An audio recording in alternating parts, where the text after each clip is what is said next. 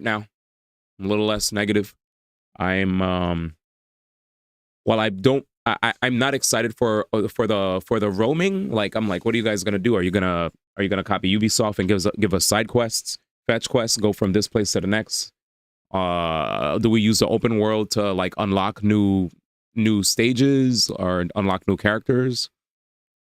And if that's the case, what if people want to have Mario Kart events where they want multiple setups to actually have like unlocked characters? Are we going to have to go through the whole process of spending hours to unlock a bunch of characters? Like what? Like I really hope we don't have to go back to those days of spending hours on end to unlock characters, because that's so old news, man. That's like, I hate it.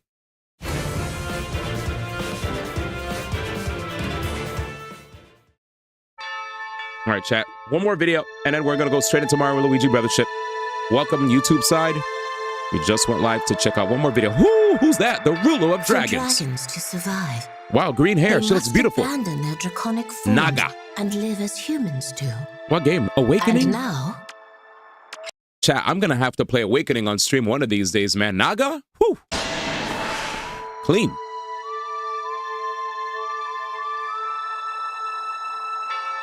Wow. Awakening, the game that saved the series. Okay, well, thank you. Thank you for telling me. She looks cool then. We'll just say she looks cool. No weird stuff. This.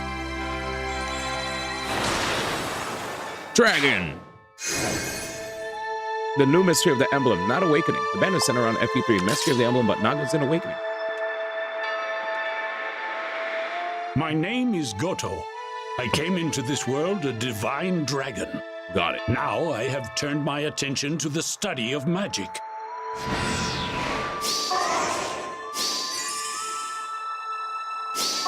What a quiet trailer, chat. I know there's music, but it sounds like... Man.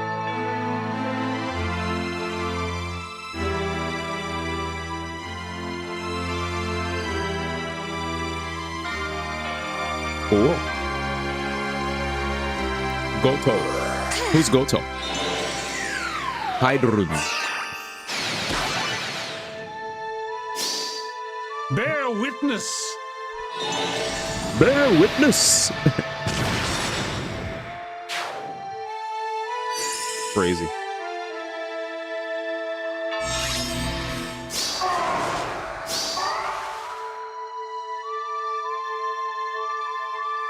Oh, more characters. Last Earth Dragon. This guy looks insane. I am merely borrowing the human form. I Medius. have no affinity for them. Fire Emblem, Mystery of the Emblem. Which game is that, y'all?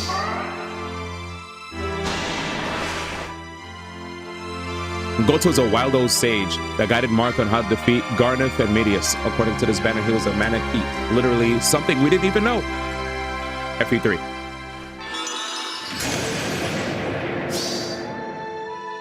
Ancient Betrayal. Damn. Can't touch Run this. while you can.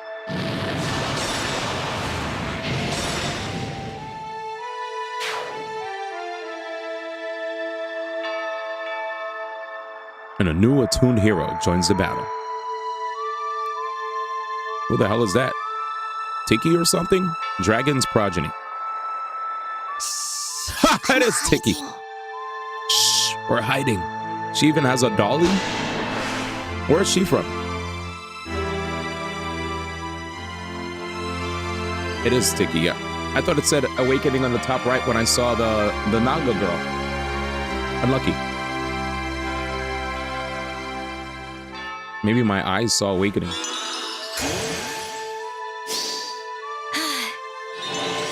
Who's Kavasir? Well, these designs are so sick. stop that! But these are all FE3 characters. Tiki's from 1, 3, 11, 12, 13. Tiki's just everywhere. Oh, they're all from FE3, but it mentions other games they're from. Got it. Stay alive, Bernie. And she's in TMS FE. Yes, base game. Whoa, whoa. Who taught you to say that?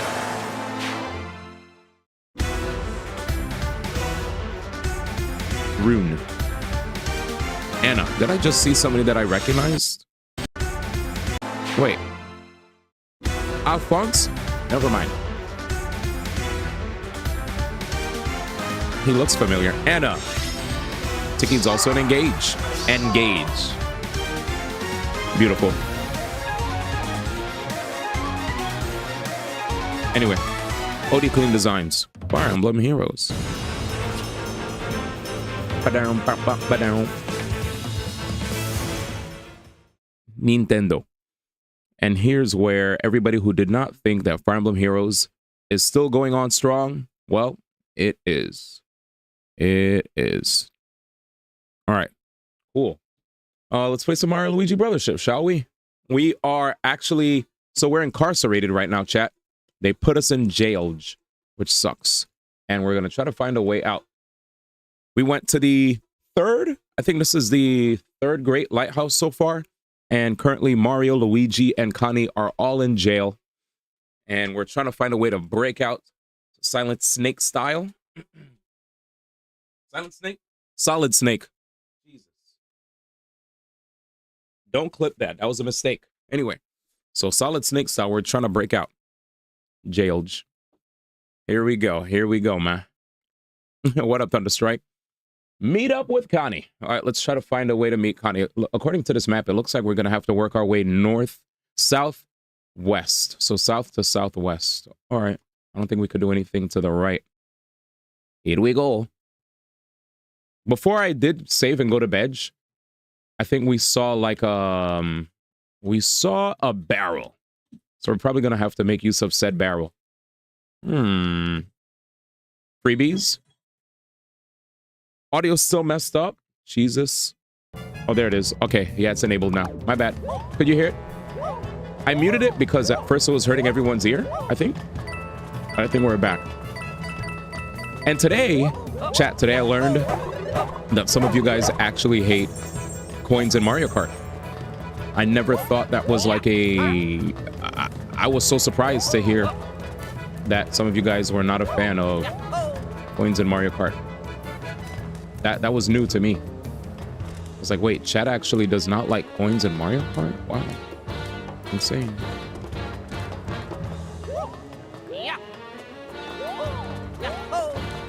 Okay, we're doing good. We made it. And this is the way out. Nice. How do you guys feel about that? We're so Barack? There we go. All right. Yes, we are. I think we're fine here.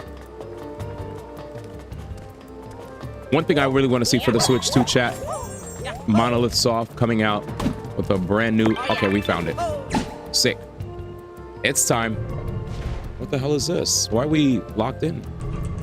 Oh. Okay. Oh! So we're gonna have to use Luigi to block. Wait, what the frick? Why'd he go that way?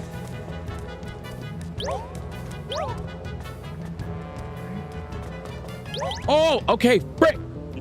Hey, what are you doing? Oh, we're done, chat. Oh no, my goat is cooked. Ah, man. Oh, wait. Let's go. Checkpoints. Checkpoints actually exist.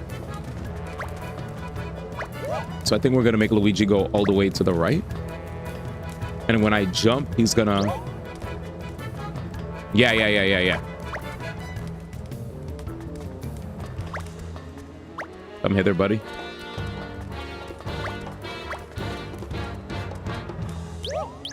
Oh, I see. All right, I got it. You picked up Akuma and got him to Diamond 1? Nice. Nice. What's this?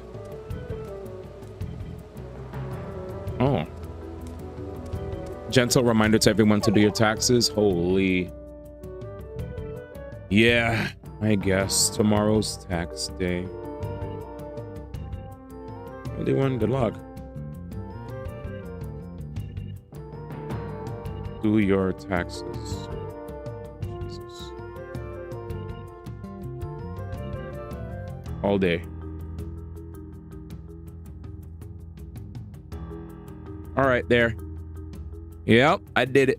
Tax fraud speed run. Oh my god. I just set a reminder. Good night. For a while, let's do this chat. But yeah, hearing people talk about how they weren't fans of coins. I was like, wow, are coins really like, you know, I guess that much of a deal breaker? Come on, Luigi, move, move, move, buddy. I need you right now, brother. Oh, oh.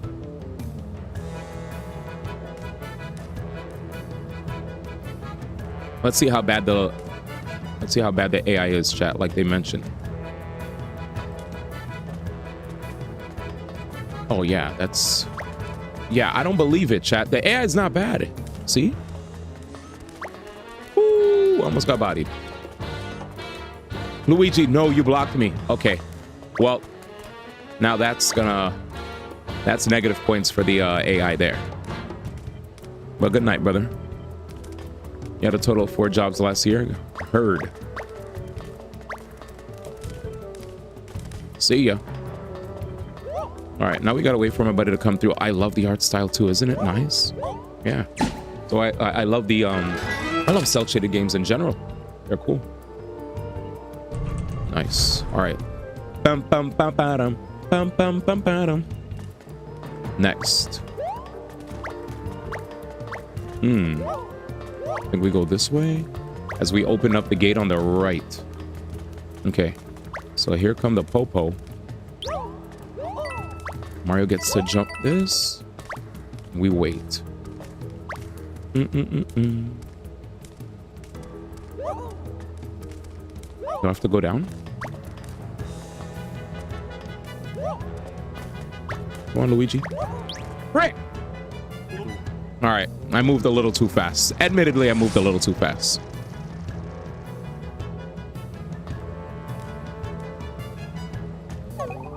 Huh?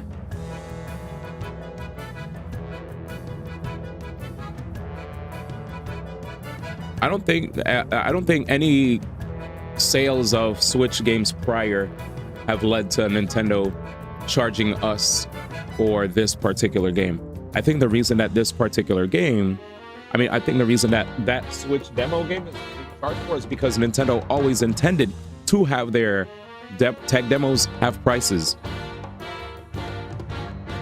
What are you talking about, D1? You don't work at Nintendo. You don't know what you're saying. Well, Reggie literally posted a video saying, basically airing out his displeasure with how Nintendo is doing things now by, he kind of subtweeted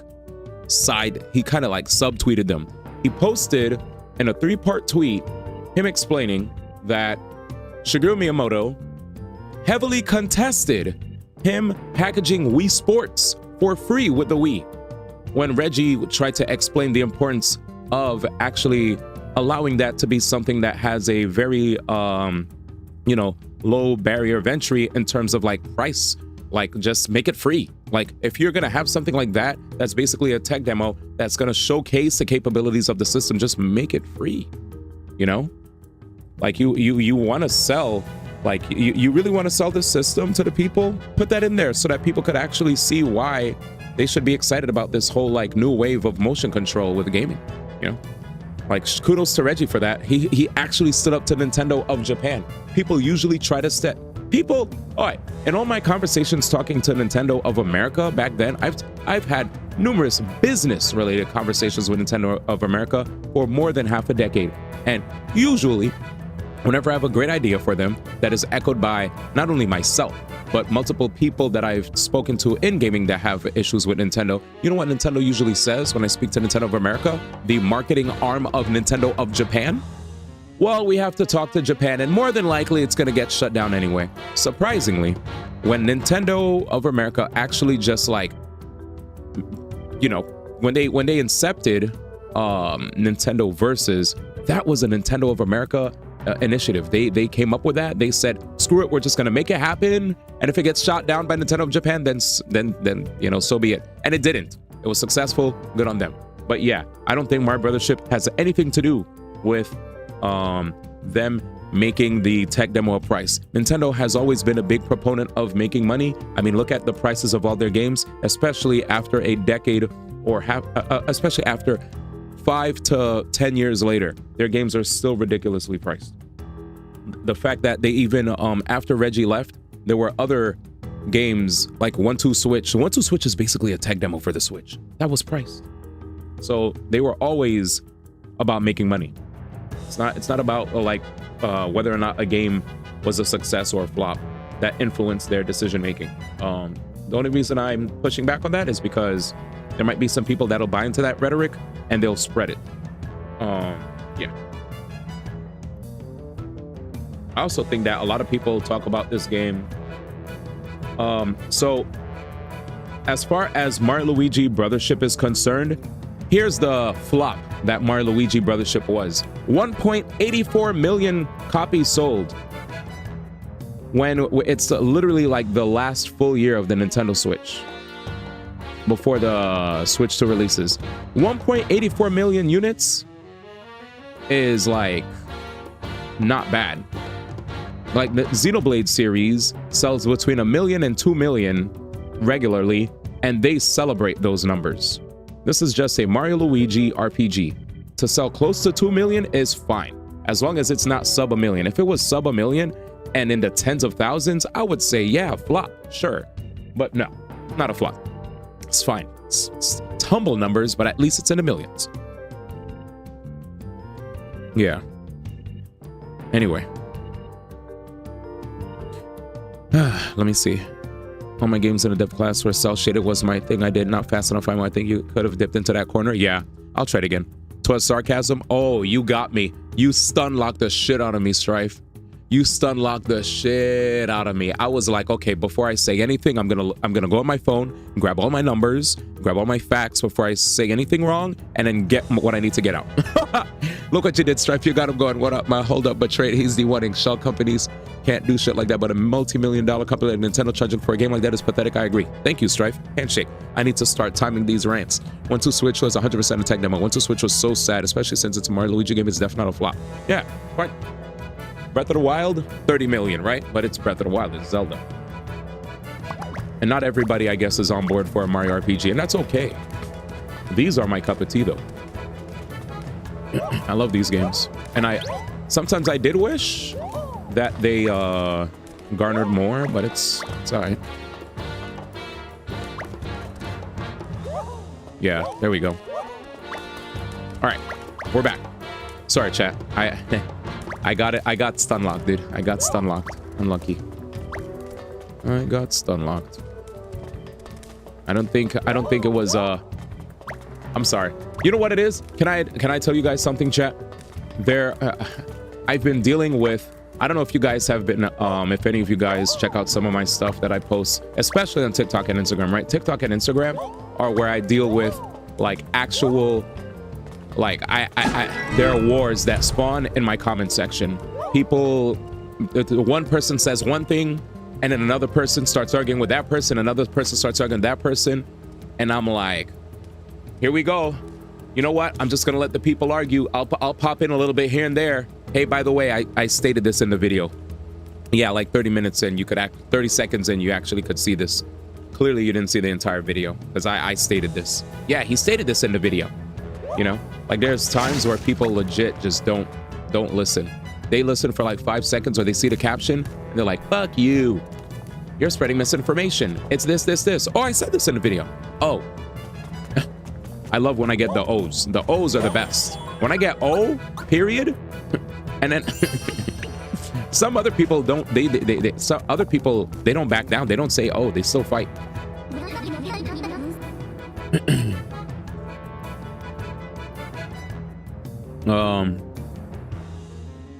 Let's see. Anything with Mario in the label usually prints money, but Brothership is on the low end of the spectrum for Mario branded games. It didn't come close to the numbers of Mario Kart 8 Deluxe.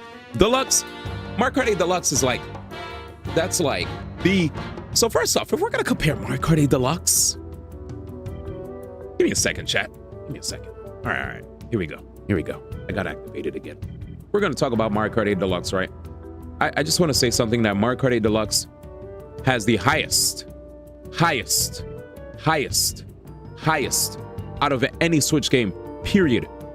Highest amount. Mario Kart 8 Deluxe. Mario Kart 8 Deluxe, right? 60 million. Smash Brothers Ultimate. I just need to get this across. He said, no, stop, do not do it. I'm gonna be quick here. It's not gonna be a long song log. Mario Kart 8 Deluxe. 60 million. Smash Brothers Ultimate, which has the best crossover out of any of the other games that are on the Switch, I guess, unless you want to count Fortnite. 35.88 million copies as of December 31st, 2024. 35.88, but yet Mario Kart 8 Deluxe, right, just wins. It's Mario Kart 8 Deluxe is just an anomaly. It's almost unfair. Smash Brothers beat out Breath of the Wild, right? Beat Breath of the Wild. Breath of the Wild was like 30 mil. Smash, 35 mil. Mario Kart 8 Deluxe, 60 mil. It's just it's in a league of its own. Comparing Mario Kart 8 Deluxe to Mario Brothership is like almost unfair, you know? It's almost unfair. Super Mario RPG Remake, 3 mil. I'm happy. I'm happy that it hit me 3 mil. Paper Mario Thousand Year Door, 3.5 mil. Hey, let's be real. Let's be real. I think there are a lot of factors that might have resulted in Mario Luigi Brothership not outpacing those games that were the ones that you mentioned, remakes, right? Mario RPG Remake, Thousand Year Door Remake. As far as Mario Luigi Brothership is concerned, the last year just wasn't Nintendo's hottest year. I think while Nintendo did push a lot of software, right? Like in Japan, if you look at Japan's numbers. Nintendo topped the charts as far as software sold in the last year. But I also feel like Mario Luigi Brothership being released in the tail end of the Switch's lifespan, like near the tail end of the Switch's lifespan, there were a lot of other games that got way more attention. A lot of us were singing the praises of games like Metaphor, games like Astrobot, games like Metaphor, Astrobot, Black Myth Wukong, Silent Hill 2 Remake, Final Fantasy 7 Rebirth, Yakuza Like a Dragon, Like a Dragon, right? Something Like a Dragon, I don't remember what it's called. The Yakuza RPG that came out last year. There were so many games that just stole the spotlight. Balatro, and the list goes on. Like, there are just way too many games that outshine Nintendo to the point where even when Brothership came out, I didn't hear that many people talk about Brothership as much. I didn't hear that many people talk about Mario Party Jamboree. I didn't hear that many people talk about Legend of Zelda Echoes of Wisdom. Those games got dwarfed by, they were like just pushed in the shadow. It was like, oh great, these games came out. Yeah, Echoes of Wisdom, a lot of these games were like 8s and 7s, right? That came out. Whereas Balatro, Metaphor, Astrobot, even like the likes of a Black with Wukong, which is actually an 8 of a game, but the amount of glaze that game garnered made people recognize it as if it was a 9. And again, like Silent Hill 2 Remake, right? Like last year, the winners were not Nintendo last year. When it came to word of mouth, it was not. It was like indie games, remakes, and Astrobot. And then even in the tail end of the year, after the Game Awards was finished, Indiana Jones came out, which was also an excellent release for 2024. So Brothership, good game, but I feel like when it was released, I don't think it was released at a good time. There was too much competition.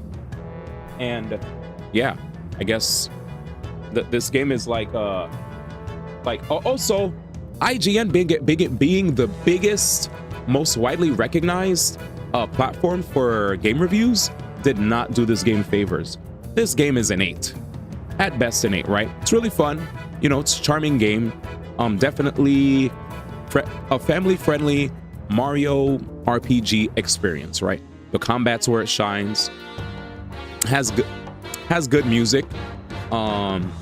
It has... The visuals are fine, right? I love the visuals. I love the art style. Music's not bad. Visuals aren't bad. If there's anything that I would say probably might hurt it when it comes to scores from my personal experience, IGN was being so disingenuous when they said Luigi's AI sucks. They're wrong. They're wrong. They're wrong. Luigi's AI has yet to hamper, like, you know, my like gameplay experience, right? It didn't make it worse. I think what was kind of is when you visit a level for the first time, you're not able to access everything. Be careful, it's a trap. So, oh my God, I can't even speak, man. I'm not stun locked. I was just talking. So all I'm saying is having to revisit levels sometimes results in what feels like, I don't know, like it can put a damper, I guess, for some people to have to revisit areas that they already accessed, right? Like it might feel repetitive. I don't know. And the way you like visit all the different islands, you kind of have to wait till your ship is like close to a certain island. Then you have to well-time going to the telescope and, you know, the cannon, and you fire yourself off.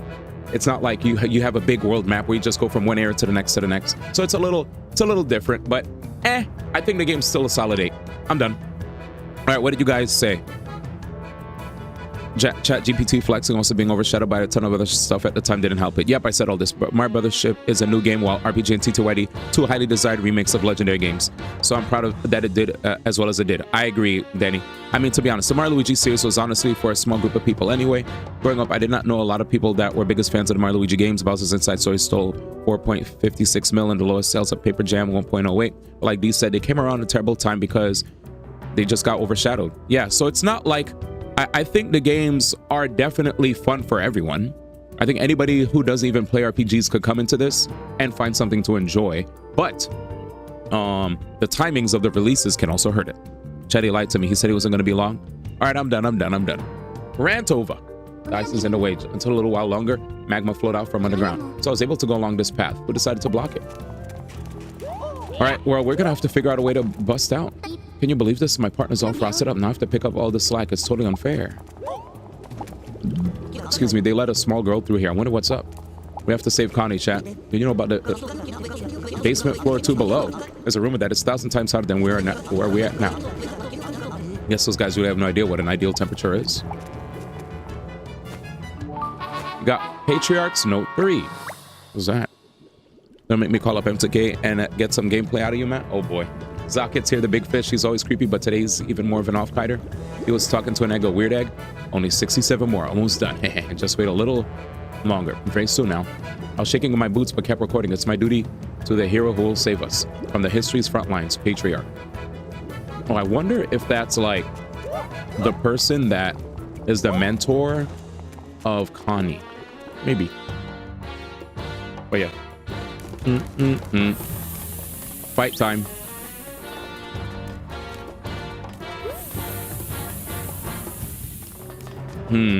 He sees me? I'm gonna have to run up to him. It looks like I'm just gonna have to run up to him. Yeah, let's just do it. But yeah. I mean, yeah, I think, oops. I think the price is good in and of itself.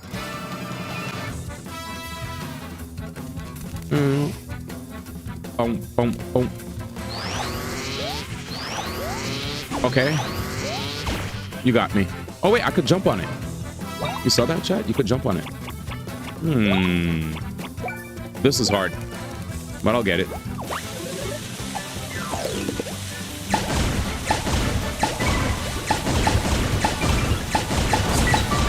Darn it. I ramped up too fast. Let's see if I could get this. I should save these for the bosses, but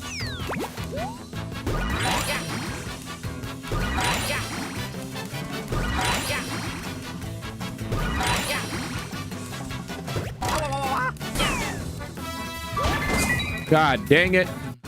Oh, yeah. We're working on it.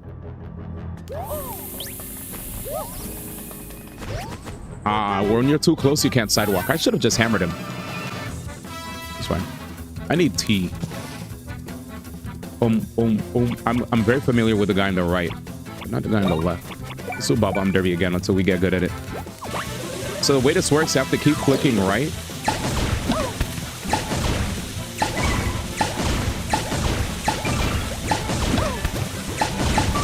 Damn. There has to be a way for me to like tap it really fast and still manage to pull it off. We'll work on it. We're warming up. We're warming up. 1. Brick.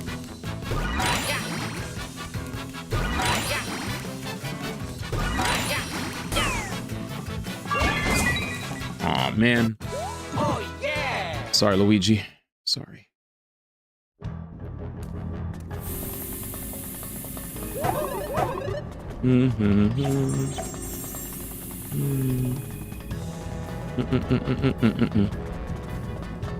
Yo, what up?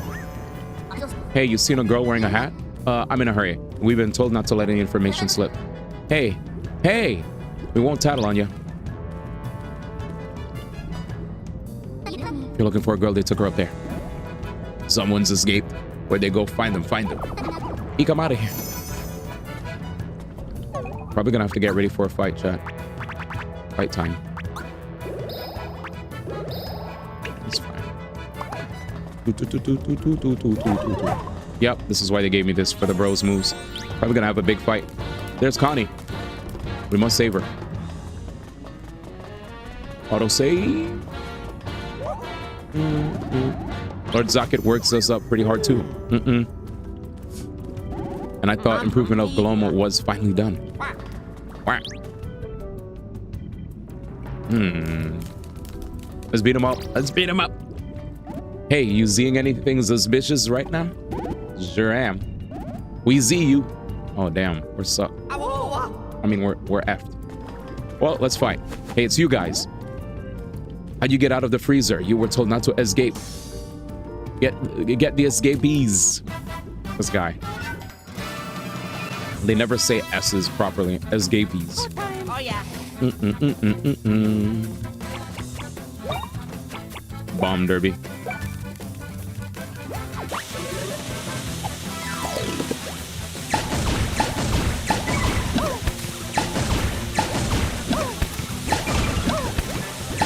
Fucking A, chat. We're gonna get good at it. Not.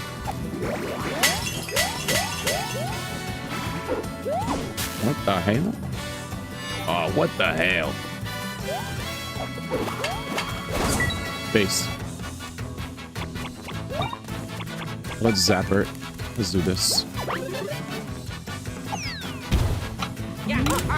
I don't know when I'm gonna get good at that one, Danny.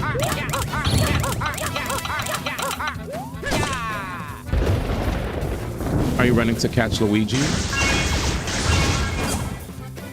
Yes. Isn't that crazy? He's like, wait, you actually pulling up on him? Yes.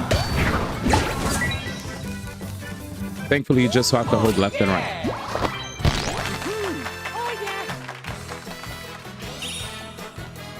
Huge. Mario and Luigi are desynced because Luigi, there was a battle I had where he actually died.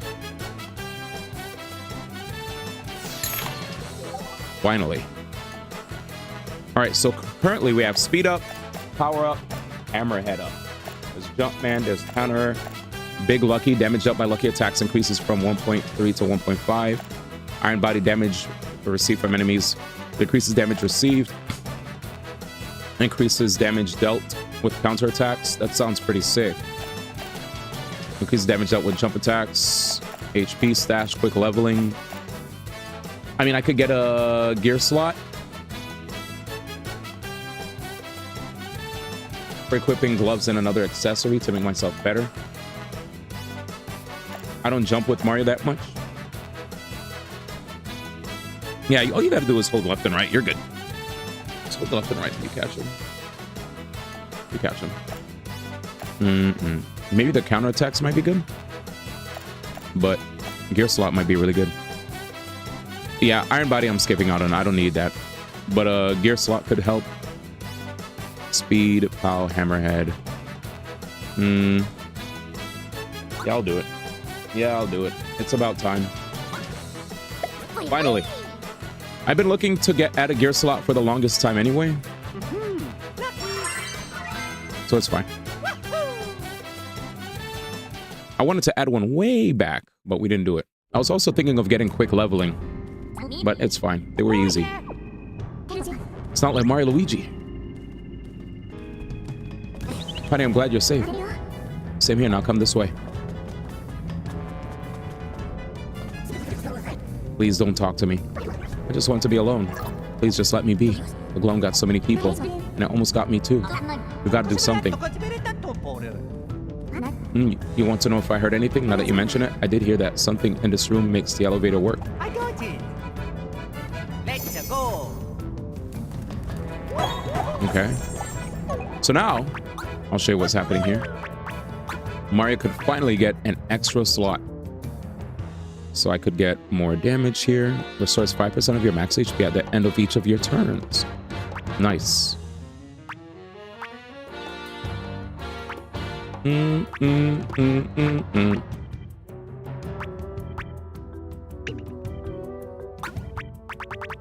What was that? Build it. Increases power by 5.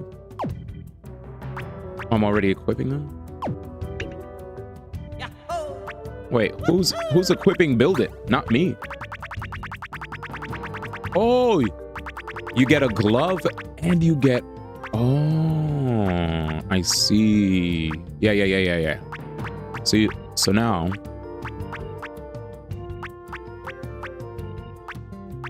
HP Bangle, I guess?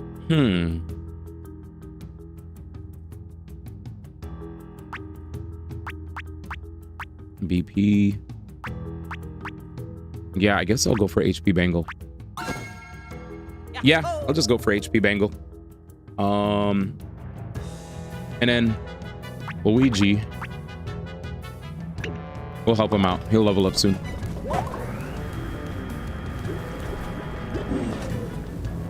Gear slot was your first option. Did you hear a far off sound? Maybe the elevator's working again. I'll go ahead and take a look.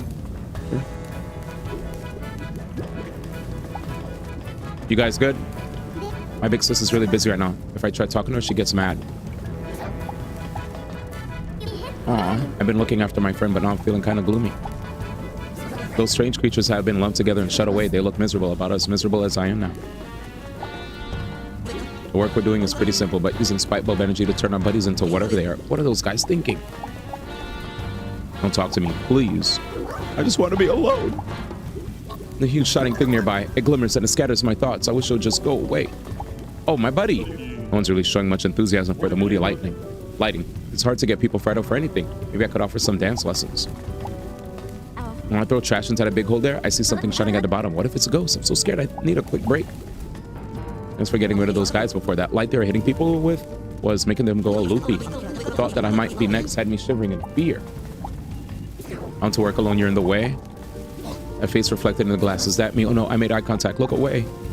So somebody said there was a trash. There was trash that was tossed down under. There's nothing there. But we'll keep an eye out. We'll keep an eye out, man.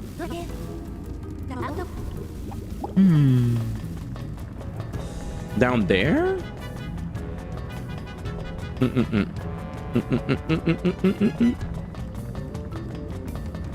Let's look for the elevator. Yeah, let's go down. Gear slot was your foist of the foists.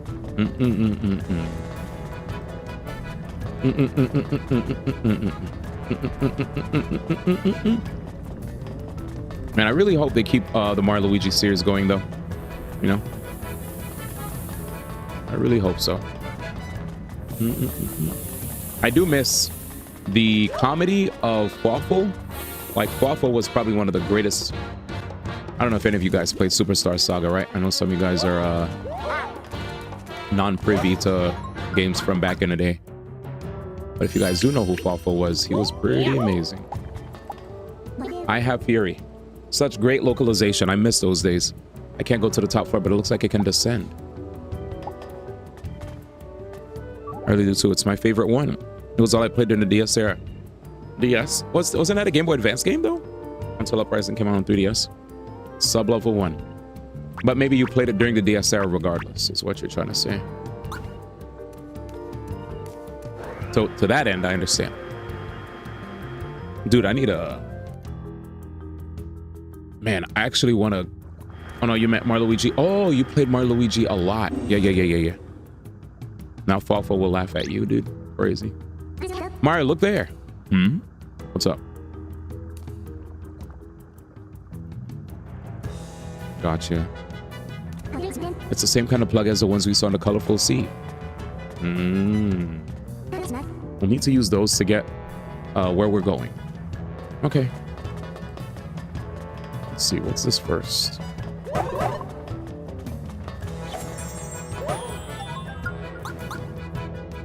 You know what I got to do real quick? I actually need to run down super fast, chat, and I'll be so quick. How about this? While I run down, there might be actually, just to jog our memories with regard to the whole series of Mario Luigi and stuff, I think there might be like a tier list that somebody might have composed, which will allow me to like take like a short 2 to 3 minute dash downstairs, and I'll be real fast.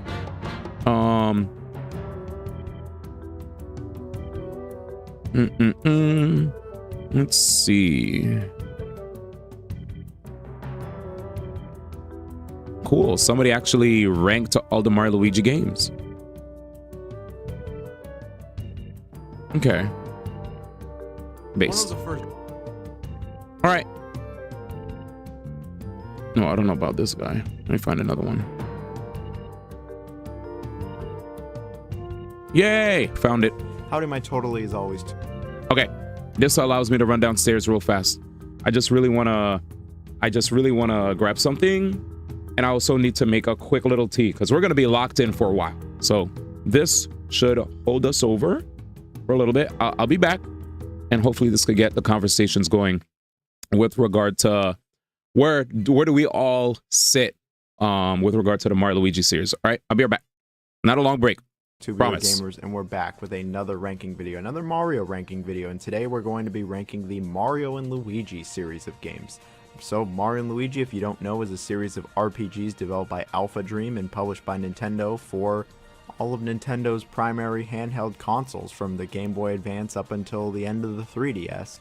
The series is, if you couldn't tell, about Mario and Luigi, and it's another Mario RPG series. It builds on top of what Super Mario RPG and even Paper Mario had, and you know, this was the main Mario RPG series for quite a while.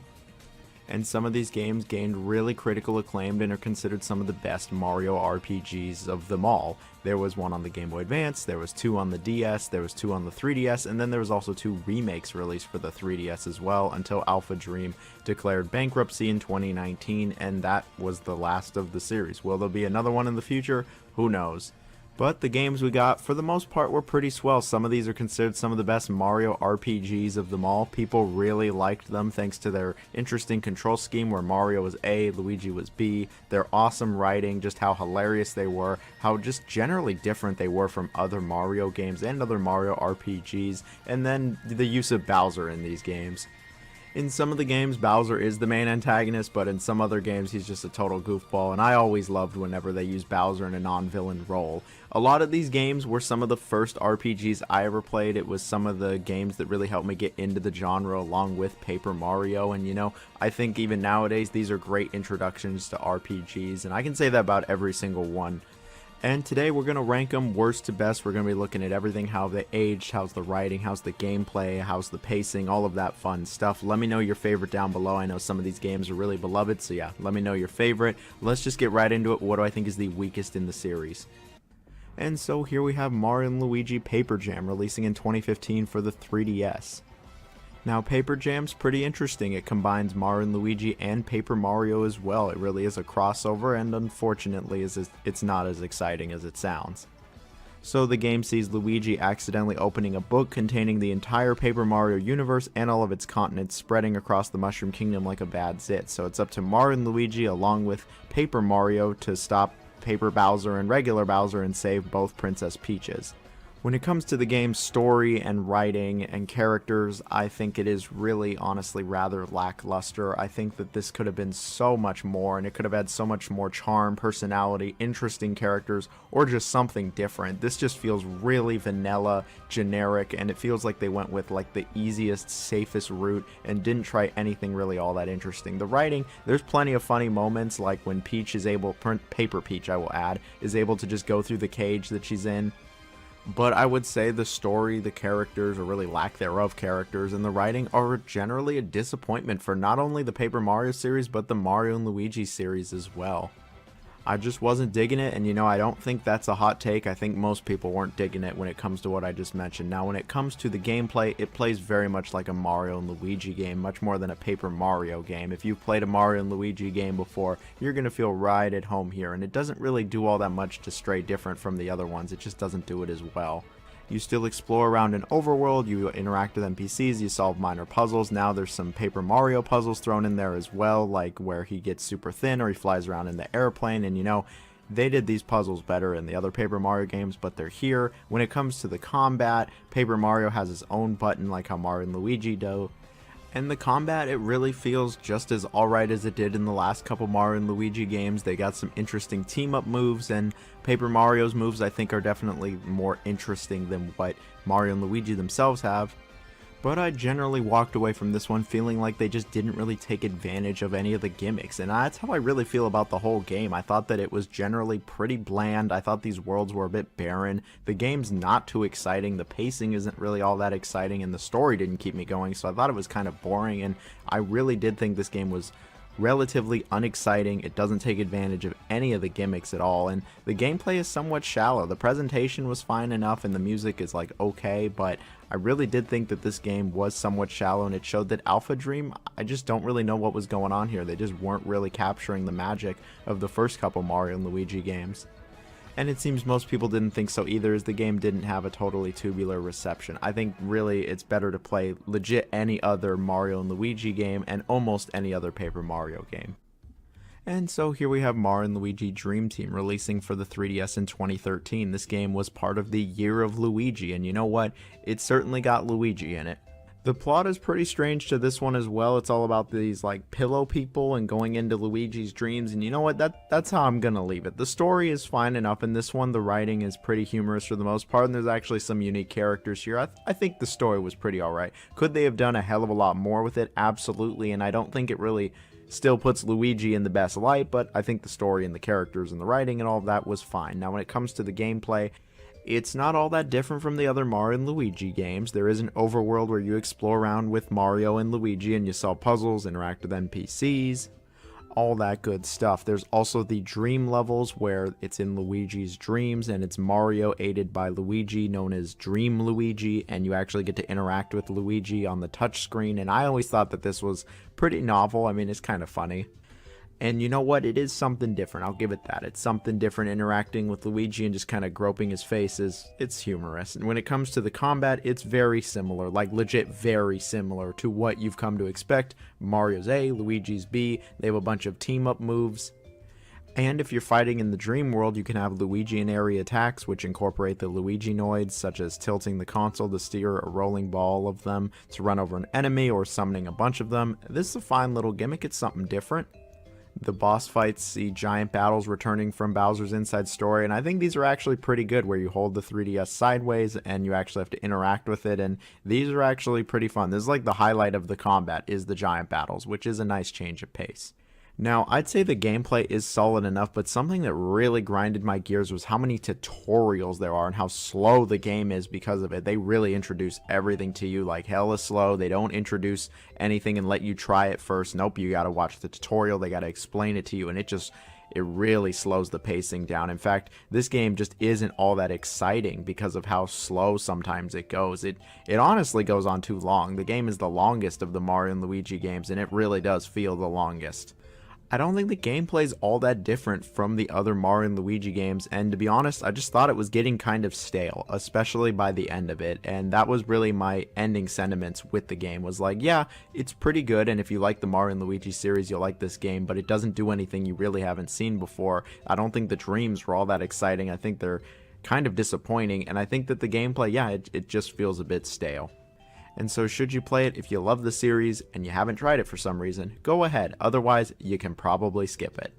And so here we have Mario and Luigi Partners in Time releasing for the DS in 2005. Now I remember when this game came out, and I remember thinking it was pretty decent, but looking back, while it still is decent, I wouldn't say it's one of the best Mario RPGs or a must play, but you know, it is pretty different from the other Mario and Luigi games. It is about the partners in time, but what does that really mean? Well, the plot sees Professor Egad creating a time machine and Peach trying it out by herself, and she doesn't return, but a bunch of these creepy aliens known as shrooms from the past return, and so Mario and Luigi head back to the past to go save Peach from this mysterious alien race known as the shrooms, and they meet up with their baby counterparts. Baby Mario, Baby Luigi, they get their own buttons, so now Mario and Luigi are AB, Baby Mario, Baby Luigi, they're XY. Now, when it comes to the premise, I think it's actually pretty decent. It's different from most Mario RPGs. I think it's interesting that they brought the babies in, and yeah, it's different. The shrooms themselves, they're okay. I mean, they don't really amount to all that much, but they're a decent antagonist. The writing is nowhere near as funny as the previous Mario and Luigi game, or really Mario RPGs in general, but that's what I've been hearing. It's fine enough. The game is definitely a bit darker than, say, the other Mario and Luigi games, but I'll say the writing, character, story, all that, it's fine enough. It's fine to good. The actual gameplay is pretty solid as well. The gameplay is really almost the same as Superstar Saga, but they just add the babies to it. So it's not just AB you're using for everything, but also XY. And you know, this really carries over to everything. The overworld sees you exploring around, solving puzzles now with the babies, interacting with people, the usual. When it comes to the combat, it's also the same as Superstar Saga, where Mario and Luigi team up with the AB, but the babies are here as well. Sometimes you'll use up to all 4 buttons, and you know, I think a lot of these moves are actually pretty cool. There are some really cute ones in here. And the truth is if you liked Superstar Saga's combat and overworld exploration, you're gonna like this. Do I feel like that it doesn't do as much as it could? Absolutely. I think the baby gimmick, you know, it's a good concept, and I like that they introduced the other buttons with it, but to be honest, it just doesn't really add all that much. I don't think it really created all that interesting of puzzles or moves. I mean, it's still fun. The game is still fun. There's still plenty of different combinations to use, but I just feel like they could have added so much more with the baby gimmick that they just don't. And even when I was way younger playing this game, I just remember feeling a similar sentiment where it's like, I wish they did more with the babies, or I wish that there was just more going on here. When it comes to the game's presentation and music, I think it's all very solid. I think it's actually pretty good. The battle theme super slaps. I'd say the general pacing and length of the game is also pretty solid. Doesn't go on too long like, say, Dream Team does. And, you know, this is a pretty decent Mario RPG. Now, I don't know why they never remade this one. I feel like this game needed the remake more than Bowser's Inside Story. But what you have here is a more than fine enough capable Mario RPG. And if you're a fan of the series or Mario RPGs in general, I think it's worth trying. Is it as memorable or awesome as, say, some of the other Mario RPGs or Mario and Luigi games? No, but it still is a pretty decent game. And so here we have Mario and Luigi Superstar Saga, initially releasing for the Game Boy Advance in 2003. However, it was remade in 2017 for the 3DS. I have never tried this version, and so we're just talking about the Game Boy Advance version. Okay. Now, I remember playing Superstar Saga way back in the day. It was one of the first RPGs I ever played, and I absolutely fell in love with not only the game, but the genre as a whole. And, you know, all these years later, this game absolutely still holds up. The game's plot was really out there, where it sees Mario and Luigi traveling to this new kingdom, the Bean Bean Kingdom, in order to combat Cackletta and Fawful. Basically, they show up at Princess Peach's castle and steal her voice and turn her voice into bombs. I am not even kidding. She just drops bombs instead of words. And so, they go up against Cackletta and Fawful, and Bowser's there as well. His story is similar and I will to just me say some shit goes down and leave it at that. This game was just wild. I thought the story was crazy then, and even looking back now, I'm like, this is one of the most unique Mario games like ever. And the writing is hilarious. Fawful is great. It's one of the funnier Mario games. Like, the writing was excellent. It's really original. There's a ton of original characters. Cackletta is just weird as hell. Luigi's great here. He's one of the funniest characters. You know what? I just gotta say that when it comes to the writing, the story, the premise, setup, all of that stuff, it is gold. It is really good, actually, and it still holds up. It's really good.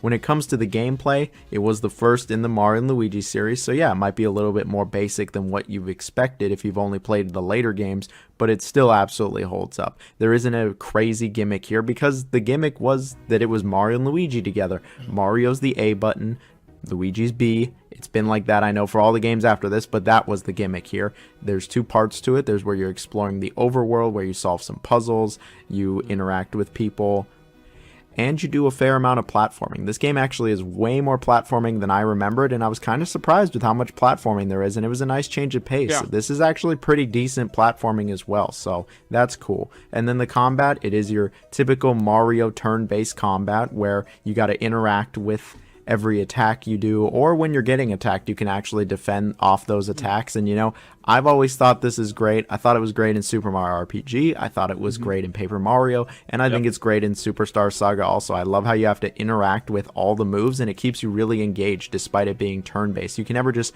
turn your brain off. You really do have to pay attention. And the moves Mario and Luigi get are great. The way they're able to team up with each other, I actually really like it. And I think it's still some of the best moves the series has ever seen. They have items they can use, which are typical Mario items. The Fire Flower wants to give you Carpal Tunnel. And I really do like everything that is in this game. This game has so many memorable moments to it and memorable fights. Like, there are so many great parts to it. And I do think the combat, it's still really good. Yes, it has aged a little more than other Mario and Luigi games, but I still think it really does hold up. It holds up just as well as the old Paper Mario games. Same for the writing and just the pacing in general. It isn't the longest game, but I think that it's short and sweet when it comes to RPGs. I think it's a really tight, compact RPG that really gets everything in, and it just kind of ends also. It ends with a really difficult final boss. I'm going to just say the final boss can go fuck itself. As a kid, I hated this final boss. It was so hard, and yeah, I still think it's pretty difficult nowadays. I have no problem saying Superstar Saga is one of the best Mario RPGs, and I absolutely do recommend it. It's so unique, it's funny, it's got a lot of charm, and I have no problem recommending it. Good game. And here we have Mario and Luigi Bowser's Inside Story releasing for the DS in 2009, and then the 3DS as a remake in 2019. I never tried the remake, so we're looking at just the original DS game. Now, Bowser's Inside Story, I remember being really hyped up for the release. I remember getting it day one, being so excited, and not being disappointed. I was like blown away with how good Mario and Luigi Bowser's Inside Story is, and all these years later, it's not even close for me. This is not only one of the best Mario RPGs ever, but this is the best Mario and Luigi game. The story is just so wild and so out there, and all these years later, I'm just like, what the hell were they thinking? And so the story really has two parts to it. Yeah. It sees Fawful returning from Superstar Saga as he begins infecting Toads, turning them into these giant balloons, and Bowser pretty much goes after him. But at the same time, Bowser actually just gets this ability to suck, and he sucks up Mario and Luigi.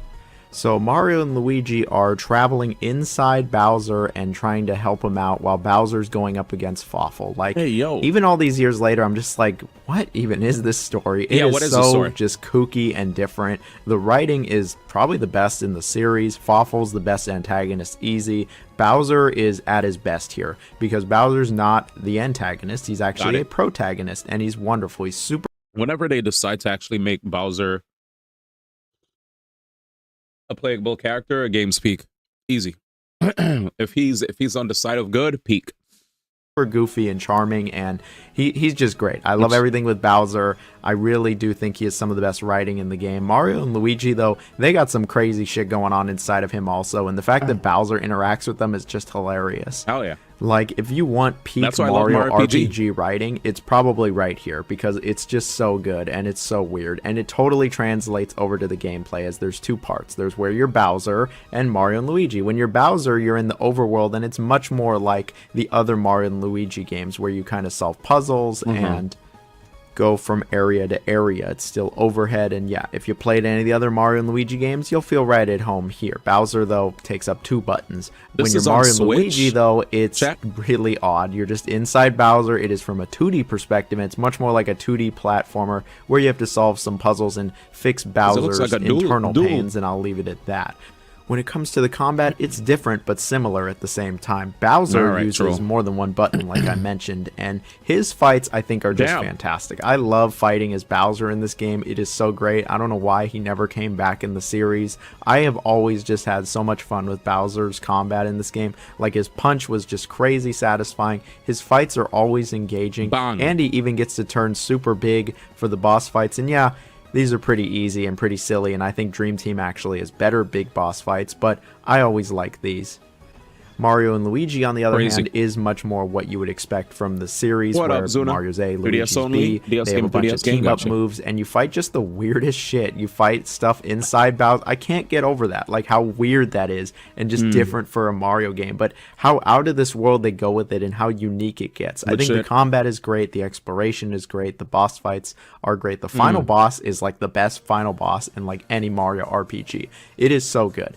Like, I really have nothing but high praise for this game. I think it is a superb RPG. It's probably one of the best RPGs like ever made, and one of the best Mario RPGs, if not just like the best Mario RPG. It was really hard to decide what the best Mario RPG is, but Bowser's Inside Story is just a fantastic game. I have absolutely zero problem recommending the game I if you did like this. Mario, if you like RPGs, or if you even don't like Mario but you like RPGs. Definitely sure. check this one out. It is I love that they so did this. unforgettable. It is incredibly memorable in so many ways. The gameplay absolutely holds up. It's still great. And then there's just so many unique aspects to it that I would That love to punch see is this so game good. get some kind of big HD remake. I know it had a remake on the 3DS and it added the Bowser Jr. thing. I don't really care for the graphical style, and I've heard that it runs a lot slower, but I would love to see some real high definition remake of this game, because it is just fantastic. Yeah, I'd love for that to I happen. feel like this is one of my colder takes, saying that Bowser's Inside Story is the best of the Mario and Luigi series. I think most people think that. If not, let me know down below. Everybody and that's says that. really it I've for heard it this from video. everybody. If you made it to Good video. Thanks for your time. I got to eat a little sandwich, get some soup, drink some green tea. I am fully energized and ready to rock. All right, let's do it. We're back. Yeah, we're jamming out to Mario Luigi Brothership if you're now just joining us. All right, let's play. Thanks for your patience. I just felt like I was hungry. Sustenance, but it's quick sustenance, you know? Not like dinner or anything like that. So we're good. Add like a Campbell's soup. Some peanuts. Campbell's soup, peanuts, a few crackers, and then after that, I also had like a ham sandwich between wheat bread, and I could play. Yeah, because I felt like my body was like, dude, get more food, please. And I was like, okay. But yeah, hopefully I can one day share my experiences with that game in the future. I would love a remake. It just sucks to see these 3DS games, man, and DS games that are stuck where they're at because, you know, dual screen, right? Well, who knows? Maybe they'll figure out something. What if there's a way to make the elevator go to the top floor? You want the elevator to go to the top floor? Okay. But yeah. That's what I was thinking. I definitely was thinking, chat, that his F smash should be that punch. That's what I was thinking. But yeah, one day. Who knows? One day we'll get to jam it. 2037 or something. All right, here we go. I thought I actually got the hit on the guy. I didn't get it. Unlucky. I don't know. That doesn't look like his. Need to get my freaking battle plugs. Good, we shred defense. Easy. Bodied. He's fast. Do we jump too early? That's on us. We jump too early. I think Mario gets to attack next, and I think he dies. Yeah. I hate when I see DS and 3DS games, dude. Why? Because, you know, not being able to port stuff. That's all. As easily. That's all. Like, obviously, DS was like, DS and 3DS were great. But yeah, it just sucks when stuff is stuck on an older system. But yeah. What are these troll comments, man? Wii U gamepad. It's This is hilarious. The man said the past is the future. Sorry, Mario. My man said the past is the future. Oh, got him. Man said new DS system. Man said Wii U. Power glove.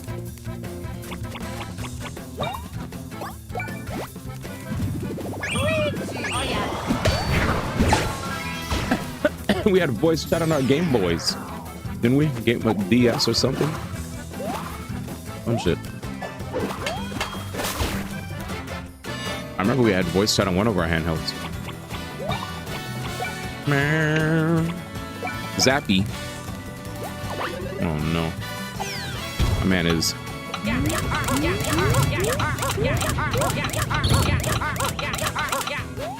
There we go. Yeah, the DS and 3DS had voice. It did. See? Yeah, they had mics. See ya. Oh yeah. Bung bung bung bung bung bung. Lots of cooldown. Easy. See? Uh-huh.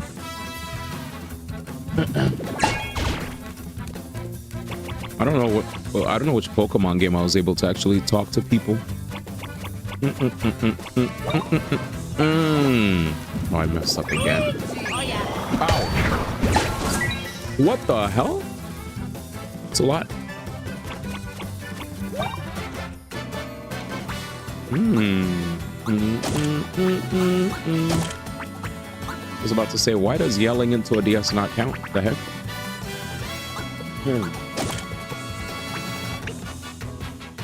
All right, here we go.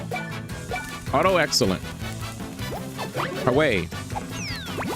Cheats.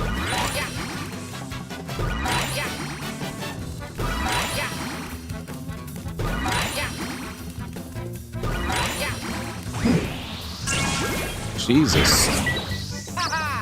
Wow. DPPT had a feature with the move shatter. Or recording voice chat to specific moves from it. Wow. See? There you go. It does count. Haha. All right, Luigi, what do we do here?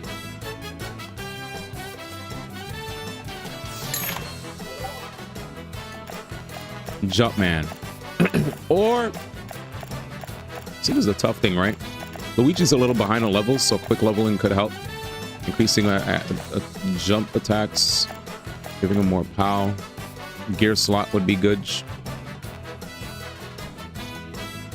I do want to give him Jumpman up eventually, but I do want to gear slot him up too.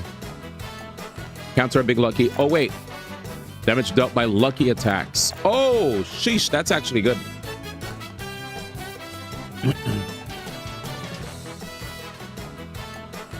Voicemail victors, because you could record anything good to match what people end up using it for, of course. The battle theme is amazing. Wii U gamepad sweeps. Speaking of Unk, man, really going back in time. Back in my day.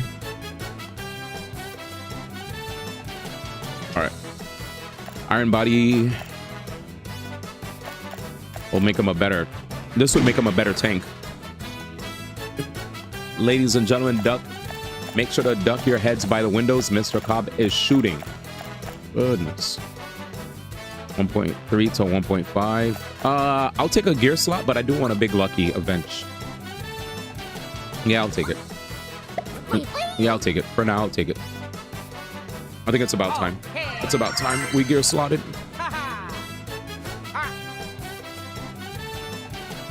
If the DS really swept, you would have played Bowser's Inside Story. I wonder what led to me not being able to play it. I think I had it.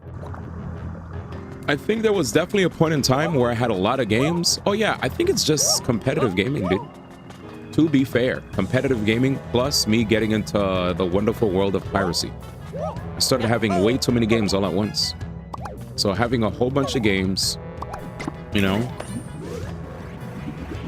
it was like, well, like I really was into just like getting a bunch of these, like, you know, these game cards that would let you like just load up games, and after a while you get so many games all at once. You don't even know what to play. You don't even know what to play anymore. You're like, damn.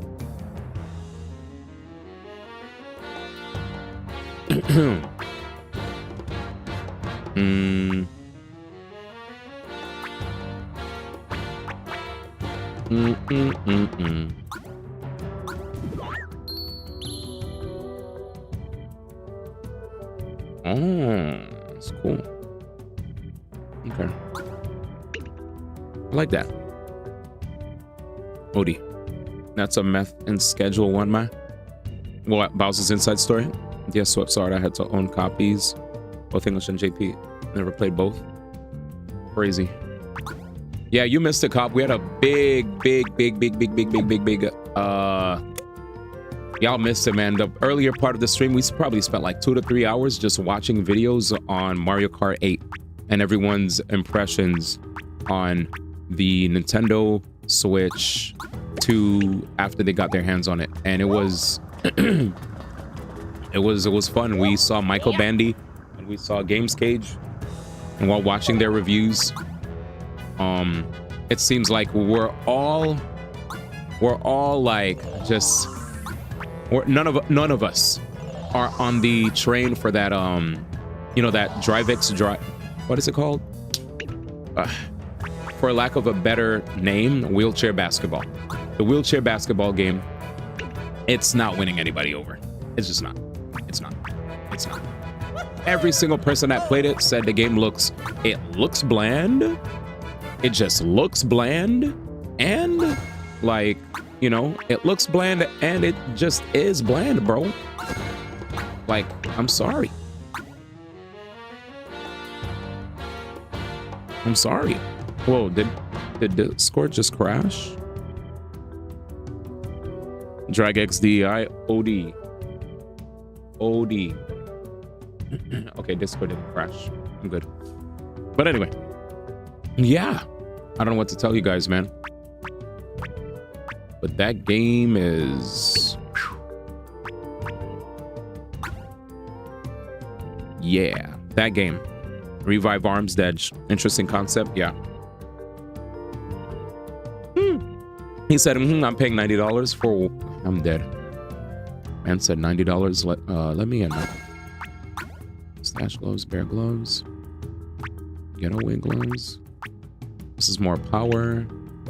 Orange and the 207s.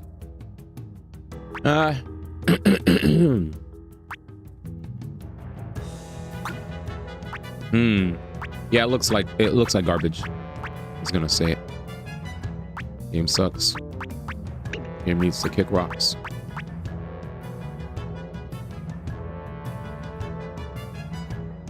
We'll see how this works, because I want to know, like, if I'm gonna hit a point of diminishing returns. Should I feel bad if I say that Switch 1 had arms, but Switch 2 doesn't have legs? Odie. Ladies and gentlemen, Danny Luminous. We'll be here all night, ladies and gentlemen. We'll be here all night. Odie.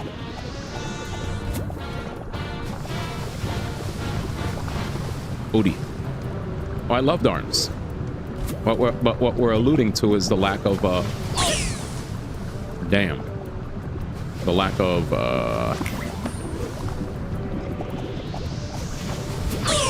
Jesus.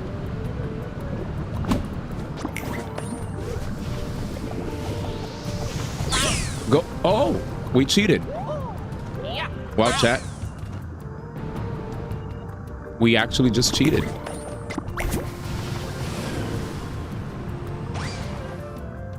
Nice. It's down there. No, wait.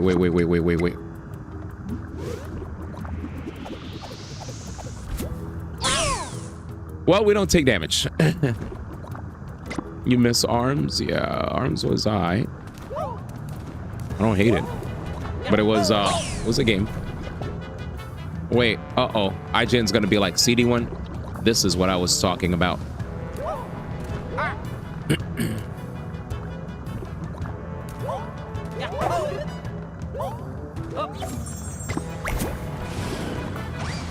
Perfect. Oh, he just attacks. Oh, I didn't think he had a dash attack. Whimsy, Luigi Whimsy over anime RPG slop. Wait, what? Oh no. Whimsy? Nintendo Whimsy? Who's Whimsy?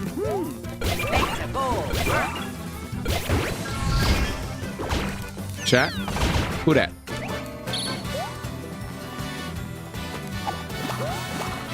Stop jumping so early, you dummy.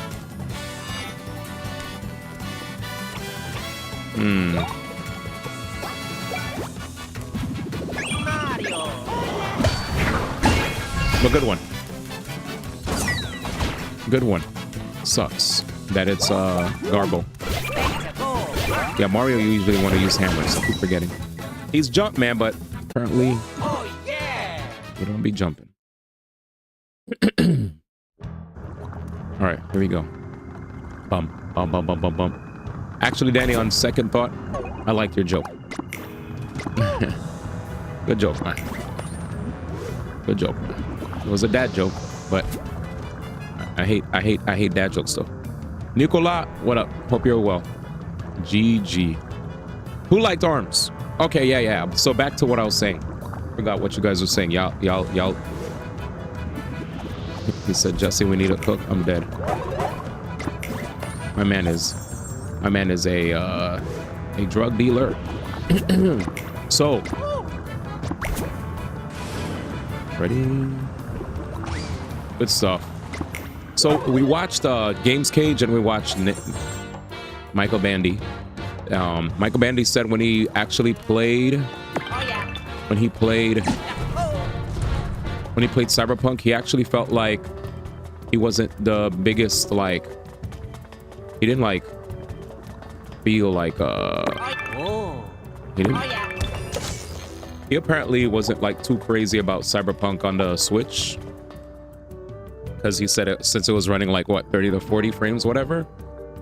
But I mean, that's like the same thing for like Steam Deck though, right? So if like you're a Steam Deck user, you're probably like happy with that. But if you don't want to, if you want to play it on PC, obviously PC is like where it's at. Speaking of which, I played Cyberpunk on PS5. Yeah, I heard it was 40. Yeah, I heard it was 40. Don't worry. Digital Foundry, we watched Cyberpunk 2077. Mentioning Cyberpunk, and we actually revived the great Dragon Soul editor, aka Kirk Lazarus.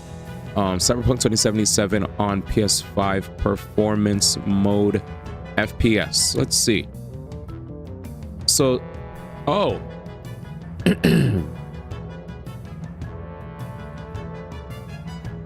So it aims for 60.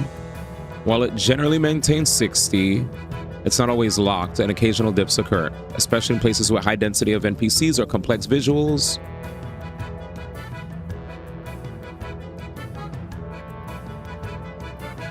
All right.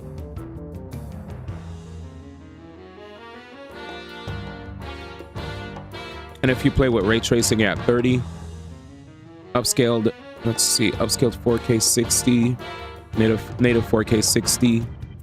Let's see, screen tearing.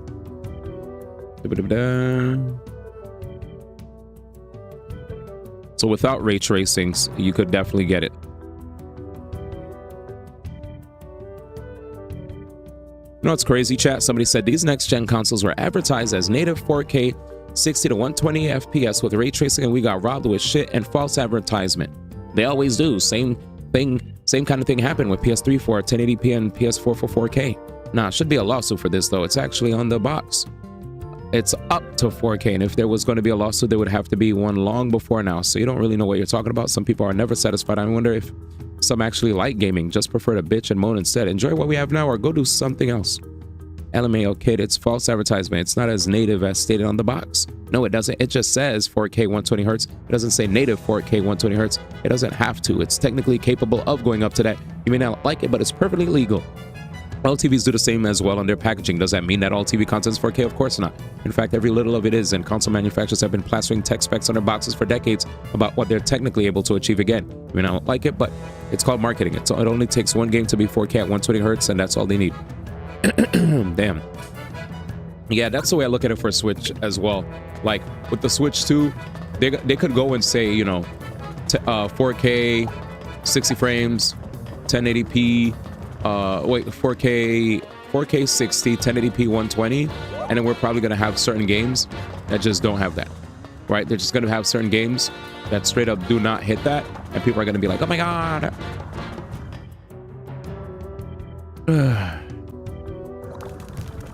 But yeah, let's see. Just so you need to cook, schedule one this weekend for co-op Lamau. Schedule one after Brothership. It's 40 FPS. Dragon Rice. I bet the crowd density is lowered on Switch. Yeah.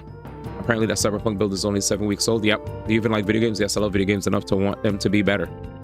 Yeah, they'll say it's been like that forever. Like, I get the whole gameplay over graphics thing. Yep. But like, there should be a baseline for graphics at least.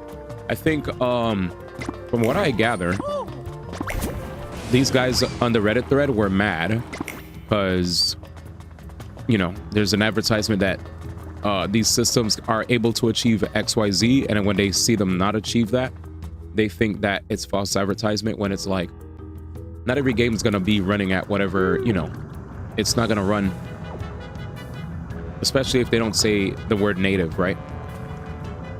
If they say up to, then it's like, okay, well, if the developers are able, then boom, you know? All right, anyway, with that said, we'll see what happens. Yeah, it's also a build still in development. Yeah, I was just reading a thread talking about PS5, actually, not even the Switch. The thread I was reading was PS5 Cyberpunk conversation.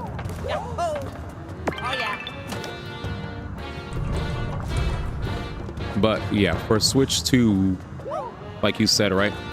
For anybody that was like judging the Switch 2, I saw other people say that they felt like the Switch 2 went, you know, ran well. So, okay, let's read that again. Wait, one more time. One of you needs to open the door while the other needs to proceed past it. For that reason, you need your power to make a path that one of you can take. This is cooperation. If you can grasp that, you can create something stronger than Glom. IGN didn't like this, by the way, chat. IGN also found this incredibly annoying. Lamau, by the way. Lamau. They're like, yo, they're giving us tips how to pass the level. Like, what are we, 5? But yeah. Anyway. It's probably surprisingly close to the PS5 version of CBP. Yep.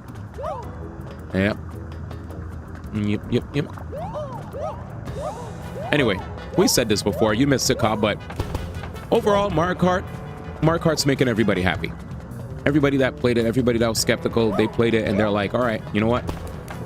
This is really fun. They definitely nerfed bullet bills. All right, bullet bills are nerfed. They are nerfed.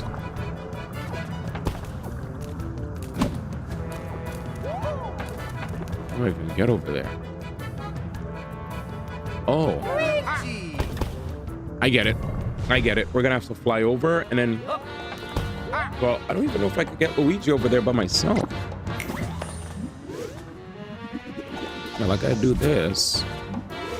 And then I do this.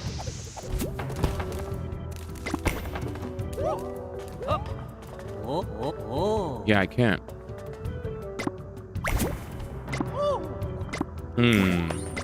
So here we are.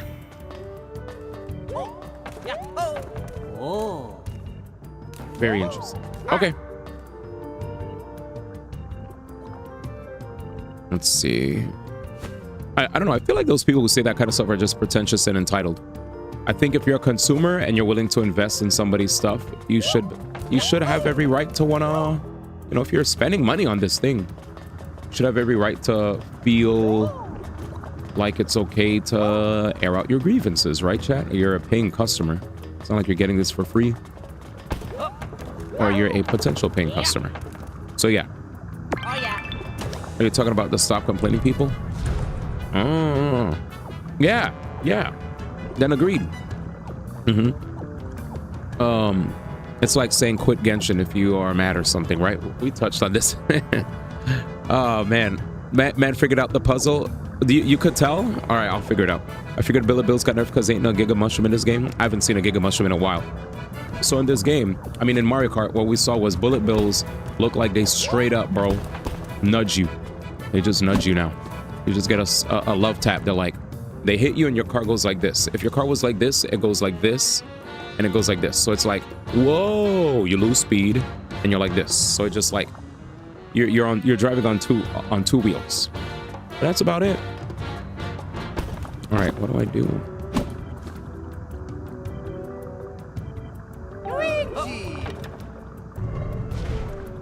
Damn, this is weird. This is all I see. And it's not like I could jump on that block because it's blocked right here. So Mario, you know what? Let's see if we could suck this up. Chat, watch this. I'm gonna pray. Hopefully I could suck this up. Ready? Prayers. Based. We did it, chat. We did it. We did it. We did it. We did it.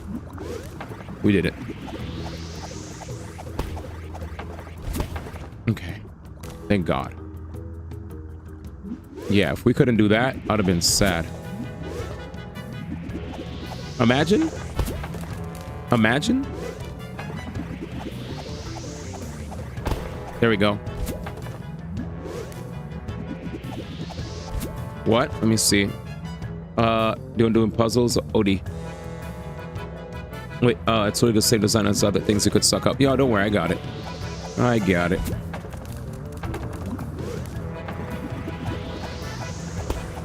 Oh, I don't even have to worry about this. Oh, I'll leave it like this, I think. So what I was gonna do, I go over here. Bye-bye. I hope Mario could jump across these in one fell swoop. Well, here Mario doesn't need the platform.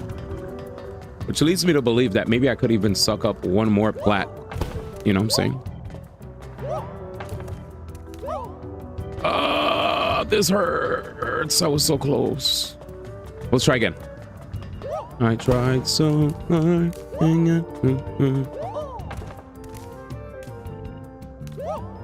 Ah, man. All right, let's try again. Let's try again. Luigi, I need your help. Just a little bit. Just a little bit. We got it. Yeah. I got it. I didn't realize that I could suck the platforms until I was like, well, what are all our options here, you know? I guess sucking is an option. Pause.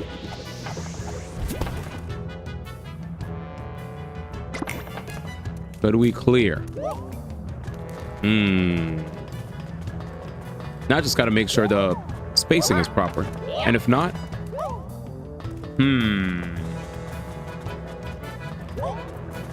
let's see again. Yeah, it's a little bit too far. Okay, so we're probably gonna need 2 plats then. I think what I'm gonna do, I'll show you guys what I'm gonna do.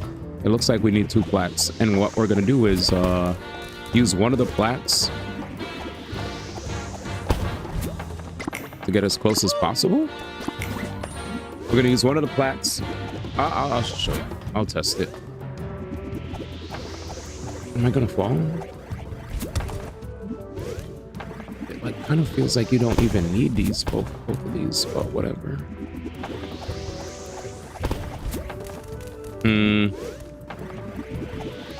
Yeah, I think I did too much here. I did too much. Watch that be too far, actually. Okay, so what I want to do here, chat, is... Oh, I can't transfer it. Never mind. So we did fudge it. So what I was trying to do... maybe we could use one. If I could use one, I'm in the clear. I really think we can. Yeah, I think we could use one. Prayers. So first, dry run. 1, 2, 3. Right. It's fine. I jumped too early. Okay, this part I need to make sure I could reach without having to fly. And if not, oh, okay. Oh, does it matter? Not really. You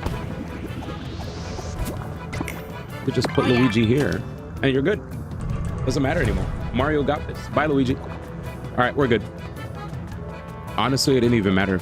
I didn't have to do all of that. I could have just done this, and this, and this, and this. And then we're here. Then we go over to Luigi.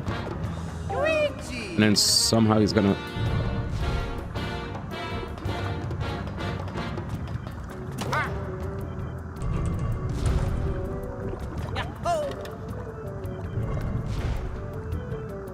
And somehow he's gonna... Hooray!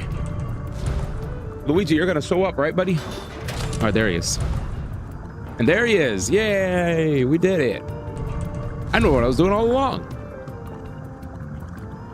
You guys just had to wait.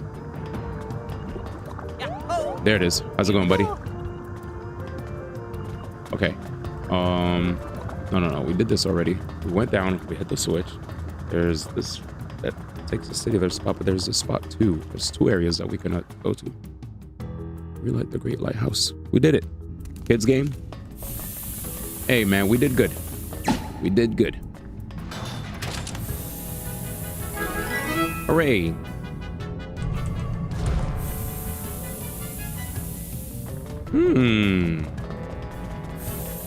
Maybe for fast travel. Always double tap. I think only when it glows you could suck. Wait, you guys walk back on the electronics tariff again? US of A. All right, let's go back.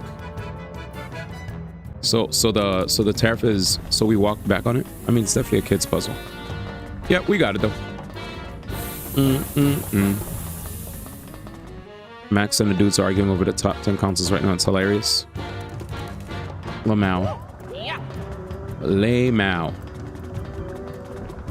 Well, I mean, I definitely think, and without a question, PS2, DS, and Switch are just like easy.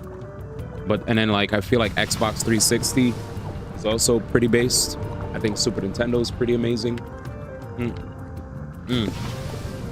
Now I wonder, did I like the PS4 more or the PS3 more? That's what I'm trying to remember. Or even the PS1. Shit. Dreamcast was crazy.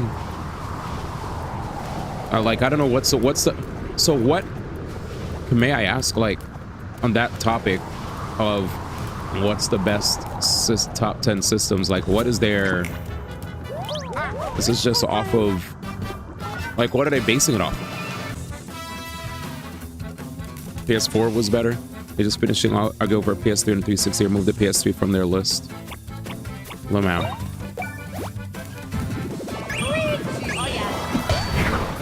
Lamau. That's crazy. Oh shit. Oh shit. Okay. Yeah, what would you guys pick if you had to go over your top 10 whatchamahoots? Like, what would you guys pick? I feel like that's like a, it's a, I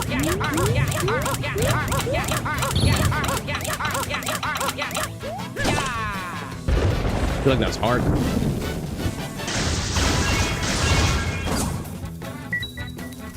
feel like that's a hard one, man. Oh no. There it is. I pressed the A when it was going straight for Luigi. Yeah, they're going over each console. I understand. Absolutely. Everybody loves tier lists. Tier lists always get the people going, especially if you have multiple people that are part of the said discussion.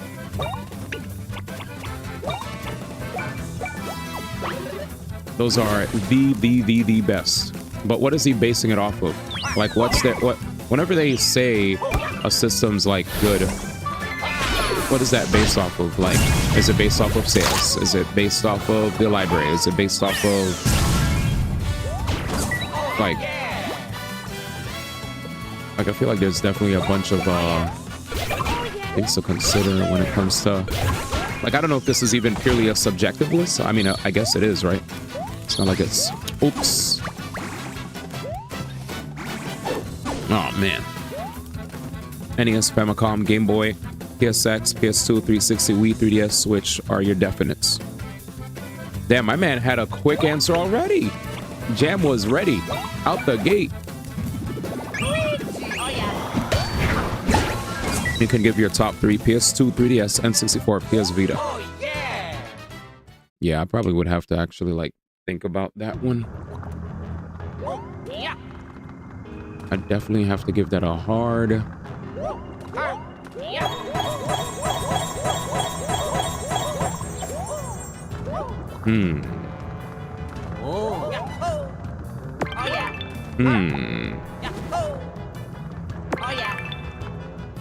Thanks, brother. Mario. Luigi. Let's go. All right, I'm coming. My man got mad. He said, "Come down here, brother." Like, yeah, I don't know if it's, I guess, I don't know.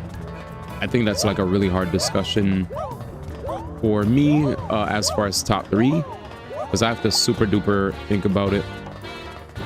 Like, I like a wide variety of systems for different reasons. Like, I definitely like, as far as Nintendo's concerned, you know, I think the Wii, the Switch, the Super Nintendo,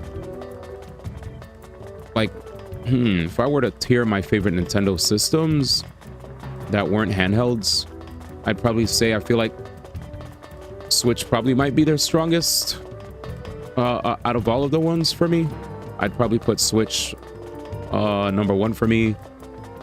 Number 2, I'd honestly put Super Nintendo. That was like before we ever had Microsoft and all these other people that came into the fold. It was just literally Nintendo, Atari, and Sega.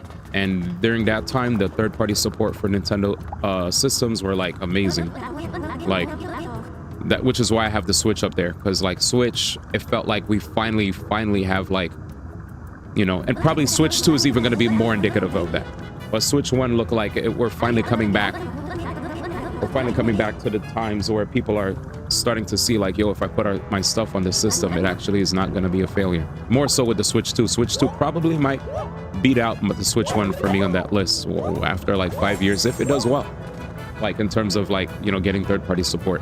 But yeah, I think I like the Switch, I like the Super Nintendo, and then the Wii, and then the GameCube, or maybe GameCube over Wii. It's hard. Switch, Super Nintendo, GameCube, then Wii, and then N64. Yeah, and then NES. No, maybe NES over it. No, I like N64. And then NES. N64 had some of my absolute most favorite games of all time. Oh yeah. I'm looking at I'm looking at Legend of Zelda: Ocarina of Time. I'm looking at Mario 64 and Show 1 and Show 4. I did say SNES. SNES is my second favorite one. What up, Libbers? Who's the goat of Melee? Currently? Isn't it currently now Zane? I think the people have spoken and they chose Zane to be their goat. But yeah. NES Famicom caused Nintendo and saved the industry with the move to sell it to boys. Game Boy because a portable gaming device, and also introduced Pokemon. PSX for disc-based and making Sony a new competitor against Nintendo in the space when Sega was failing. PS2 for its library and all-in-one system. 360 for MS innovating console online gaming. Yep. Wii for Nintendo's innovation, more casual approach to selling video games. 3DS for its library and robust sales. Switch for the console handheld hybrid. I can barely fit that. There's only 7, so I don't know how to fit the rest. damn. But yeah, I think a lot of the reasons you stated are spot on. Like, I think Nintendo's system definitely deserves, what's it called? You know, its flowers for, like, if we didn't have the NES, bro. Yeah, without the NES, where would a lot of us be, in terms of, like, gaming, right? Like, Atari obviously existed, but, like, Nintendo's impression that it left, its mark that it left, you could hate them or not hate them. It would be foolhardy to even think that they did not influence the industry for the better, and helped in many more help innovate in more ways than one, that also pushed the industry forward, when especially once we reached like the era of 3D gaming, right? Because once 3D gaming came into the mix, that's when the great arms race, or should I say the great graphics race started. That's when I started learning about frame rate. That's when I started learning about pixels and, you know, and all that stuff. It was crazy. Yeah. He said iPhone for making social games in the industry, which leads us to gacha games. This one was serious. Really? iPhone made social games a new industry, which led to gacha games? Oh, you're not done yet. If it's Nintendo consoles without the handhelds, you'd say N64, SNES, Switch, GameCube, Wii. Yeah, if we've added the handhelds, it's a different story, right? Because Game Boy's busted. Game Boy's busted, DS is busted. Game Boy, DS are absolutely busted. If we added handhelds, it would be like, fuck. Switch, Game Boy, DS. I'd still say Super Nintendo. I think Super Nintendo is OD, but I also think NES is OD. Super Nintendo's like a better NES. It's just hard. They all matter. They all had games. They all influenced the industry, and, you know, for the better in many different ways. Yeah, that's hard. Like, I literally feel like if I wanted to have this discussion, I have to stop everything I'm doing and actually, like, phone it in. But yeah. Well, social games were already around with flip phones, but with phones you got Candy Crush, Farmville, which came from like Facebook games, and now they're on phones. Wait, maybe I go upstairs. Yeah, go upstairs. Raid Shadow Legends over Hoyo. Raid Shadow Legends. Raid Shadow Legends. Do we go upstairs? Sub-level 1. I think we could go to sub-level 1 and help out. But yeah, as far as like... Boop, boop, boop, boop, boop. Nintendo Switch. Man said, who is the GOAT? Yeah, I think the Wii. The Wii is very strong for its innovation. Wii with motion control, even though I hate motion control. That was a thing. I think the only innovation that the GameCube brought in was what? The controls that you could, like, the pressure sensitive ones. That's about it. Like, as far as Sony's concerned, they're the first ones that brought in disc-based games, right? Or was it Philips CDI? Was Philips CDI after? I don't know which one was the first one to do disc-based. Was it Sony? Analog triggers. Yeah, analog triggers. I think it's an okay argument, but I can understand if phones don't count as a console. Yeah, and they all did at different times because we had Nintendo early on, Microsoft, middle, Sony.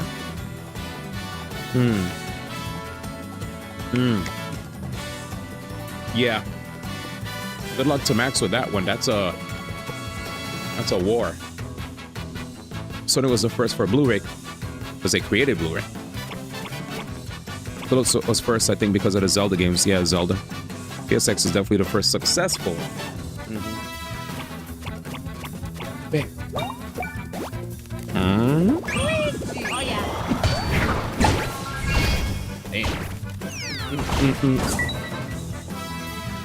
Yeah, I feel like if I wanted to wind down a list of all the top 10 best, I'd probably look at each system's I'd just look at all the companies and their best, like, entries into the market and then work from there, you know. Like, are they counting the DS or handhelds? Are handhelds in this conversation or no? Or is it just actually home consoles? Oh yeah!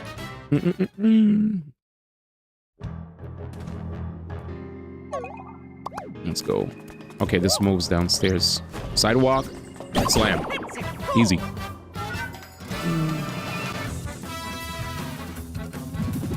Is it already midnight? Jeez. Oh, it's not midnight, but I already saw like my phone was like, do your taxes, and I'm like, bro, it's not even the next day. Please relax. Fuck. Yeah, that's the flow I need to get. Fuck boom, fuck boom, fuck boom, fuck boom, fuck boom.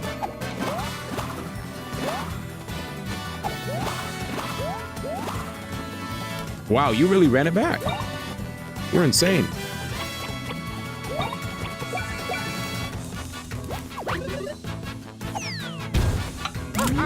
Yeah, I knew Dreamcast was gonna be there. Dreamcast, Super Nintendo, PS4. Oops. Dreamcast, Super Nintendo, PS4. PS1, Switch, DS, GameCube, PS2, NES, Saturn, 360, Game Boy, PSP, Wii. Oh, so they're working that way. Yeah, PSP was actually, like... PSP did work, bro. PSP did work.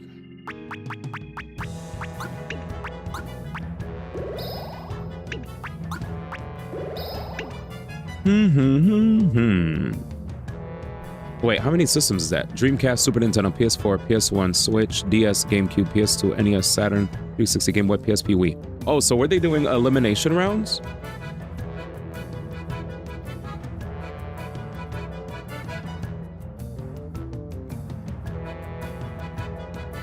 I mean, I feel like the NES would definitely have to stay on that list.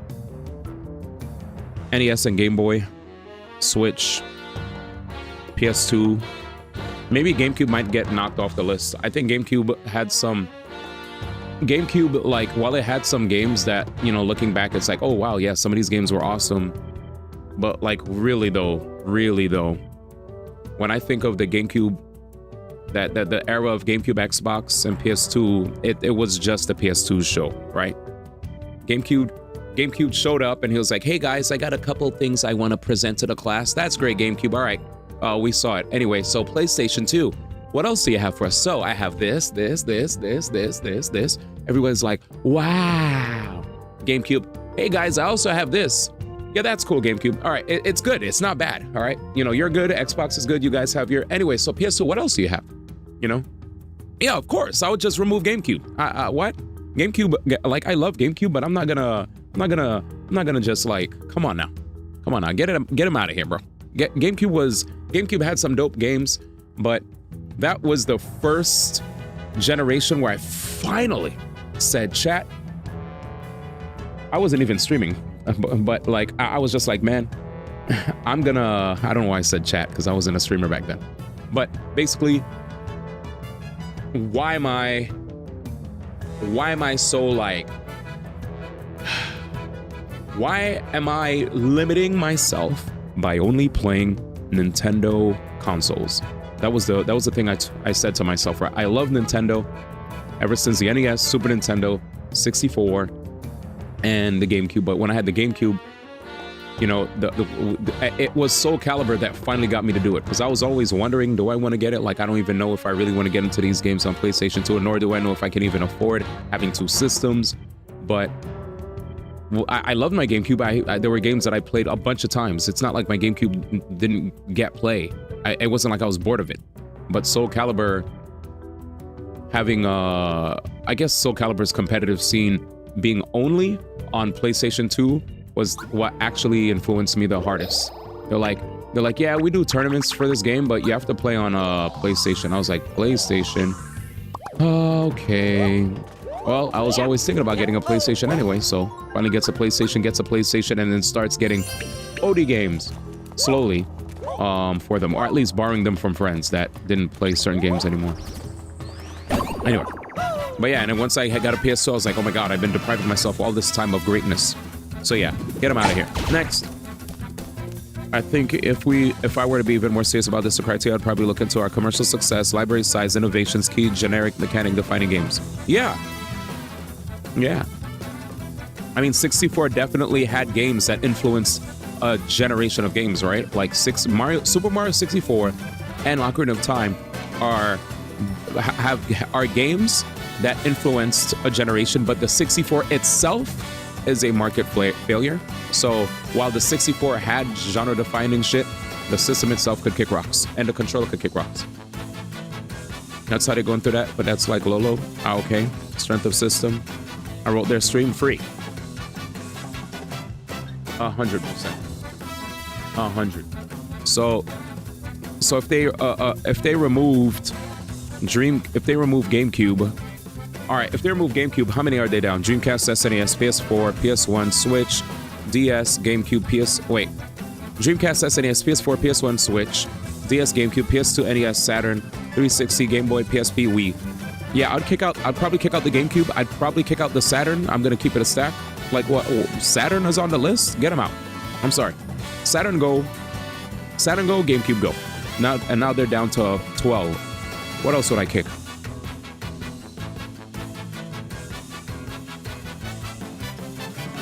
PS4 was pretty OP. I ain't gonna lie. PS1 was OP. But PS2 was even more OP. I don't know. I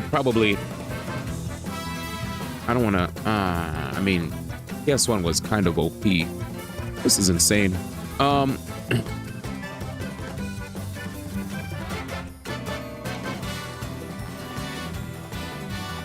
Let's see. What do I think they might go? I'm surprised they didn't say Atari, chat.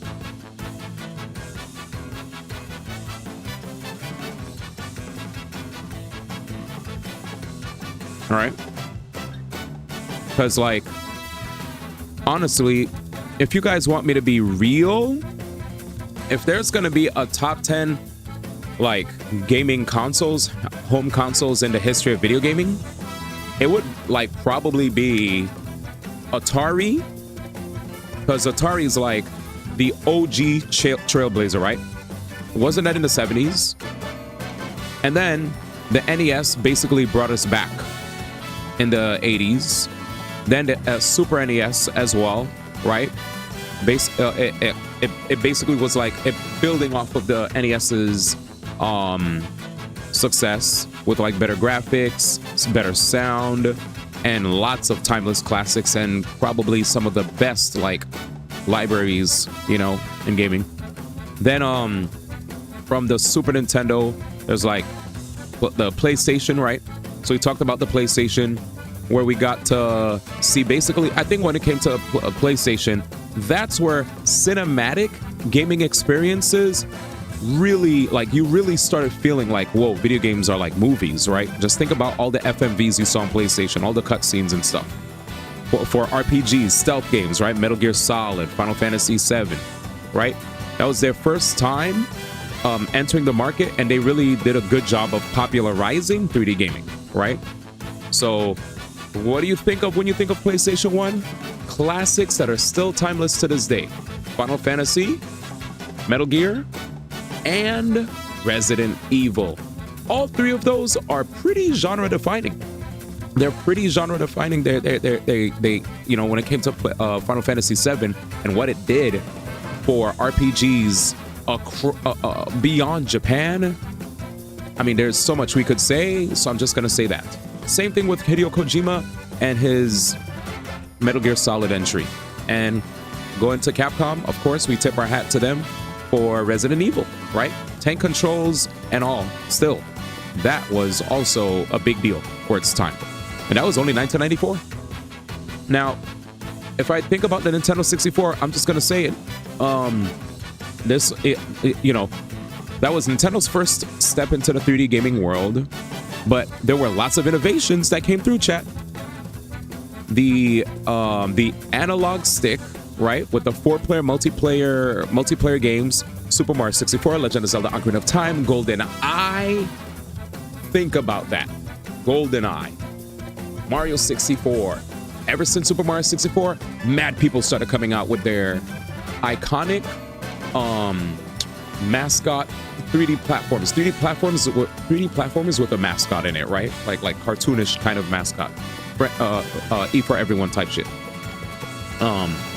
Legend of Zelda Ocarina of Time. If it wasn't for Legend of Zelda Ocarina of Time, all these games that have 3D like ARPG combat, we have a lot to thank Shigeru Miyamoto for, you know? If it wasn't for that, chat, we, like, I know somebody could say, oh, eventually we would have gotten, you know, somebody else would have created targeting in three-dimensional games, and who knows, right? Oh my god. Sorry, I failed at trying to multitask. But anyway, I guess all I wanted to get across is, I know they took 64 off the list, but I still think 64 had a big influence in the in gaming. Even if the system wasn't as successful as you know, like even if Sony was like, you know, big dog, whatever, I still think the 64 should get its props for what it brought to the table. Speaking of which, what were the sales? Nintendo 64 sales versus PlayStation 1 sales. So the PlayStation 1 significantly outsold the Nintendo 64, where 3-1. PS1 was 102 million units, 64 was 32. Got it. Okay. A lot of people. So let's see. All right. Well, there it is. Anyway. So, what did I say? Atari, NES, Super Nintendo, Sony PlayStation, Nintendo 64. Next, Sony PlayStation 2, easy. A record-breaking champion with a big-ass library, most sales of all time, best-selling console ever, right? Multimedia powerhouse, like you guys said. You were able to actually freaking watch movies on it, right? Like you could play DVDs on it or something. And I think that was good. That was a big deal for everybody. They're like, oh, I could get a gaming system that doubles as a DVD player. Huge. Because a lot of people did want to get DVD players. And when they heard that, oh, it could also be something that I used to watch movies. I remember some households that had two PlayStations, where one would be used as a DVD player in the living room, and then the other PlayStation was for the freaking. The other PlayStation was used for the kids' room or whatever, you know. Anyway, next, here's where you guys probably wouldn't expect me to say this. Xbox 360, 2005, right? So this system, like you guys all said, was very integral when it came to popularizing online gaming through Xbox Live. Had a good lineup, very strong lineup of games, you know. And none of you guys said this prior. It introduced the achievement system, which a lot of people, except Nintendo, have adopted to their, you know, have adopted. That's all I'll say. Which basically influencing future consoles. Nintendo Wii. So motion sensor, right? Innovation with that. Wii Sports. You could play bowling. You could do tennis. You could do sword fights. Yeah, it basically revolutionized gaming with its motion sensing controls, which made its competitors also want to do that as well. This also made gaming accessible to a broader audience. Just think about the vast amount of people that still play Just Dance on the Wii from back then. There's still people that play Just Dance, bro. Crazy. And it also became like a phenomenon with a bunch of other titles, right? Like look at Mario Galaxy.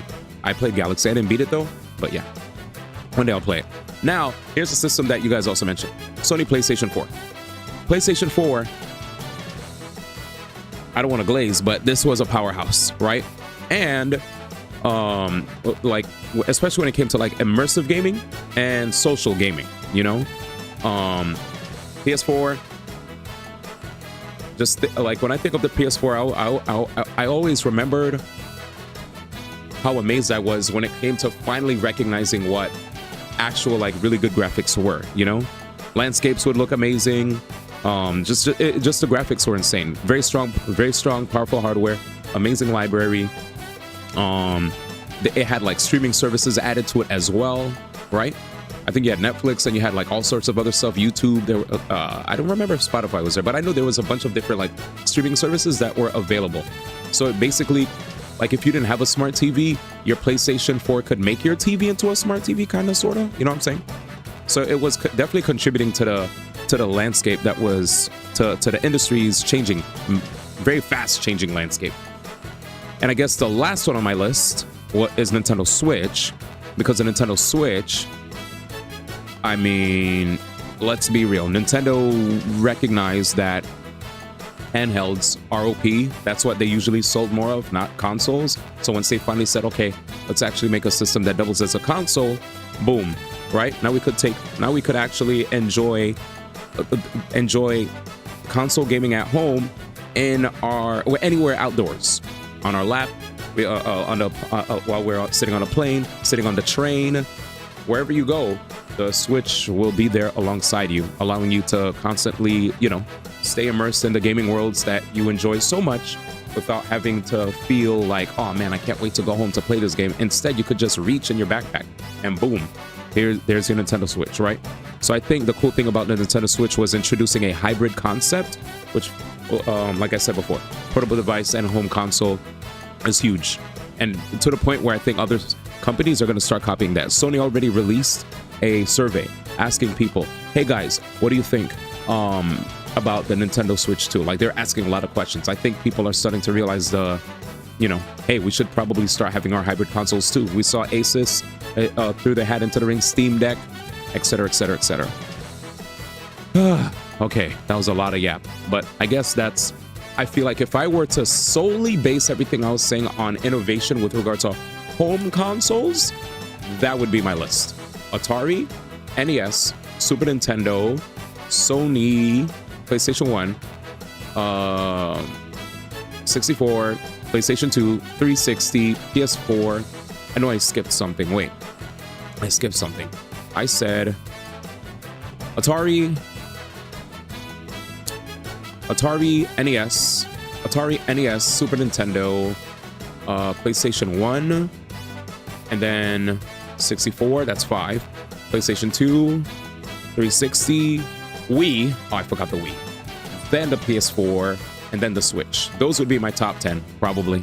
Like, in terms of just like each one pushing gaming forward, That's it. So there's no bias towards like, oh, I like this system for whatever reason. It's more like this system pushed gaming forward in what way, So these are like all the contributing, like this, like if there was a Mount Rushmore and you only could squeeze 10 on that Mount Rushmore, those would be it. All right, anyway. Yeah. I mean, PS3 has trophies, but people feel better about getting achievements on 360 more than getting a platinum trophy. Yeah, 64, wait 1 second.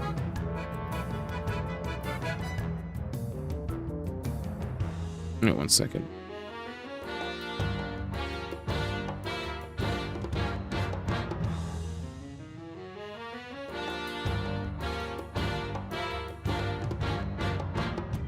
All right, well.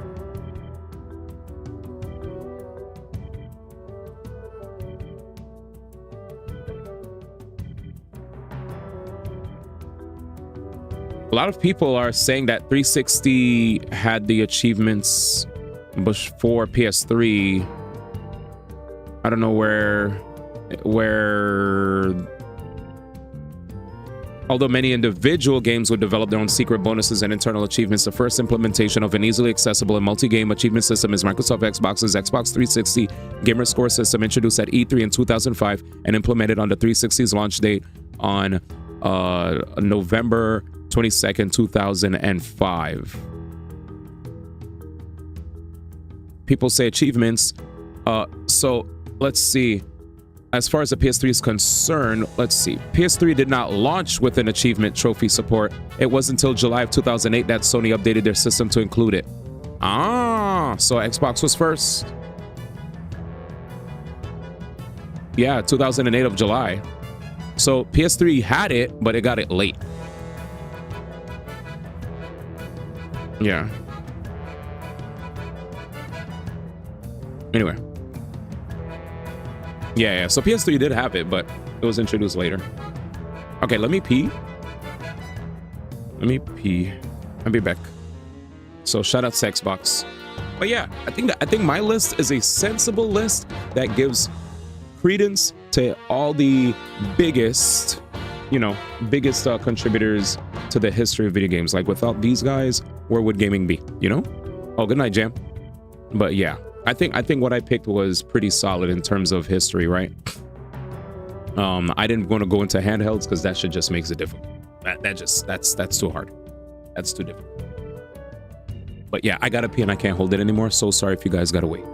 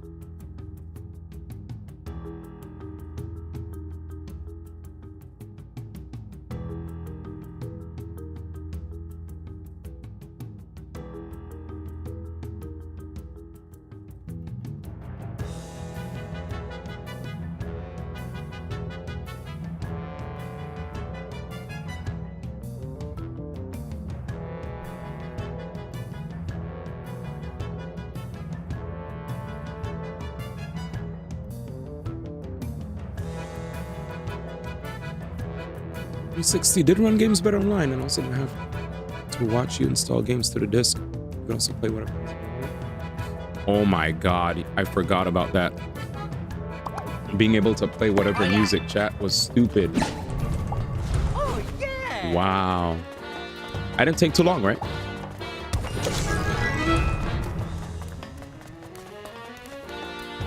We've been here forever. It's been open, Martin Luigi. I know you could do it. Hope we get to the top floor without any trouble.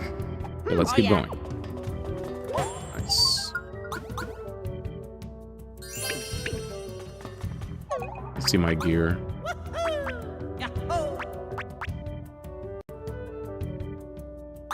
Oh, okay. I need to get the stuff that gives it more EXP.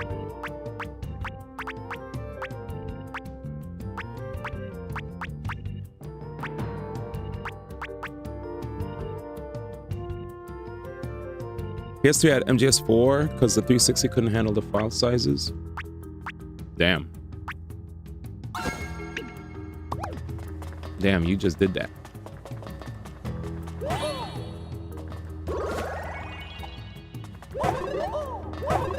My man's trying to anger the don't try to anger the people that love their Xbox, man. They'll pop up, bro. Once they pop up, it's over.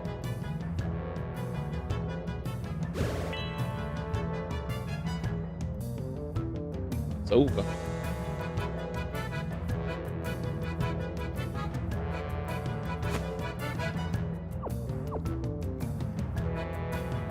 You said enjoy putting a towel over that Xbox 360. Jesus. Yeah, see, like same, right?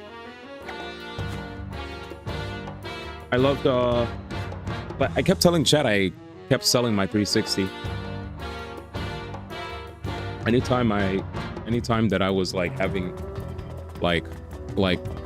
anytime I fell out of love with it, I was like, all right, man, we out. I was like, I got to go. And then a new Halo would drop and I'm like, I'm back.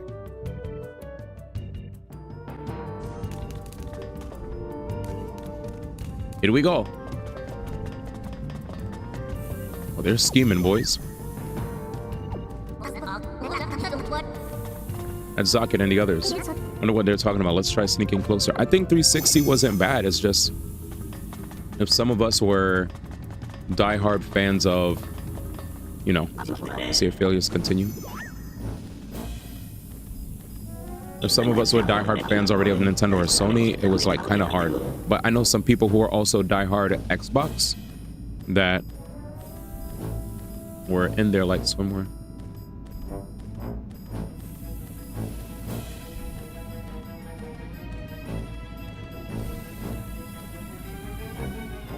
It is a great system, but I mean the library for 360 compared to PS3.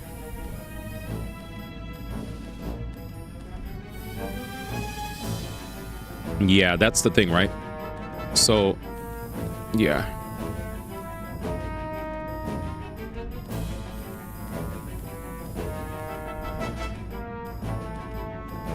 Let's see.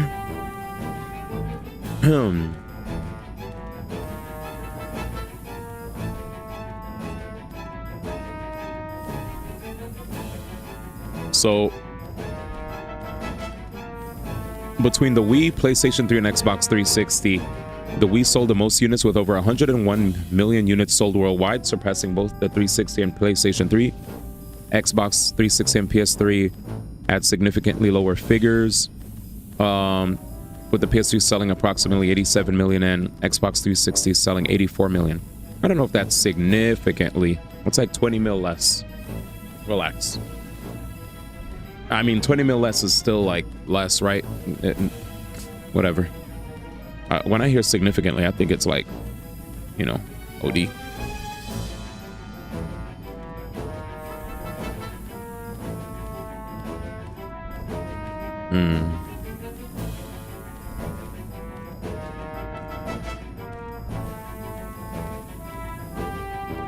So the reason why it was tough for Sony is because the price of the PS3 was too high. We like raced to an early lead where their sales were crazy from 2007 to 2009. But then after 2000 to 2009, it started to slow down. But altogether, their sales hit past 100 million units, right? Sony had a tough time out the gate, but then they had good results in the recent years and quarters. This is like, when I say recent, like recent, close to the 2010s, right? Like the early 2010s, basically. PS3 started to look better.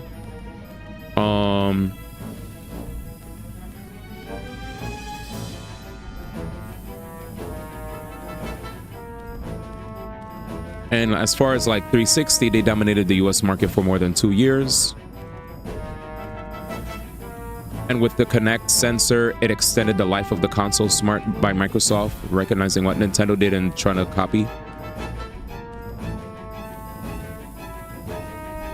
And also, Microsoft had a head start over Sony and Nintendo because they launched their console in 2005.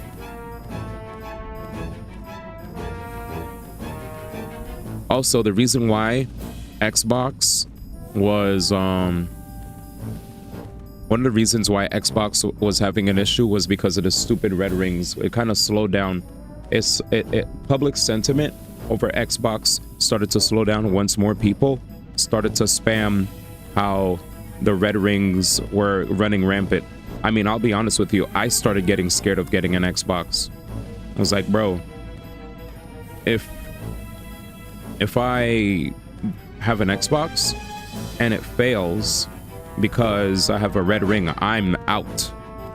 Like that's like stressful, you know?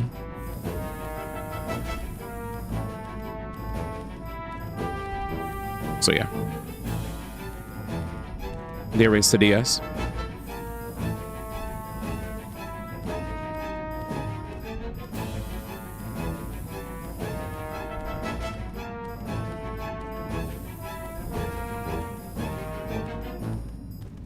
Let me turn on the heat. I'm cold.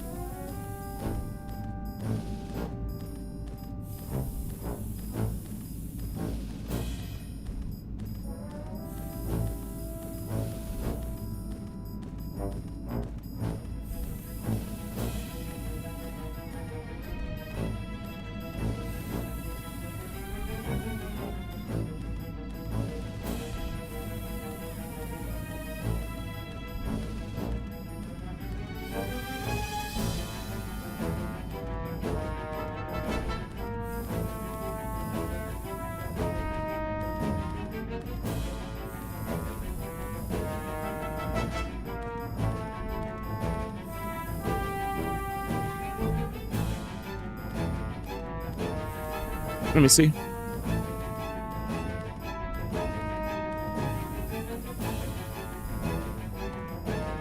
Oh yeah, PS5 price rise in Australia and New Zealand and Europe.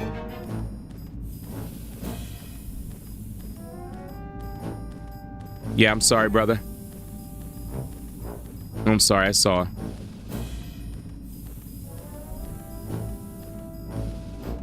right, let's continue, chat.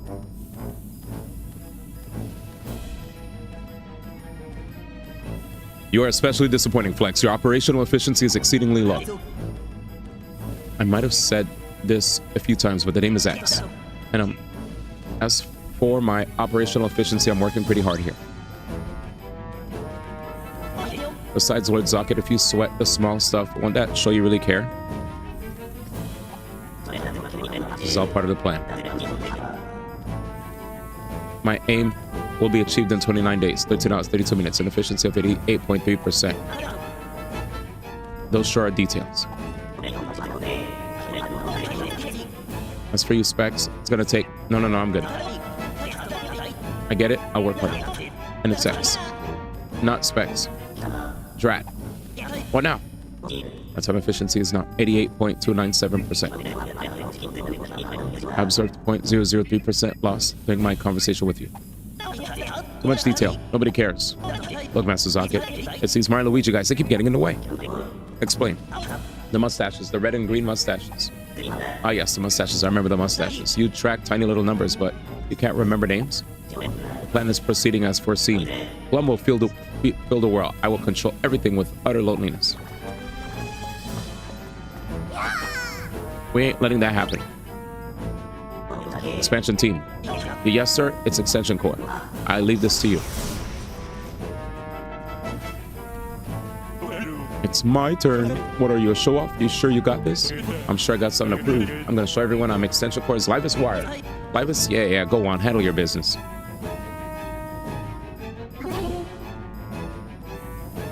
Tell us.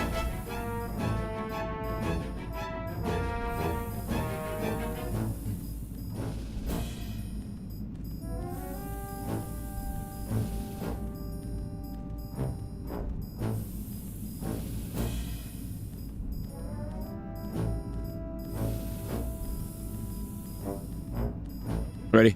Did you get it?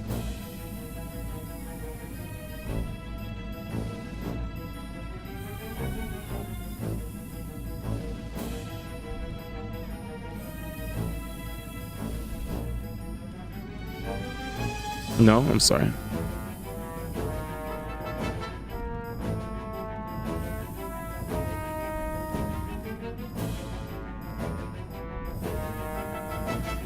Right, I'm ready. What was this?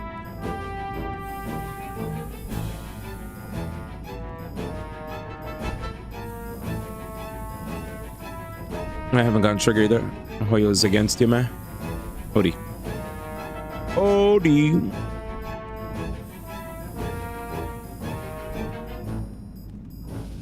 Sorry, my phone is exploding because of bunch of people arguing over Nintendo Switch 2 and stuff. Crazy.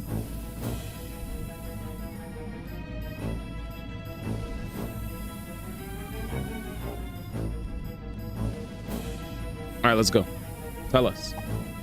Zaka, what's his goal with the gloam? Ha ha ha, happy to tell you. He's not just keeping Concordia all scattered.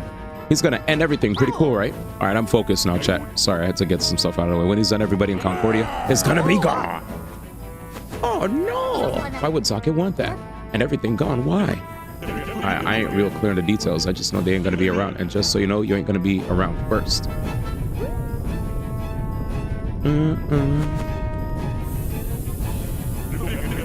You're gonna learn about power from this thing. It's taken in plenty of spike balls. Go pipe gunk.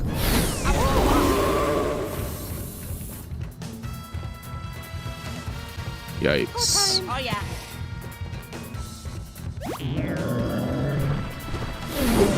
Damn, he went straight for Lou. Well, that's it for Luigi getting extra experience.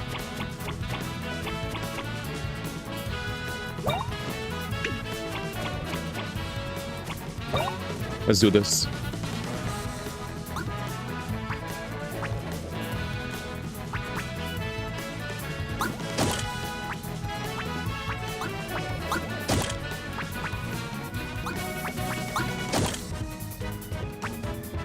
I mean, there are no other enemies here.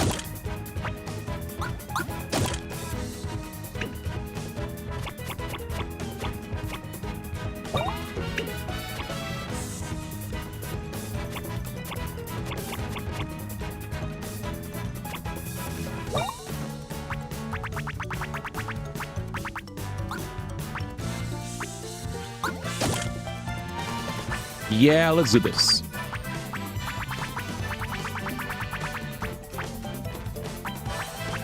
What beautiful music. Oh, I love this game, dude. Bum, bum, bum, bum.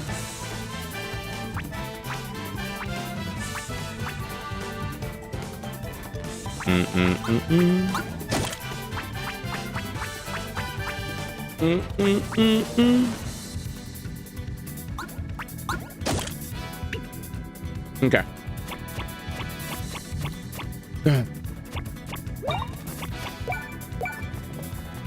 Here we go.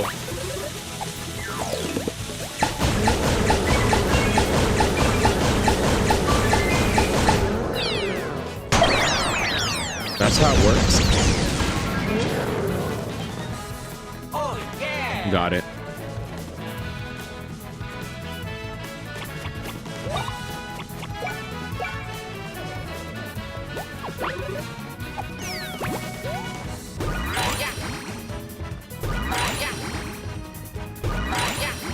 OD. OD.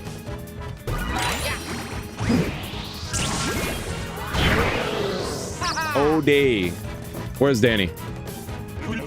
Hold up, you're not fighting like this. You don't make the rules around here. We do. Now take a look around. This place is chopped up into 3 areas. This is the normal area. Then you got your magma area there. Then there's the ice area. So me, I can just switch between them all with this remote control. You're wondering what happens when I switch, eh? Let me show you. Oh no.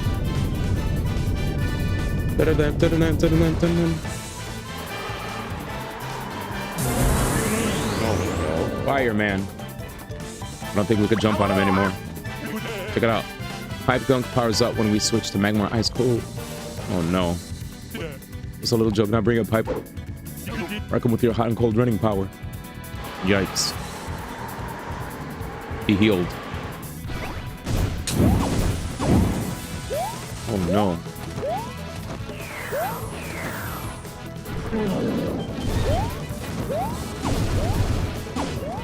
Jesus. Yeah, we got fucked up. We got fucked up. Danny Luminous cheer. We got fucked up. X10, welcome to your next big boss. Thanks, man. Pipe Gunk reminds you of a certain Pokemon, doesn't it? Alpharad Smug. Make sure to keep the pressure as Pipe Gunk will be joined by Shun. Good luck with finding out how to exploit this new mechanic. Alpharad noted. Keep up with the dodges and don't let up when you can strike. Good luck, champ. Alpharad 7. I'm dead. Thanks, man. I appreciate the kind words, my brother. Shout out to Danny. Is that Danny? Danny with the biddies, man. Appreciate you a bunch. I'm learning. Beautiful. What a marvelous game. And Luigi's ass is on fire. Oh no. Like you said, good luck with the dodges, right?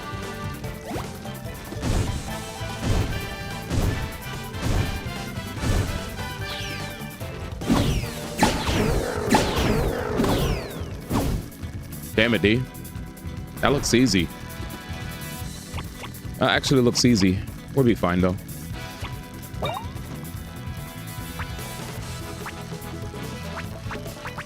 Now, where's the speedy recharge?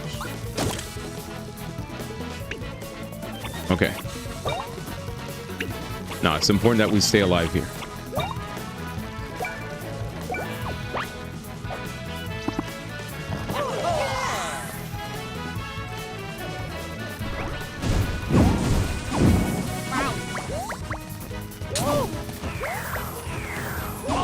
Oh my god.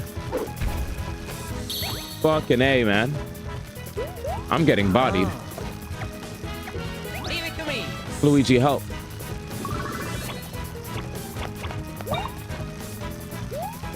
Yeah. Yeah. Defeat Shun and steal the remote? How? Move Shun to the edge of the stage. Tilt the stick to the right to spin right. Tilt left to spin left. Press B repeatedly to pull backwards. Try to pull Shun to the right or left of the edge. Once you do, press B repeatedly to throw him into the remote control.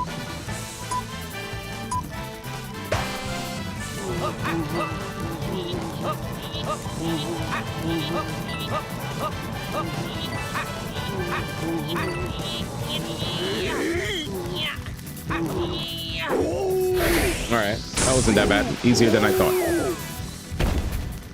Oh yeah. Thank God. He's still burning. We know what to pick. Nice one, Luigi. You said that thing switches 3 areas, right? Let's try it out. Ice area, normal area. Okay. Yeah.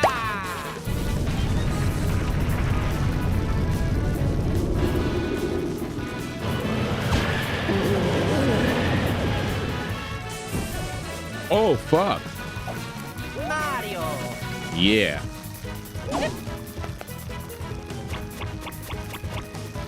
Okay.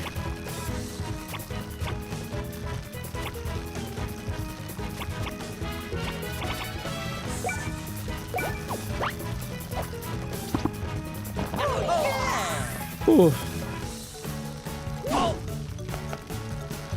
Unlucky.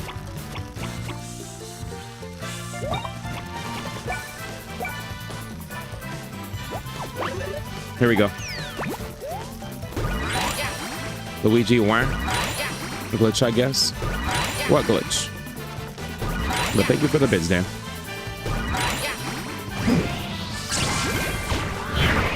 Damn.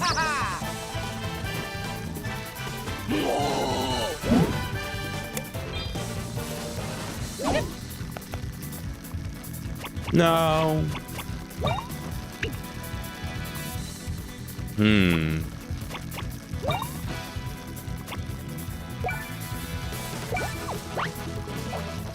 Damn, I want some crits.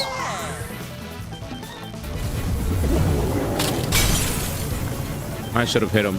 I'm dumb. Sometimes I feel like it's important to heal too, though.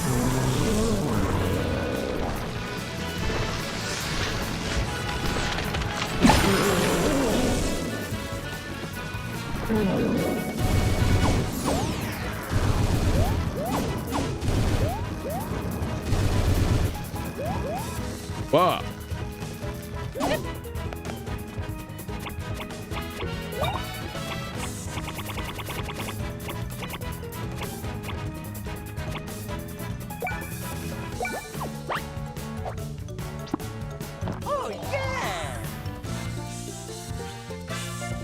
Wow. This guy's insane.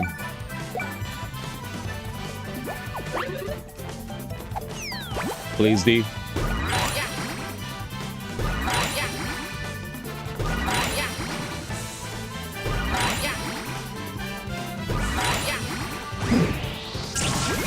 Yes, yes, yes.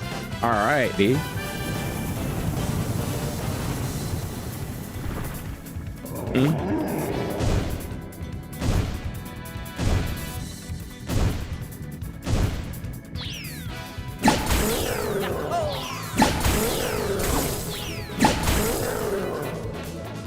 Damn it. I won't lie, man. Very good fight so far. That's my... We're gaming, dude. We're gaming, finally. I just got to get this down, bro.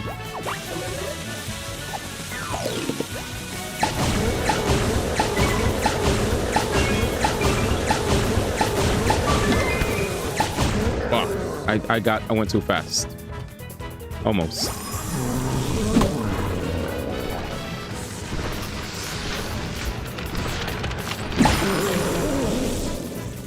Almost there. We'll get there.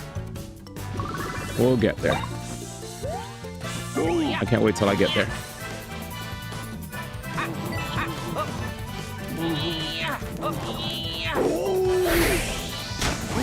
I know there's like a lot of free coins, but my character has lots of coins too.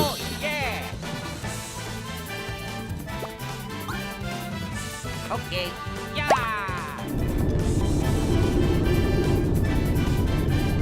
So far, taking him to the opposite, like, you know, whatchamacallit, has been working good. Free 300 damage. Mario. He like throws it only for the guy to pick it up again. Ooh. Oh yeah. Good damage. Very easy damage. Defense shred. You know what I'm saying?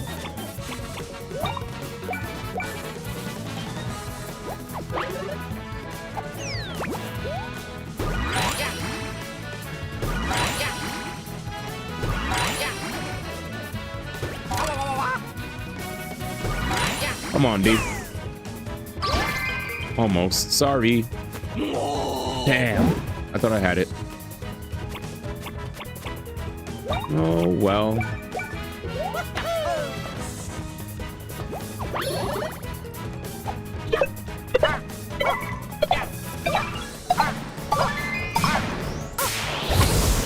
Almost missed that, too. Nice. 578's amazing. That's better.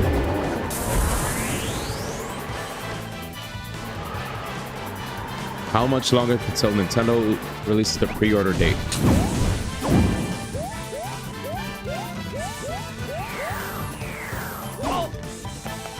Good question. Good question. How much longer?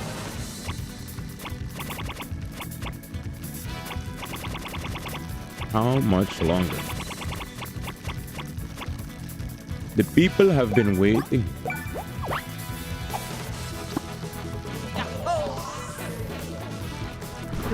Damn, he had a...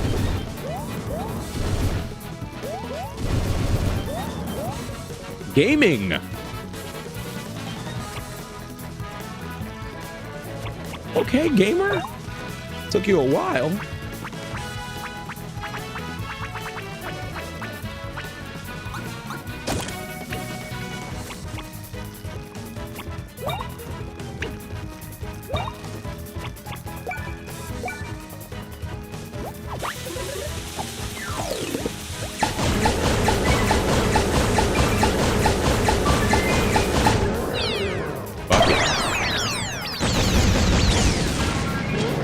Based. Oh yeah. Ew. That damage was pretty weak.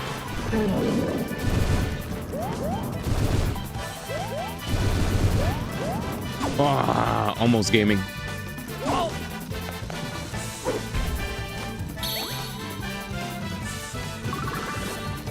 plug. Oh, auto healing plug. Oh, I'm chilling. But that's true.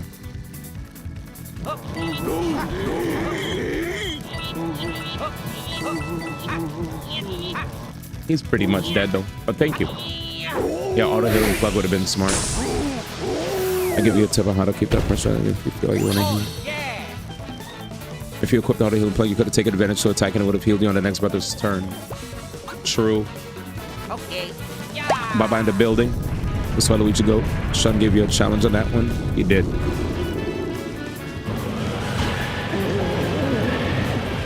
Winners win. Mario. All right, well, he's dead.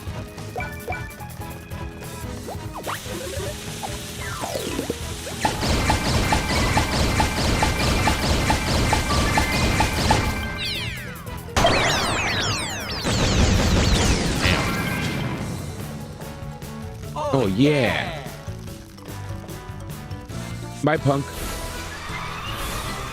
Very fun battle. Damn, what a fun battle. What a fun battle.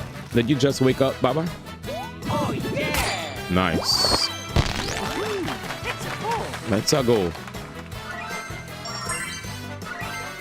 Yeah, we watched a lot of videos today, Baba. It was crazy. The one you posted in Gotcha Gen, I think we were watching so much Switch 2 related videos that we probably might have to wait till tomorrow to check it, but for sure. Appreciate you, man.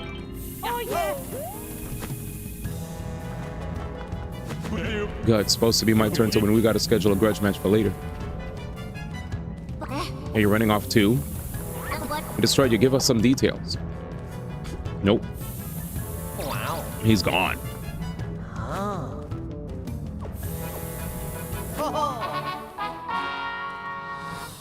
But yeah, the healing plug could have helped. That's a power tap. Oh, it's time. It's time. This is going to be so busted. Thank you. So let's see what Danny was talking about. Deluxe auto.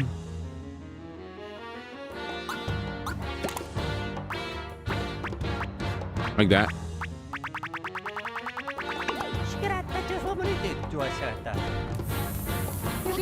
The end of Concordia. Everyone gone. What in the world is going to happen? I don't want to think about it, but thank you, Danny. I can not think about it. Indeed. Well, then, all the more reason to activate the Great Lighthouse. There are plugs you can craft. What you got going on? What you got going on, but what are I eat? Finish. Here we go.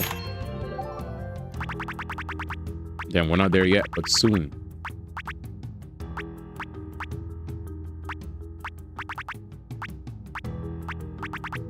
Damn.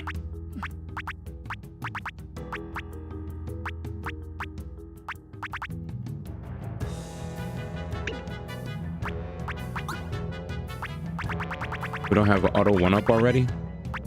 We don't. Oh, okay. Auto herb. And auto 1-up. Cool. Alright, we're doing good. Just keep playing the game and eventually we'll have all the charges. Again, not dropping back at your attack, second helping. So like 6.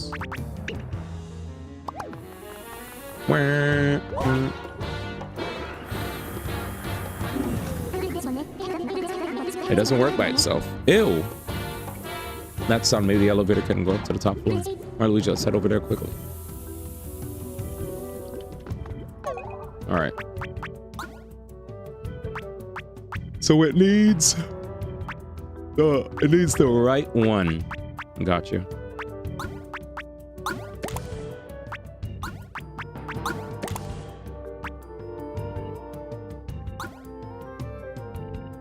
I appreciate it, Danny.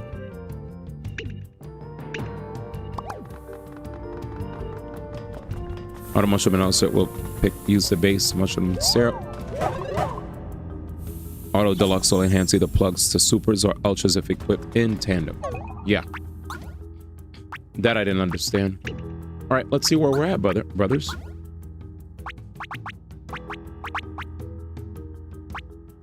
right, we're doing okay with the jump helmet and the bomb derbies now. A little bit. Need a bit more. Need to beat up more Zoc troopers, Bowser's minions, more Glom enemies, get more coins.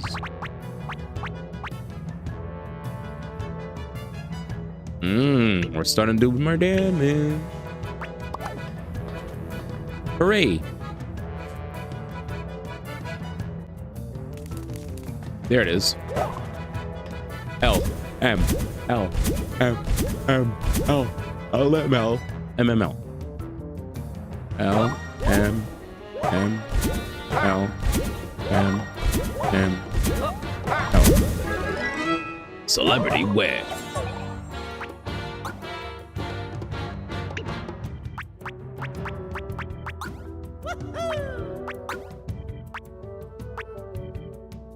Oh, wow. He loses stash but gets more defense. Damn. So it's good for defense, chat. I do have a lot of stash. So it's like, I'll sit on this one, but I don't know if I like it. It's basically just for defense. Wait, how do I get out of here?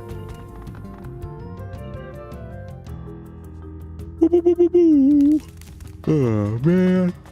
Let's see. Okay, let's just go back out. He said auto mushroom.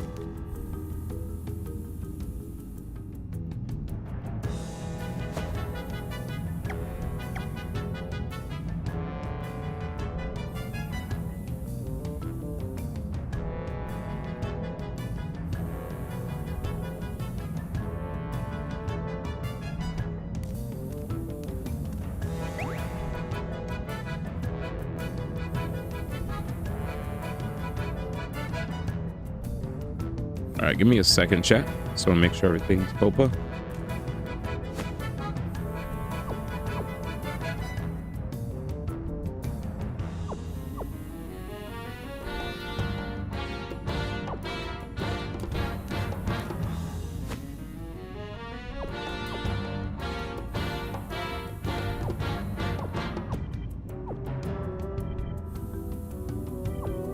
Oh my God, approve.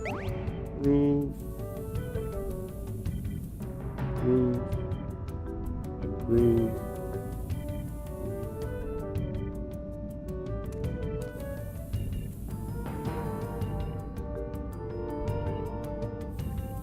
But I'm back. Sorry, chat. Literally, my phone keeps exploding, and I have to make sure to everything's copacetic. All right, what do I do here? So I went down there, and I have to light up the lighthouse. Oh, we go to the top floor or something? Map. So we were close to lighting up the lighthouse, and then we got bodied.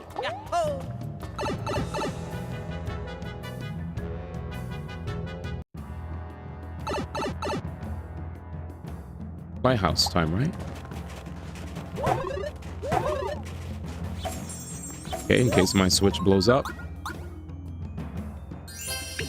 Bing, bing. What did Gento say about the Mario Kart Direct? They said that their units are already in retailers' warehouses. How much longer can they make us wait until they release their pre-order date? They just gotta rip the bandage. Gento said, please, man, let it rip already. Please. I'm tired of waiting. Not about enough. Heart beam. Stash beam. Luigi bean. Luigi bean.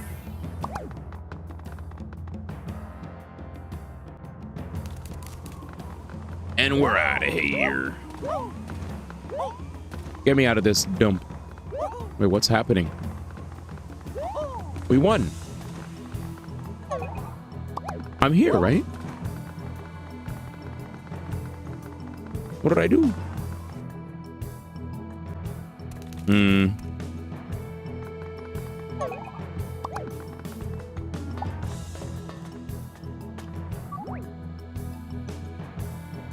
You're at the first floor then? Huh.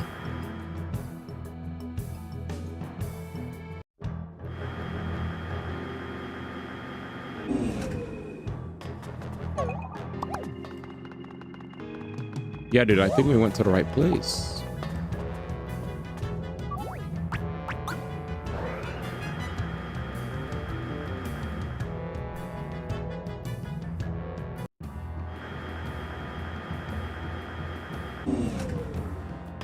Now I'm lost. I hate being lost.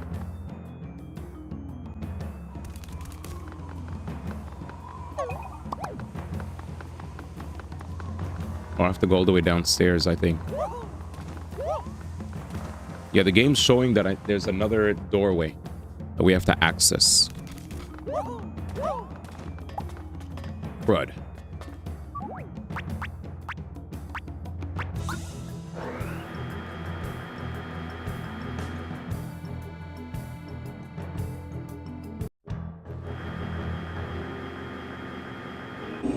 Homies.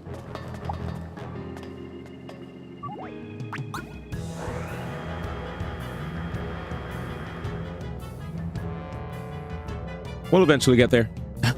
We'll eventually get there, man. And now we're in the front.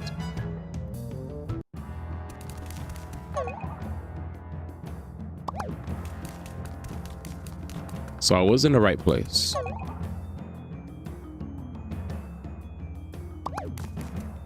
Okay. I don't get it, but it's not triggering anything.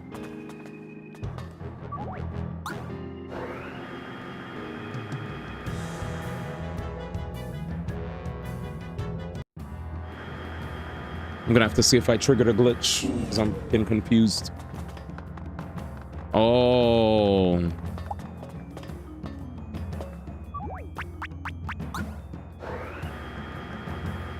Yeah, bro, I was like, huh? I don't remember. Shout out to Danny. We would have been here all night, chat. There she be. Honey, come on, man. The end of everything. I don't know what they're talking about, but I want to get away with it.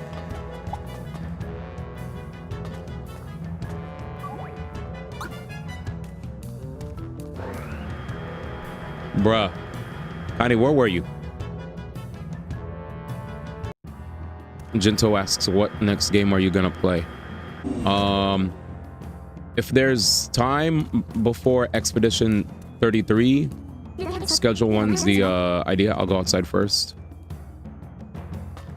But basically the flow was gonna be this into Expedition 33. Like I just have like a shit ton of RPGs that I was looking forward to playing, from Berserker Kazan to, you know, Atelier Yumiya, shit like that, right? Like that's the stuff that I had on the pipeline. I'm not like find your shine. Close the path of mistake to restore Concordia. Just RPG after RPG. You know. Atelier Yumiya seemed pretty cool, so I was looking forward to playing that. Berserker Kazan looks really dope. I'm looking forward to playing that. You know me. Dope ass single player outings. I meant big game.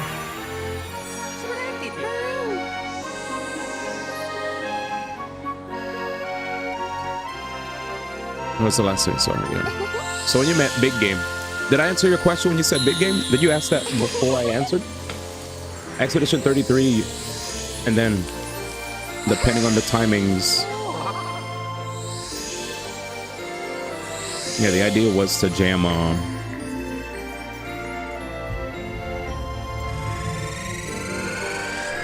remembered. Yeah. That's why I was shocked when I got schedule 1, because I was like, I kind of low-key have an OD schedule of stuff. But thankfully the game looks short. Like if I just ran through and just, from what I see, the game looks like a simulation game of you just, you know, starting as a small-time drug dude, you know, small-time Heisenberg to big-time Heisenberg, right? It's the simulation drug game, kind of like those simulation games with like trading card, shop simulator. This one looks more fun because you're not stuck indoors. I think you actually move around, you go sell stuff, yada yada. Even though I'm not really a simulation guy. I'll be real with you guys. I don't really do simulation games, but there's always exceptions to the rule. And plus, since there's multiplayer, I'll jam the multiplayer with the peeps as well to make it really fun, you know? I was like, I won't judge a game until I play it.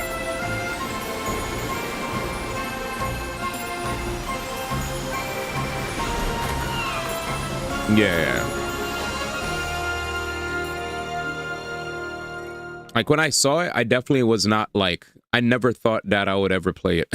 I'll be honest. I looked at it, I was like, that looks cool. And then I just like totally looked at little videos and streams of it, and I was like, eh.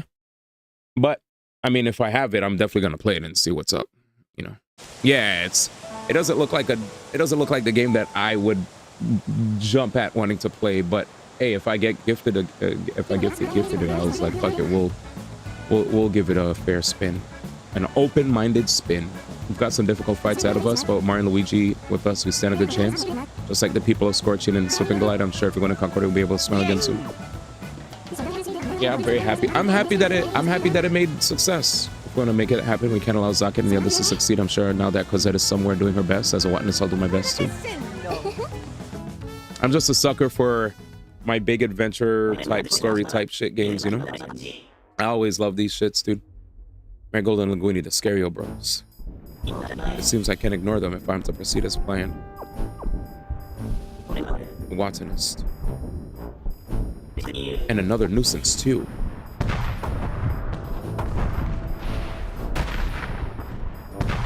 Only one thing for it. But yeah, I mean, if it's successful, hey, we'll give it a spinny. Destroy anything in my way, nothing whatsoever. Oh, of course. People, you know how it is. While the Go Roxy, I wonder what it's like. Dude, I wish back then when there was that there was a game called Crab Game. That was basically like the not Crab Game, I don't know what it was called, but there was a game that was really popular. It was like Squid Game, but I think they called it Crab Game instead. And it was like it was a game that streamers would just fire up, and then like I saw gacha streamers do this. They would fire up Crab Game or whatever, and when they would make a lobby, mad people would just join the lobby and it would get crazy, and they would just all play. I think that was what it was called, right? Squid Game, Crab Game? Yeah, it was called Crab Game. All right, cool.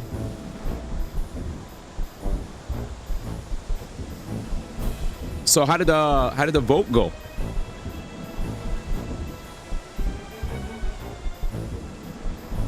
Yeah, if you guys never heard of Crab Game, shit is stupid. Oh hell yeah! Like this is how it looked, chat. This is how it looked.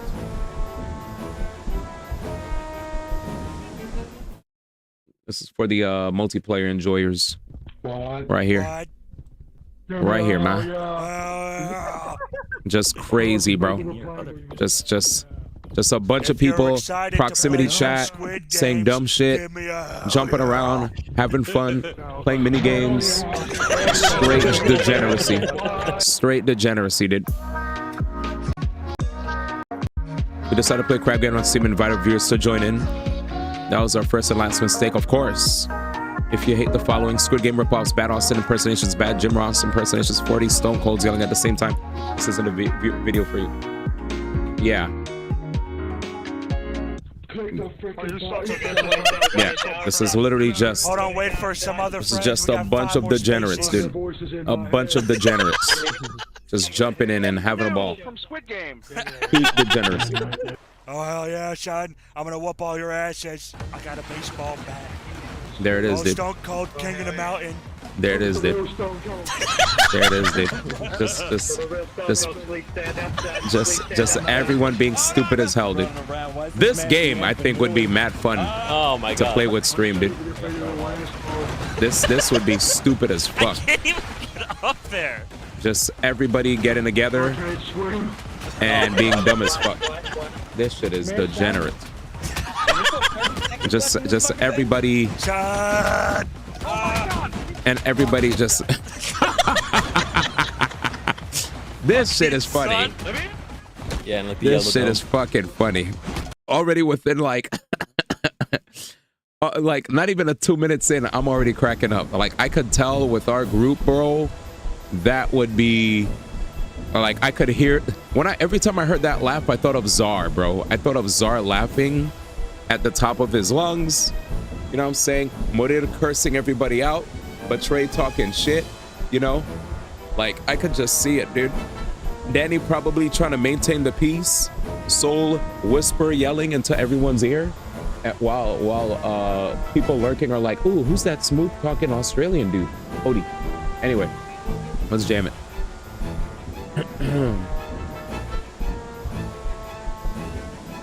Wait 1 second.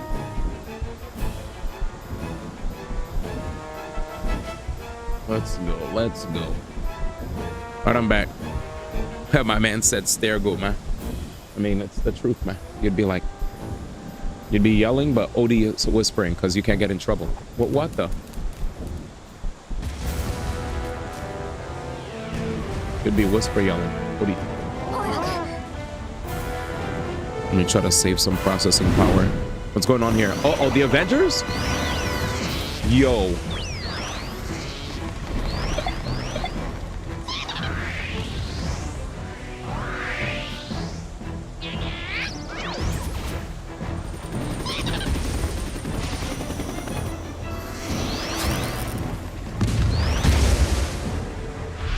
Yo, the goat.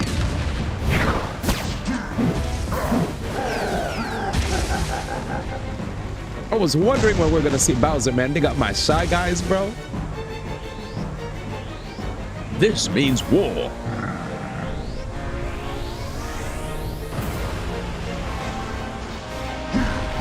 Nice dodge, Bowser. We're here, bro. We're here. We're in the building, baby. Are you happy to see us or mad to... Wait.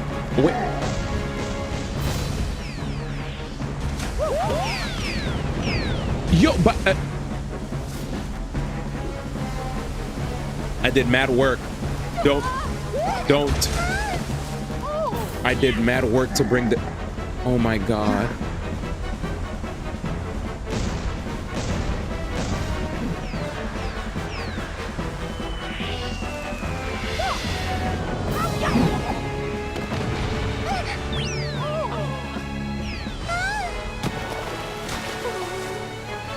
Nigga!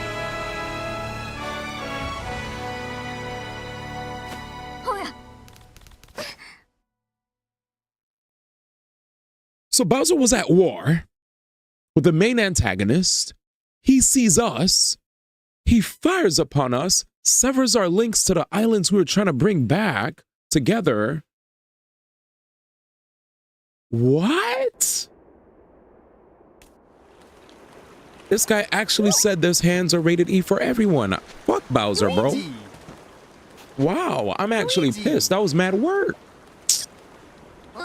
Luigi's dead right now, bro. He's cooked. And Luigi's not moving. Wait, he can't be. But my man's breathing. You can see his chest move. We're good, bro. Nah, he's breathing. He's breathing. He's breathing. Ah, he's breathing. He's breathing. Dumbass. He's breathing. I hate Luigi. Sleeping like a piglet. You're a pig, man. Wake up, green jeans. How long you gonna lie there? He's for the love of the game. That cutscene is acting gas, though. I enjoyed it. So that was Bowser. Old shells and smells himself. It looks like Bowser's guys were fighting Zaka's guys. Yeah. But they also don't like us. I'll tell you that, man. Wonder about the others back on the ship shape. Hope they're all right. Yeah, you're right. No point in getting our tails in a twist now. We got to get to the local lighthouse. Let's go. Let's go.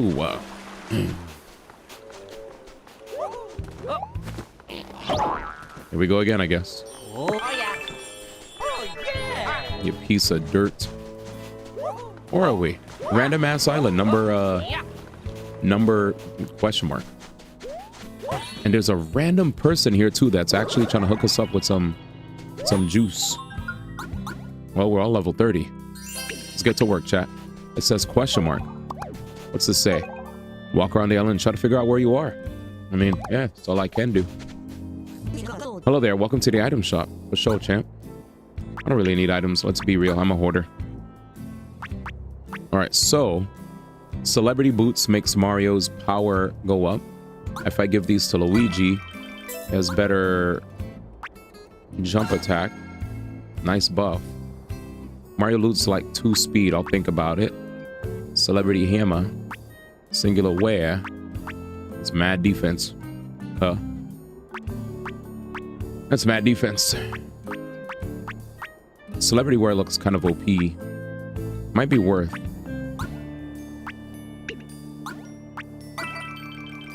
We'll think about it. We'll think about it, alright? We'll think about it. What's this? Jump? Mario loses like 2 speed, but gets mad extra jump. You know what I'm saying? 2 speed for like mad jump. I think it's fine. But let's look. The trade for the stash?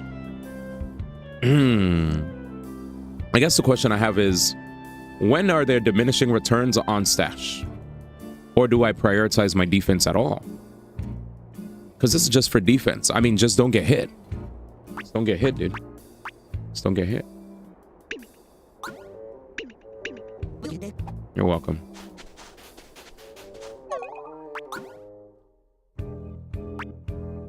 Did I buy it?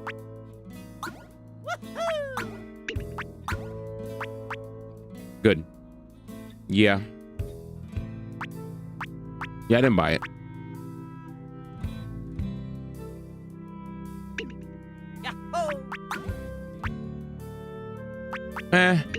Like, I'm not really hard pressed for defense buffs, you know?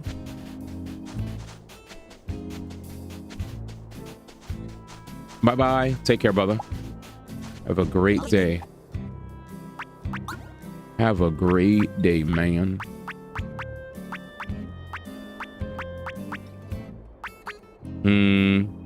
Soft hammer at least shredded defense.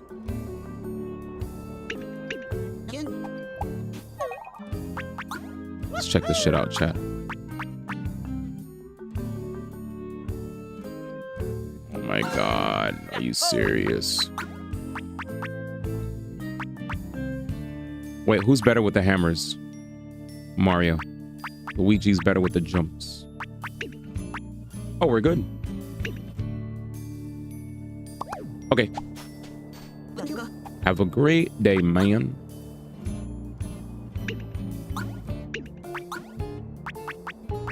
Well, that's it, chat.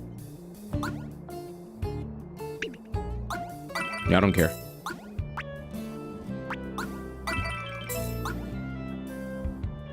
This is an interesting one. Defense shred, I think, is very, very important. So I'm gonna think. Let's see.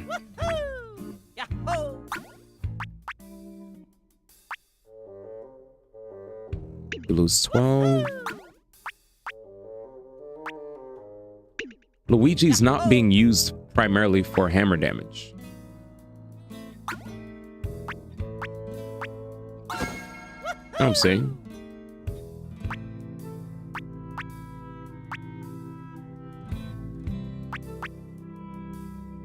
If enemies have spikes, I'll think about it. I'll sit on this and I'll flip back and forth. I won't sell immediately. Let's play. All right, chat. So we're in a weird area. It's a little dark, a bit dreary. Got knocked off the boat. Somebody needs help. What's going on? Somebody there for sure. We're here. please, I need help. I was playing and a rock fell, and now I can't get out, and it's scary. Oh, what's up, buddy? Thank you, my name's Buddy. We haven't met before, huh? When you come to our fandom. You just watched up here? That sounds really scary, but with you guys here, I'm safe. Mario Luigi.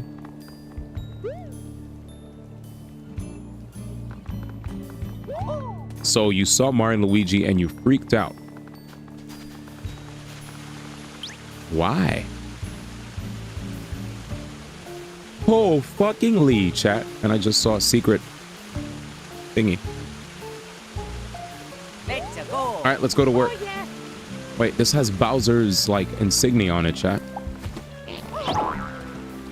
To work we go. The music is a bit calm for this stage.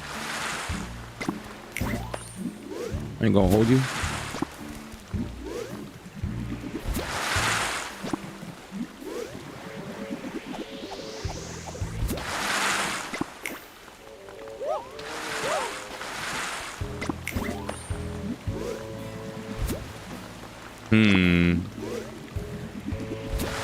Okay, so it doesn't push me up.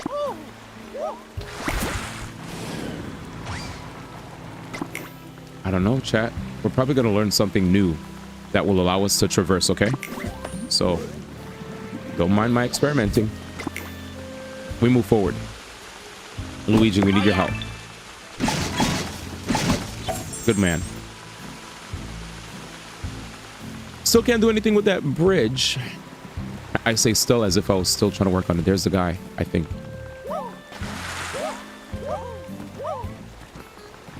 The fuck is happening here, my boy?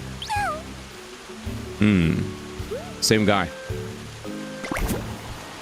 Get back here.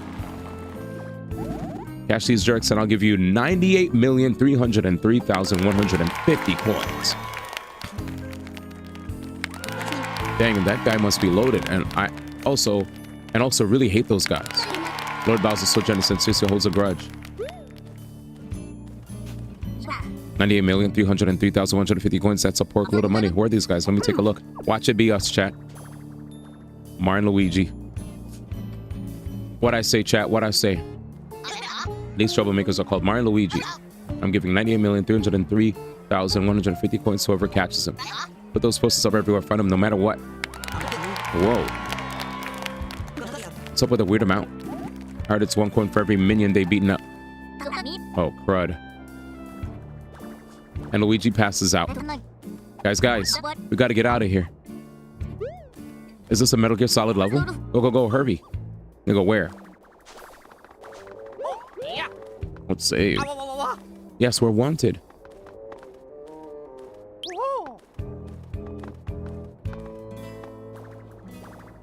Oh yeah, I meant to ask. How'd you guys get your squishy mugs on wanted posters? Oh, hi.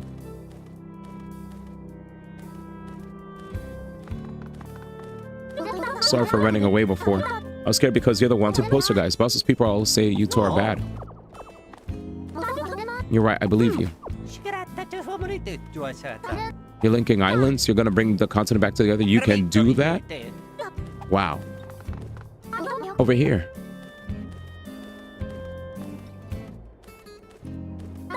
You can get to the lighthouse through this hole. Everyone's looking for you, so be careful. Thank you. We'll save and keep it moving.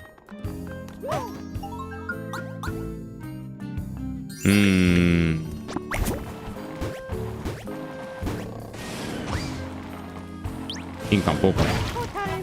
What? That's an enemy. That's an enemy, boys.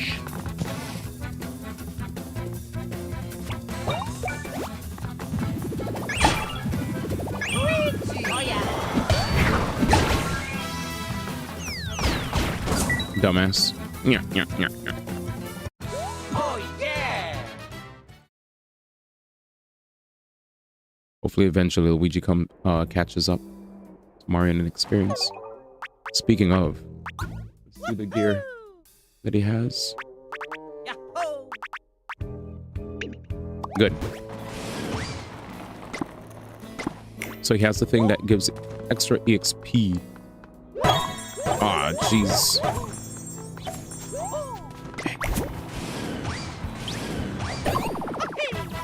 Did I hit him? No. Yo, 150?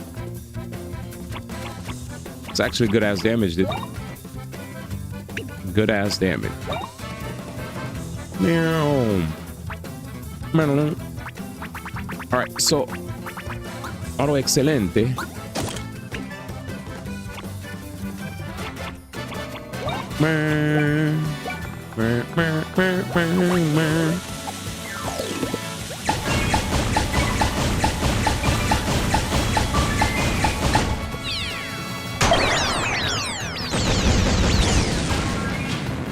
Excellent.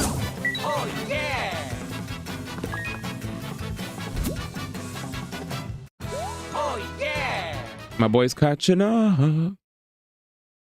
Hopefully soon.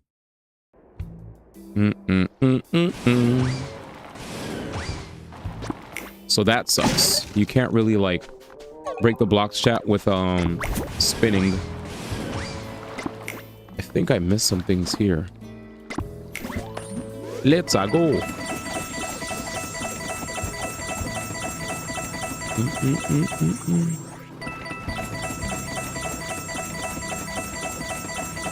It's a beautiful 150.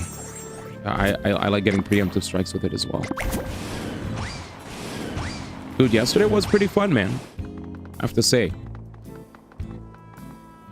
Y'all are no slouches in Smash, dude. Jesus. Uh-oh, he knows.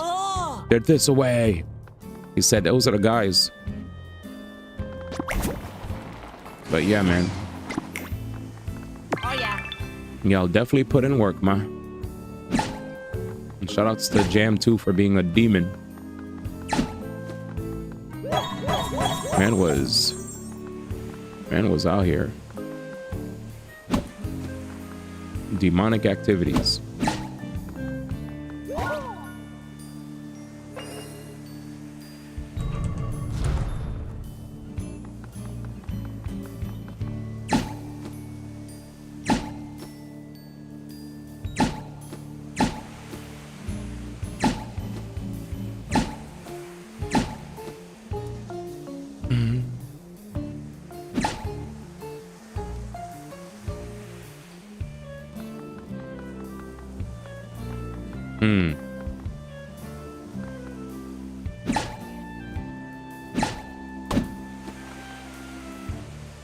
Ah, nuts.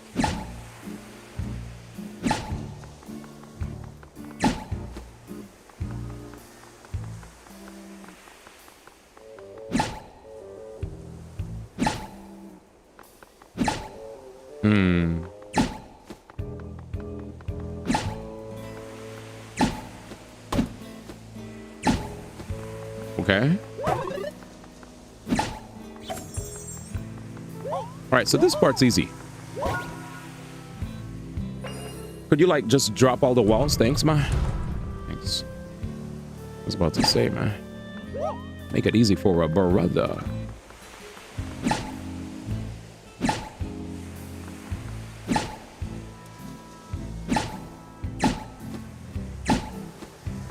The man said, let's go. Luigi! Oh, yeah.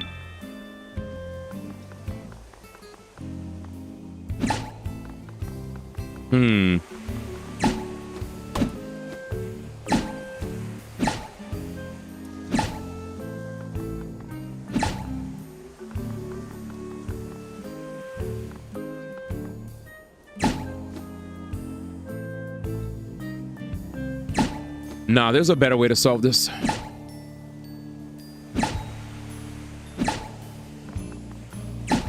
Yep.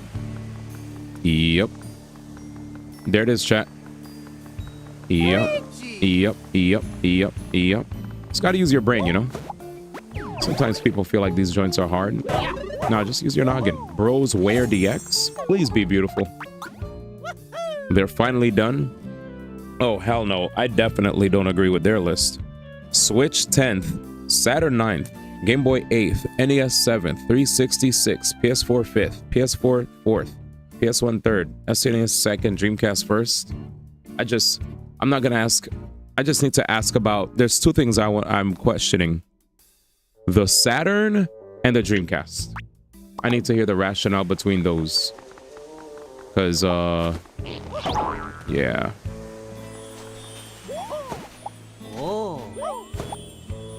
Because I definitely think their list is significantly missing. There's no 64 there. There's no Atari even.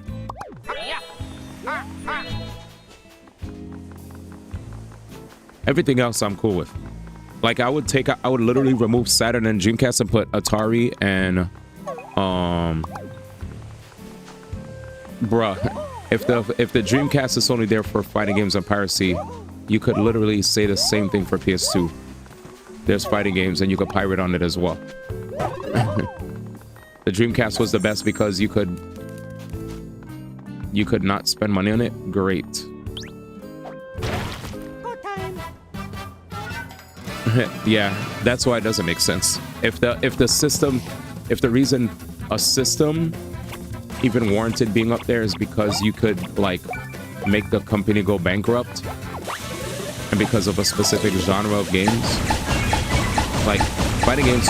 When I think of Dreamcast, I didn't think of fighting games. I thought of more than just fighting games. Dreamcast had Marvel vs. Capcom 2.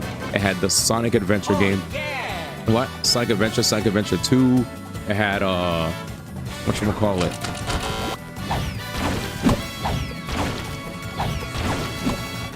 Jesus. Yeah, I'm shocked.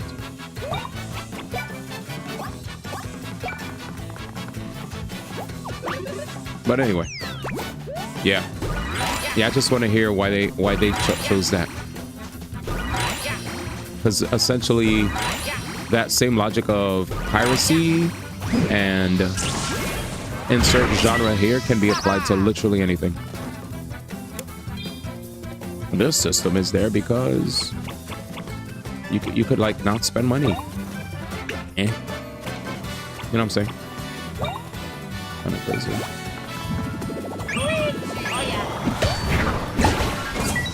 PS2 was weaker than Dreamcast for fighters. How? Is this like what Maximilian said, or for fighting games?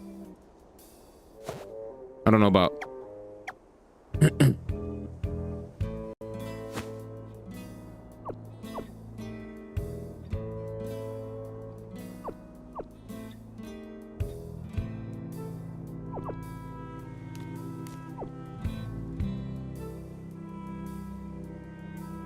Let's see. So, Dreamcast, as far as fighting games are concerned, had the SNK games, Virtual Fighter, and Power Stone. While PS2 also had a solid list and it was generally considered to have powerful hardware, it wasn't exclusively focused on fighting games like the Dreamcast. The PS2 still had many great titles. I'm just like, huh? Like, I literally saw a bunch of fighting games on that system. Arcade ports were superior on the Dreamcast. So that I know. I know as far as the ports are concerned, they're better on the Dreamcast. But when I think of PS2, I literally think of a robust list. But hey, let's see. Anyway. Marvel 2 was missing animations, that's why I feel. Yeah. Because the Dreamcast GPU supported some advanced features, such as normal mapping, textures that appear to have depth, like Halo's textures. It just never was fully taken advantage of. Dreamcast had double the VRAM, more capable GPU. PS2 was faster. The Dreamcast was actually able to push higher quality textures, leading to cleaner looking games. PS2 could render more on-screen polygons, though, so the graphics on screen could be more complex. At the end of the day, just because of fighting games, my nigga, like, what was Max's list based off of which system had the best fighting games? Because if so, Lamau, I guess. Because Dreamcast, like, if we're just talking about fighting games, it's like, bruh, there's way more than all those other systems did that far beat out the Dreamcast. But yeah, this is just, yeah, I lost interest. I lost interest. So what the? Listen.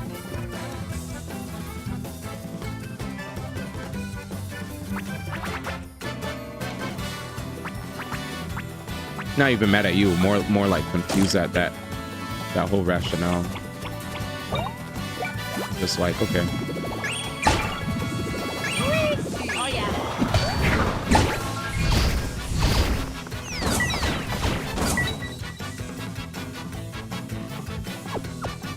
You leaving? Bye-bye. Oh yeah. No, because he already did top 10 fighting games.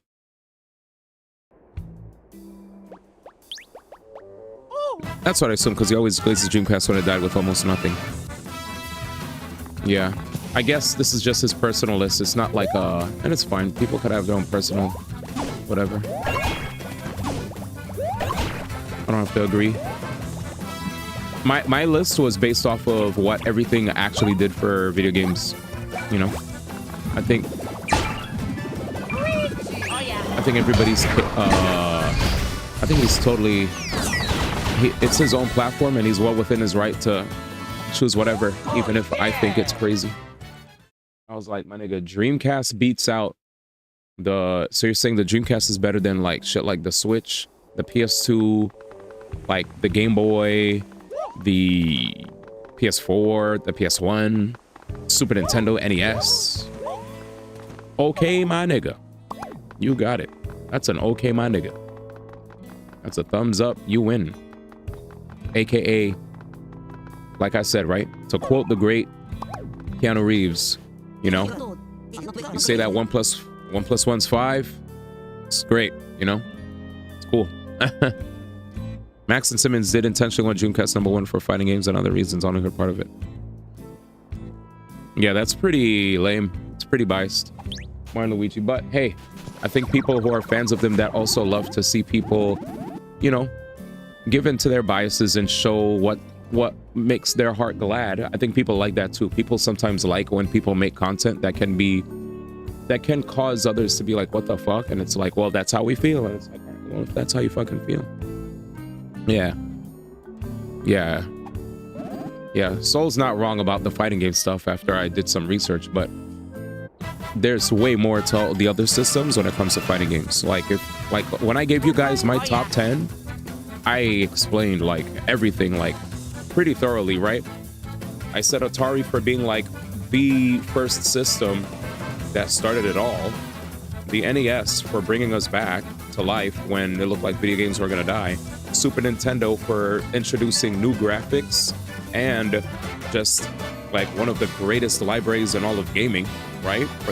For not only for that time, but for our time as well. And then you move on to freaking the PS1, bringing in like the disc-based content, a bunch of cinematic new gameplay that we saw the likes of with Resident Evil, Final Fantasy, Metal Gear, and the list goes on. 64 for revolutionizing 3D gaming even further with Super Mario 64. You know, they set the foundations for 3D platforming. Legend of Zelda Ocarina of Time for teaching us how to do combat in a 3D space with Z targeting, and further revolutionizing action adventure games with that game itself, right? Like a lot of games learned from Legend of Zelda Ocarina of Time. And then there's even more we could go into. Pushing forward, we could go to a place. What's the other system? What did I talk about? I said Atari, I said NES, I said Super NES, I said PS1, I said 64. Then PS2, just like the most winningest system of all time, best library of all time, best, like it's just #1 system. It was a perfect storm in one of the most like competitive markets when there was like a triple threat of, you know, PlayStation, Xbox, and Nintendo. I mean, Dreamcast did exist, but it was literally the PlayStation, Xbox, and Nintendo show. And PlayStation 2 came out, you know, quite convincingly on top with a lot of games that definitely continued to reshape the industry, introduce a lot more people, casuals, into games, especially with like the system doubling as a DVD player. You know, going back to Nintendo 64, I forgot about it also bringing forth the split screen gameplay with like GoldenEye, which influenced shooting games in the future on console too. You know, going back to I'm not naming GameCube. GameCube skipped. PS2 next. Then I went over to the Wii motion control. Big deal, right? That's like big innovation, made gaming very accessible for a lot of people as well. Like you don't always have to press buttons, right? There's new ways for people to game and have a good time. And when I say accessible, not so much like just only like if in case a person has a disability, but more so just making it available for a wide range of audiences, not just hardcore button mashers. Then we push forward to 360 with like the achievements and like fine-tuning what online gaming is, you know, just introducing us to actual real online gaming. Back then it was great. So that's like 7. What else did I mention? I think I mentioned like fucking, give me a second. I said like Atari, NES, Super NES, give me a second, 64, PS1, PS2, Xbox 360, Wii. Oh, I already have 8. Well, PS4 then. PS4 for just having like they further built upon just having like the really immersive like blockbuster types of games, right? Like think of Last of Us. It kind of sucks because with the PS4, while we started getting games that even more feel like movies, it kind of ushered in this new era of a bunch of people trying to chase the bag to make every fucking game a game with like a bunch of big graphics, big narrative, big spectacle, big this, big that, only for them to be unfortunate, you know, not only time sinks, but also money sinks, right? Like they invest all this money only for some of these games to sometimes fall flat on their face because they're trying to chase the same spark that Last of Us did, right? But it was cool that we did get introduced to a bunch of banger releases that also felt like movie blockbusters with the PS4. Great library, great system. It was amazing. And then finally the Switch, right? Like I don't need to say much about the Switch. You could be a person that loves it or hates it, but it literally introduced the hybrid model of portable and home console gaming. All right, it's just busted. Anyway, but that's me. And then I'll give an honorable mention to like the Game Boy. Honorable mention to the Game Boy. Honorable mention to the DS. The end. That's about it. That's me. It's kind of hard not to make a tier list like that, though, based on personal reason, though. But I get where your tier list comes from, too, because you're thinking a more logical list over personal list. Exactly, Betrayed.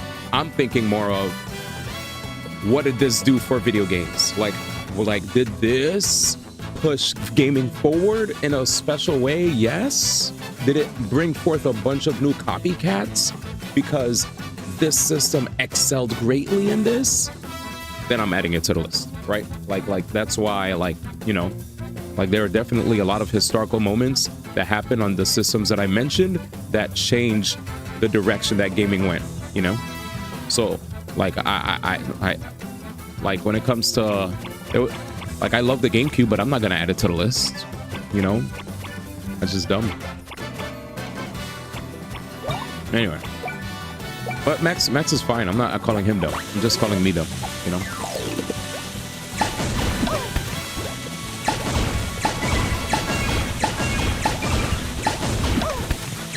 Fucking A, man. This shit is hard.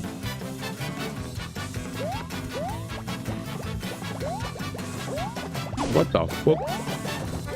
Well, rip Luigi getting extra XP. Oh, this is sick. I hope I don't see Matt, by the way. I was like, what the fuck? The moment you told me that list, I was like, man, I wish you never... A part of me was like, I wish he never told me that Max was doing this. I wish I never knew.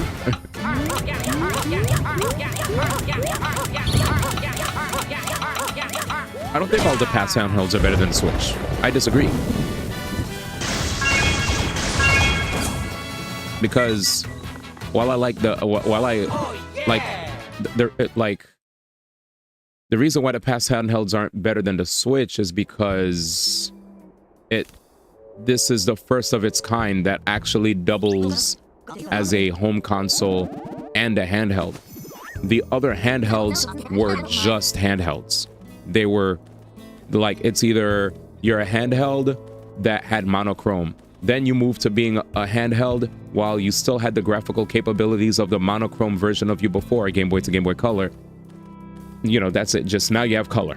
You're not monochrome now. You have the same graphics, but you have color. All of a sudden, Game Boy Advance, boom, graphical upgrade, sound upgrade, all that, audio-visual upgrade, boom, pow, perfect. And then we move on to the DS, dual screen, 3DS. Now you have dual screen, but better, you know, it's better now. Graphical upgrade again, right? Amazing. You know, even PSP, right, had like cool shit that it brought forth. All these things are great, but why I put the Switch over those handhelds is because it wasn't just a handheld. It was a handheld that doubled as a home console that also spawned copycats, because people realized, wait a second, people love handhelds, and they love handhelds that they could also play at home. Now, you could also retort and be like, oh, but there were things like, you know, what is it called? PS TV. I think there were things that allowed you to play your Game Boy or whatever on your TV and shit like that. But like, that's like an, you know, that's an extra accessory that you'd have to spend money for. This is right out the box, a handheld that also could play on your TV. Like you either could play handheld, or the dock that comes with the system, you could just have it there and boom, easy slip it in, you know, with all the bells and whistles, right? You could do motion control gaming, you could slip off the controls and play them, right? The Joy-Cons, you could split the Joy-Cons between two people and play. Like, they did a lot of different shit. And in comparison to all the other handhelds that are being mentioned, the Switch literally is stronger than all those other handhelds that came out prior, right? So, like, it's stronger than the Game Boys, the DSs, the PSPs, and all that, you know? I'm not talking about the Steam Deck. I'm talking about, like, prior to the hybrid console thing. Unless we're just trolling. Anyway, 3DS and DS had OD games. Yeah, they had a great library. But yeah, it'd be nice to put DS and 3DS on the list, but if we're doing it purely because of games, you just got to put the Switch there. The Switch can barely run its third-party entries. Okay.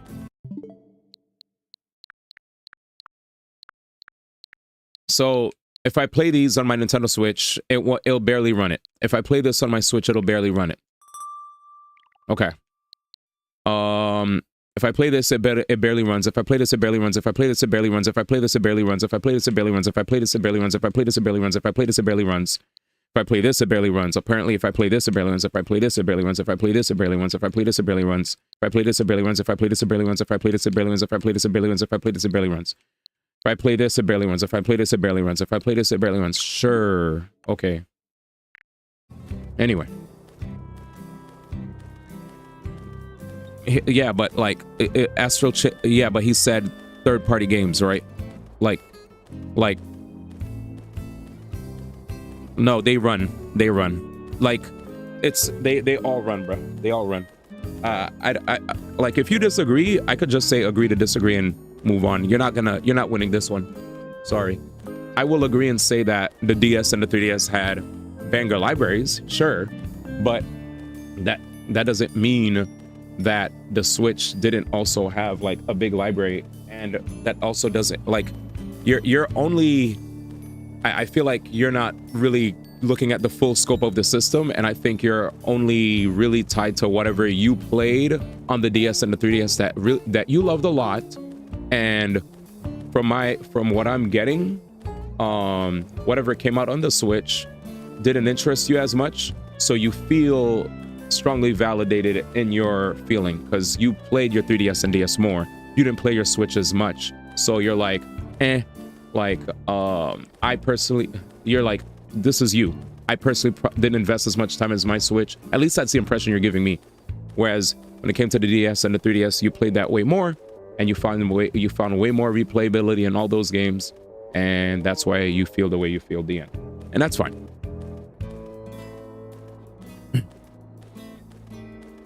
I mean, give me a second. Astral Chain is from Platinum Games. It's a third-party game. His argument, but Trade Prince was it can't run third-party games. Just because a game is exclusive to Switch does not mean it's not a third-party game.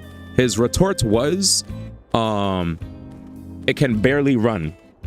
Barely run means like I'm actually not able to play it, like unplayable. If I could play it, then it's fine. PS2 had subpar multi-platform releases that sometimes ran at 30 frames when the GameCube and Xbox versions were 60 frames per second. Did that take away from the PS2 being the most winningest system of all time? You know how many reviews I've read where there were multi-platform releases on the PS2 in comparison to the GameCube and the Xbox, but it didn't matter? Because at the end of the day, the PS2 had a fat-ass library and a big-ass install base, and that's what we saw with the Switch. So it doesn't matter. Like, this argument's moot. It's a moot argument. You know? It doesn't matter. It doesn't matter about the PS2 being kept alive because of the Wii. That doesn't matter. I'm talking about, let's not move the goalpost, brother. Think about what you're saying. You said third party blah blah blah on the Switch is not that good. Well, guess what? PS2 third party when you did, like, if you did like a Digital Foundry side to side to side, there were some times where PS2 graphics were like worse. Now you're saying PS2 was kept alive by the Wii. That has nothing to do with the argument of third party barely running or whatever.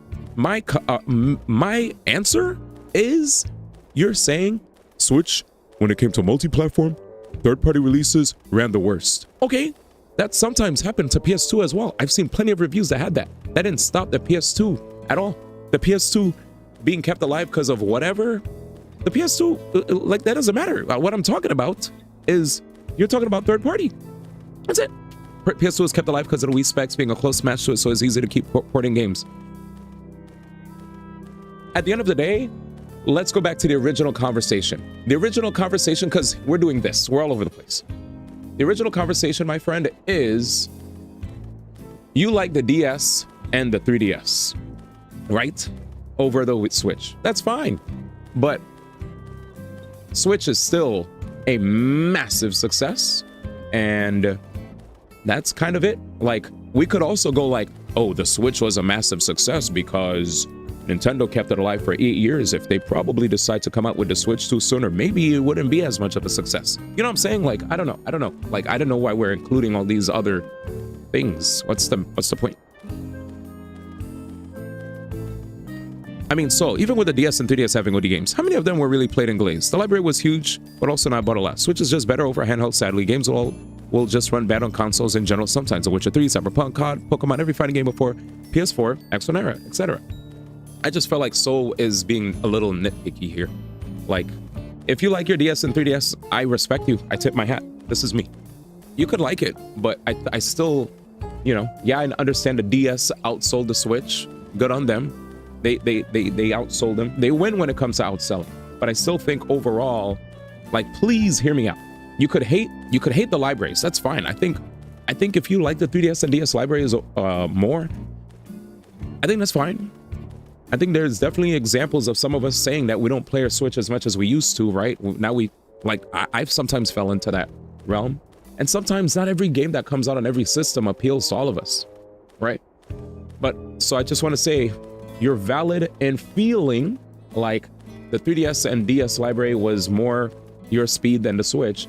But there's a big freaking reason why a lot of people now have realized, wait a second, if we were a little hesitant to be on the Switch, we kind of fucked up, because, like, apparently, you know what, this thing, even if it wasn't the strongest system, like, the install base was so OP that people realized that them avoiding being on the system was actually a detriment to them. And aside from the install base, aside from the sales, it was just a convenient home console for people to take on the road. I could cut out how many sales they had. I could remove the sales from the conversation. I could remove the install base from the conversation. And let's just talk about how convenient it was to have something like a home console that you could just yoink out of the dock and go outside and play Smash Brothers, Mario Kart, and we could just move on from first party games and even talk about third party releases that actually were playable, since you said third party games weren't playable, even though I played plenty of third party games on my Switch. I know that there were bad third party ports, I agree, but that doesn't speak for all of them. Just because there's like a few blemishes here and there, that doesn't mean each and every single thing sucked when it came to third party, because that's a disingenuous argument. All I just want to get across is, no matter where you stand on the library, no matter where you, and I will omit the sales, I'll omit install base to not make this like a conversation of sales or how many people own it. All I'm gonna sit on is the reason that this system is better than the previous systems now is because of the convenience of having the home console experience being taken on the road, period. Like, a lot of the previous consoles were held back by hardware limitations, so most of the games kind of look like they were, you know, most of them looked pretty 2D, and if they did try to introduce 2D, they had a lot of different tricks to make it work, right? But this, you know, think about it. Playing something like Breath of the Wild, I know you don't like Breath of the Wild, right? You personally don't like the game and you want the old Zeldas back, but like from an objective point of view, right? I'm a person that never played Grand Theft Auto, but I can, like, I've never been attracted to playing a Grand Theft Auto. I never cared to play Grand Theft Auto, but I could actually still be fair and say Grand Theft Auto is something that should be like, you know, Rockstar. I've done enough research to understand why it's very well respected, why it's very well loved, blah, blah, blah. I did a lot for the sandbox genre, right, of games, right? Like big props to Grand Theft Auto. Same for Skyrim. I never played a Skyrim, but I also understand why those games are glazed. On the subject of Breath of the Wild, that is a masterpiece in gaming as well. And to have that game, one of the most like highly reviewed, highly respected, well-loved across like so many gamers worldwide, 30 million in sales, bro, right? Insane. Like, that game, it's not only just like, it's not like, you know, like, it's a game that a lot of people all over, even if you personally don't like it, a shit ton of people were pretty much on the same page of, there was no like argument like with Tears of the Kingdom where people were split like, oh, I don't know if I like this, like, I don't know if I like Tears, or, you know, I think it's like a DLC. There was none of that with Breath of the Wild. When Breath of the Wild came out, it was just boom, mostly just crazy positive reception all around the world. And now couple that with being able to play something of that level, a game that is so big, now you're able to play that shit on the road. That's a big deal. That's a huge deal to take something like that, a home console experience of Breath of the Wild, and playing that shit on the road. That's like insane, you know? That's insane. But hey, if a person doesn't care about what I'm saying, I totally understand. Anyway, let's move.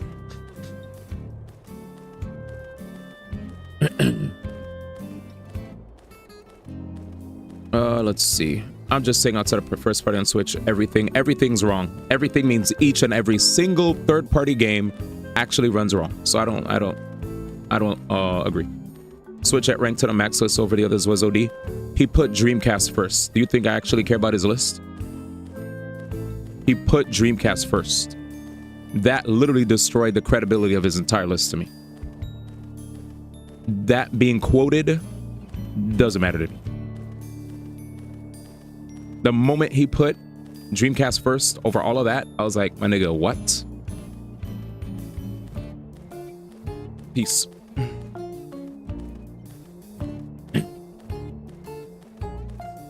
His list is his list. But anyway, just like he has his list and you have your take, I think your take's fine. I think you liking DS and 3DS over Switch is fine. We all have different things that appeal to us, right? Some of us try to be more objective when it comes to why we like certain things and why we rank certain things. And some people care less about objectivity and it's more about the vibes, feel goods, right? There's certain reasons why we have certain people in power here in the US of A. Because some people, you know, go off of vibes. That's it. The end, man. Vibes rule the world. All right, see ya. Hold up, Radish. I mean, I guess, but I wouldn't put those over the Switch just because of a bigger library.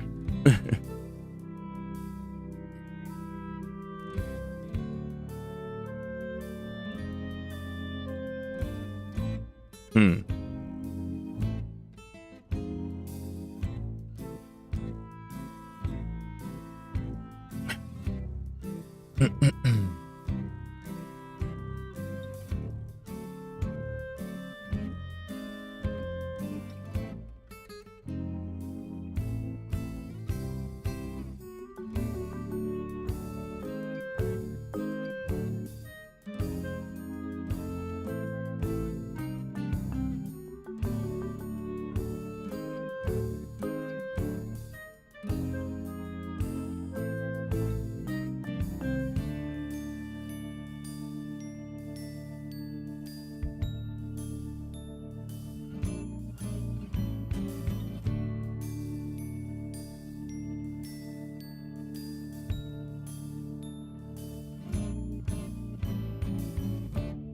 Yeah, I'm seeing a bunch of Reddit threads where a lot of people are saying comparing the Switch library to the DS or even 3DS library is just unfair.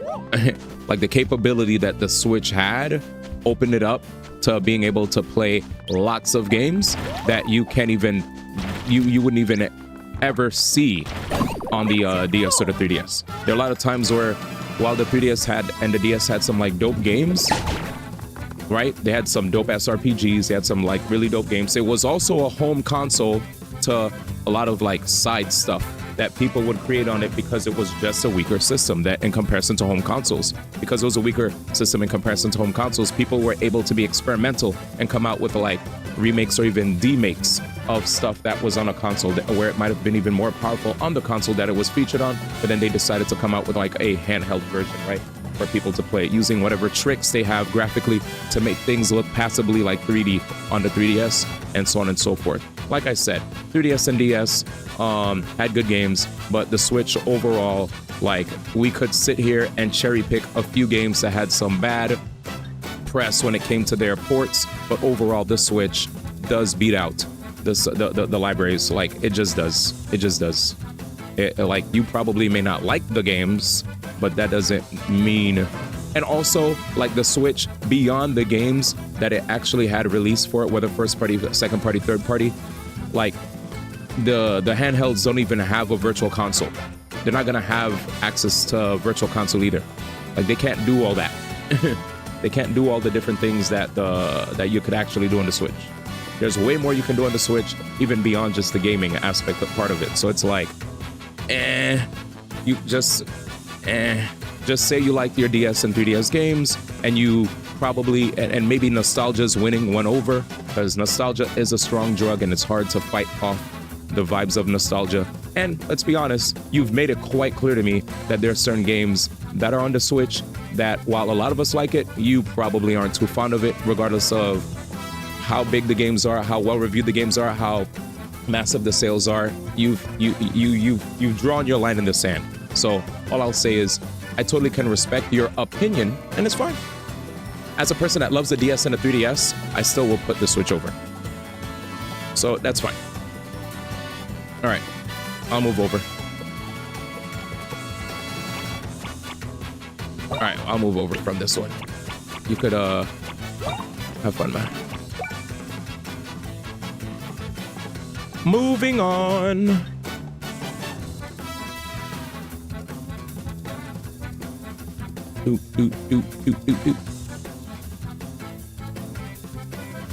Oh, by the way, D, I forgot I was going to tell you about South of Midnight. That's just a comment you made based on Astral Chain.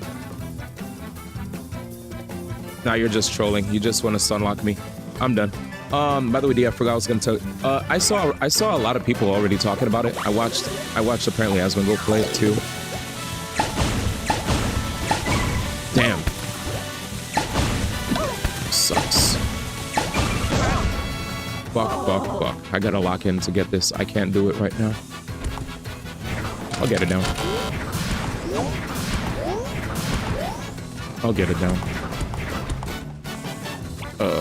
Man.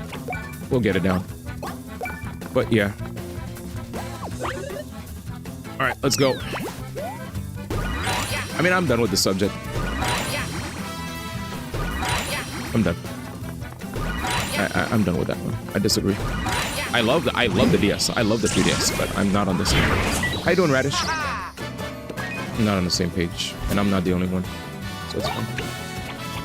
I think you could like totally enjoy. Jesus, like I said, I'm not focused. I think, like I said, there's no point to me continue the conversation because I know what you like and don't like, and you know, it's fine.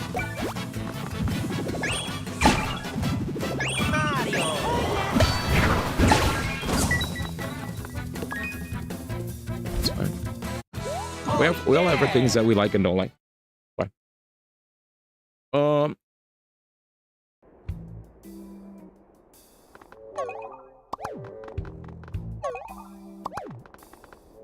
No, my comment isn't based on Astral Chain. It was based on how you felt about like Breath of the Wild. It was based on how you felt about like multiple different games that you actually said you didn't care for that were on the Switch.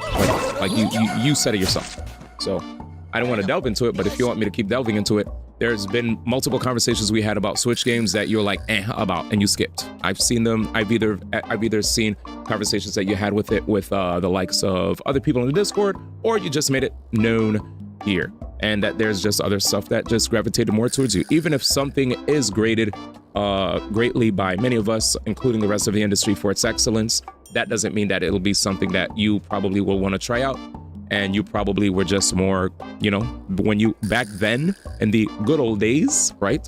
You remember the times that you spent playing the DS and the 3DS, and those were more fun to you, and they're more near and dear to your heart. And maybe during this time, you find yourself less attracted to the stuff that's on the Switch. But despite its massive, vast library, which can mirror a home console's library that one can take on the road, yet regardless, we're still gonna actually put like the 2DS and 3DS above that. Yeah, sure. You could stay there.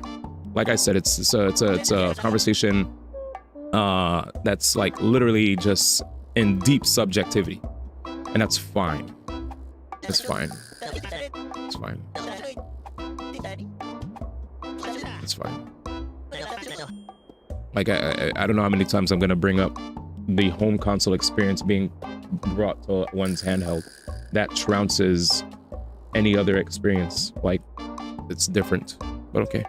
Anyway, you're 2 to 3 hours into the game. It's really amazing, and the combat feels great. You love the way the world revives around the folklore and the Weaver aspect thing. Okay, chat wars, great minds battling it out.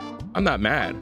I just feel like if a person loves the DS and the 3DS over the Switch, then that's fine. All right, that's fine. If you really didn't find anything that you liked on the Switch, or you just saw some articles that really like signal blasted, hey, look, this port wasn't that strong on it. Oh yeah, the third-party ports, every one of them were bad, which is like, every is like a blanket term. It's wrong. It's wrong.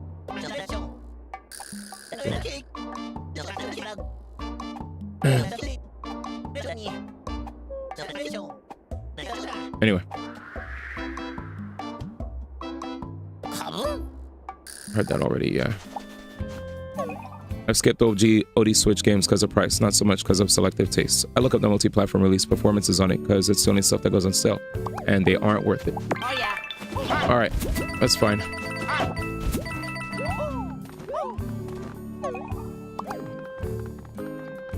It's fine. SMT 3 scratches on both PS4 and Switch, for example, so I haven't bought it on either. Okay.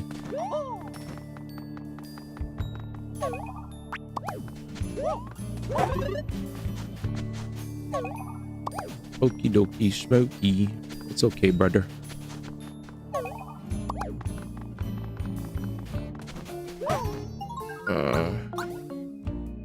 It's okay, mate. No worries. My sword is down, my shield is down, mate. You're good. You're a good brother man. Brother man with the master plan. Brother man with the master plan, brother. It's all goody. I ain't fighting. I'm gonna let a brother speak so I could hear him out better. But I just wanted to get my point out. I was like, I know you're gonna just share how you feel, and I'm gonna let you share how you feel. I think it's fair to let a brother speak, but I will disagree.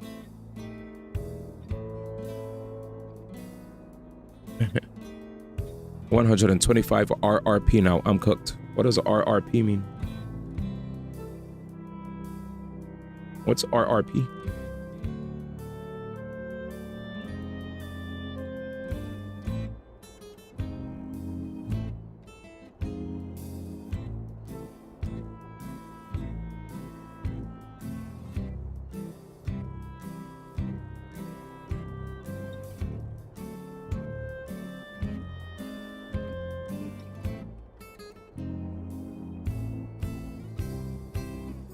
All right, back. Don't you mean MSRP, man? Yeah, that. Wow, shout outs to Nate for reading, for understanding. Thank you, Nate, for translating them. Anyway, yeah. Retail price. I was like, what is a RRP, dude? Like, is that role-playing games, dude? Like, real role-playing games? Aren't those the one at Poster Guys? Again, I think the DS and the 3DS were fantastic. Great memories.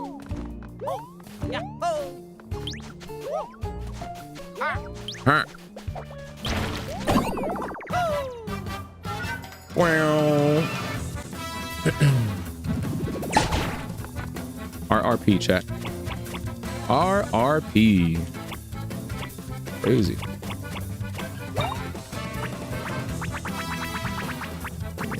Yeah, let's just do this. RRP, man. RRP, boys. Crazy.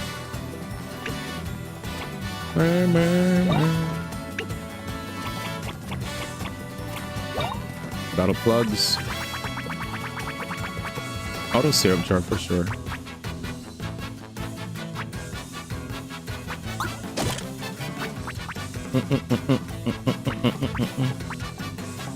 Where is it? Based. All right, let's see if this works. My man said first time chat tough. Hey man, he's on the same page as a brother. I was like, huh? No! Auto excellent here, man. Oh, I'm pissed. Leave it to me. Perfect. Oh, shoot. That's busted. Okay. Anyway, all jokes aside, let's hope the Switch 2, if any of us did feel any sort of way with regard to the Switch 2, right, chat? Let's hope that I mean, as far as like Switch, if we had any reservations about the Switch 1, let's hope that the Switch 2, oh Jesus. Let's hope that the Switch 1 will, you know, bring forth good times for those invested. If not, well, it is what it is. All right.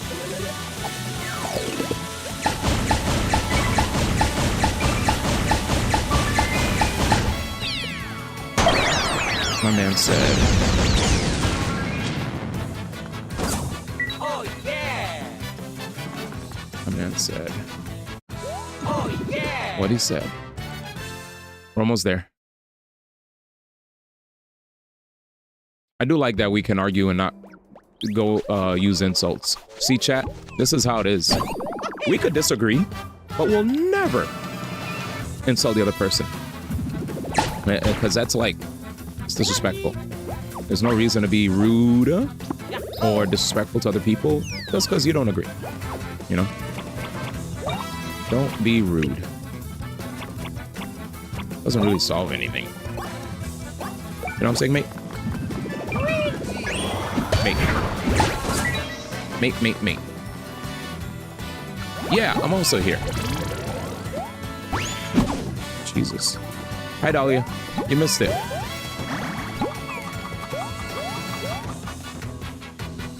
What's Luigi doing? Nice. Jump helmet, this guy. So why am I spamming jump helmet? Well, the reason, and auto excellent, for now, we're trying to do a thingy. What are you, all right, so South of Midnight, let's switch it up. I think I don't want to beat the Switch versus DS 3DS conversation to the ground. I think we've already finished that one. I don't want to be all up in my brother's ears. So chat, we dag. Okay.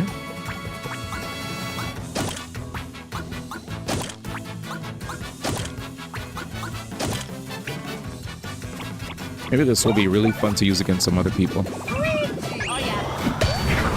I was cleaning my ears, actually. Funny enough. What do you mean? What does that mean? So moving on, we Betrayed said he's playing South of Midnight. So I saw Asmongold was playing that game, which apparently you guys said that was my favorite streamer or something. I was like, all right, so that's OD. That's what you guys said. But yeah, so he was playing South of Midnight, I think. Oh, because I said let me not be in my brother's ears.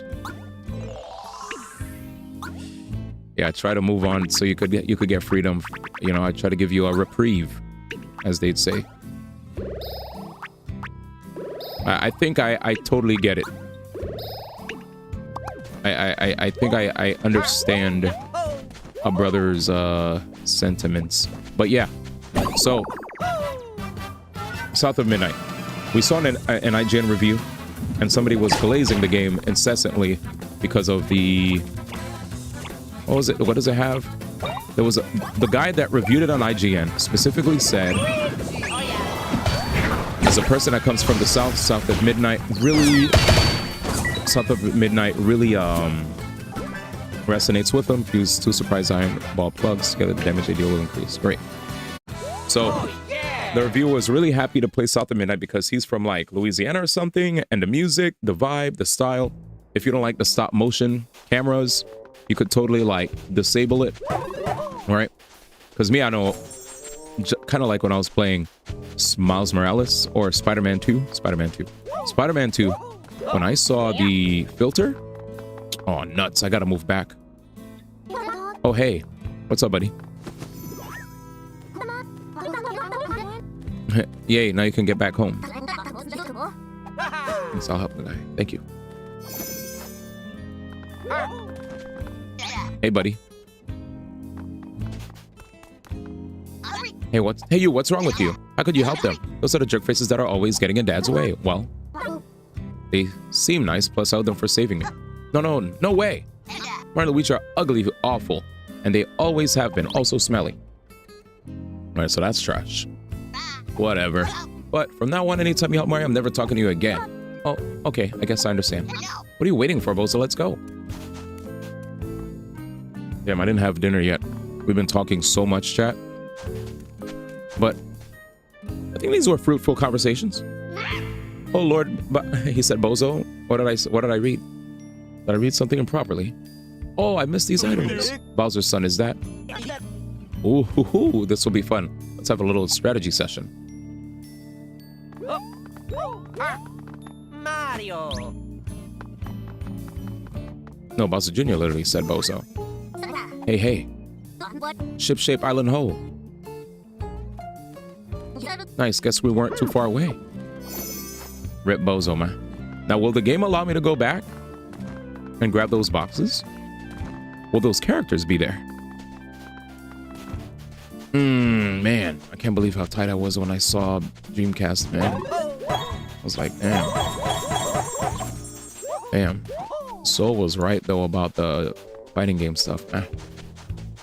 It was like, wait. He said, hey, man, it's fighting game stuff. He always says this. I was like, oh, okay, man. Freaking arcade ports, man. Dreamcast did always have the best arcade ports. It was the ugly awful. Too funny. Yeah, I thought I liked the ugly awful. That was what made me laugh. Rip Bozo. Okay. Okay. So we don't need our friend for this. And we're back.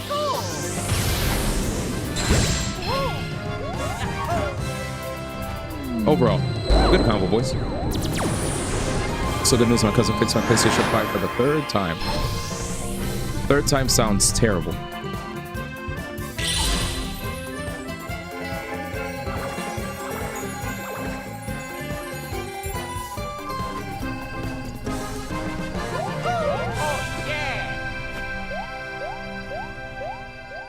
By the way, you know what's OD funny?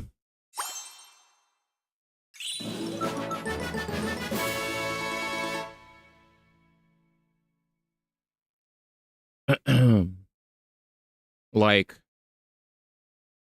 when I was hearing about I didn't want to like go ham, but I was just like, bruh.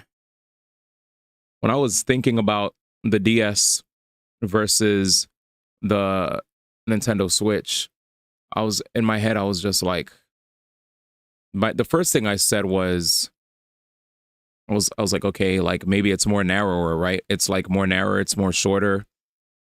I guess like backwards compatibility with Game Boy Advance games, it's lighter. And then all of a sudden, when I bring up the Switch versus the Nintendo DS, the Switch literally has like 12,265 games, right? Actually like 14,404 games, my bad. 14,404 games, right?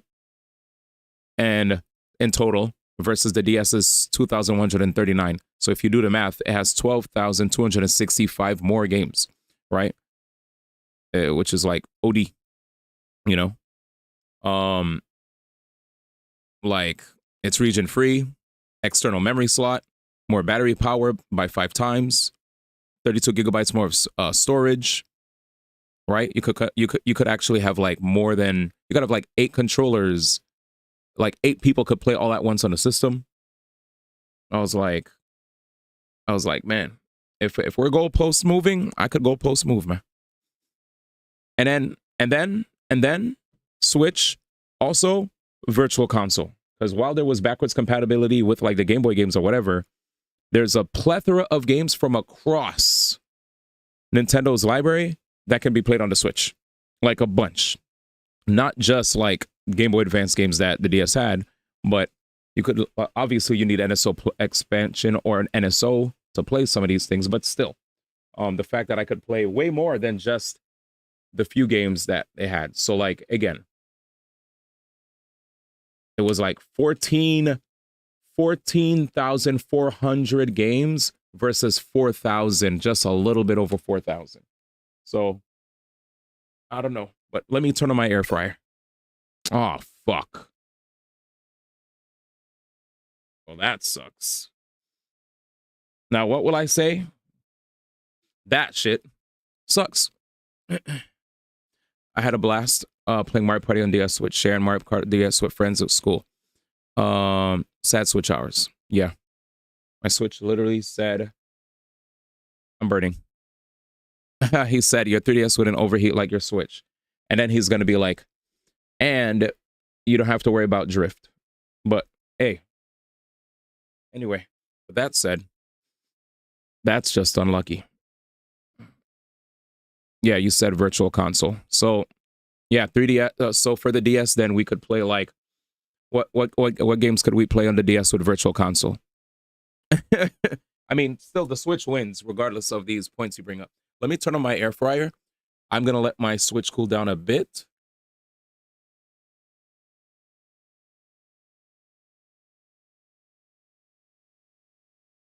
I'm sad.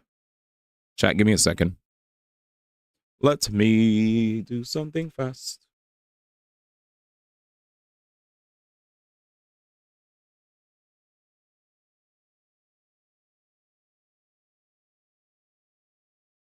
Crap. So yeah, we're going to continue, but we just have to wait for a bit. What do we have here? What the fuck is this, boys? Sorry for the language.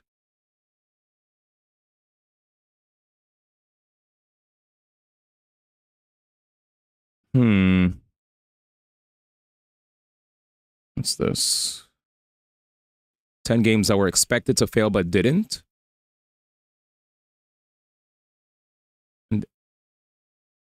Insane. What are the boys saying? Sorry, guys. We will continue. Unexpectedly, we had an overheat situation. You can play Pokemon Stadium 1 and 2 online on Switch. The mini games, others are pretty fun if it doesn't lag with peer-to-peer. Oh, I was wondering, like, if you were able to also play Pokemon Stadium on the DS since it had Virtual Console.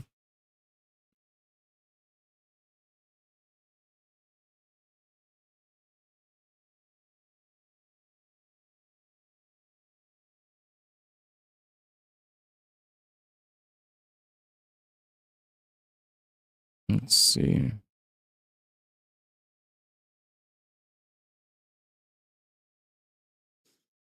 No, I'm trolling.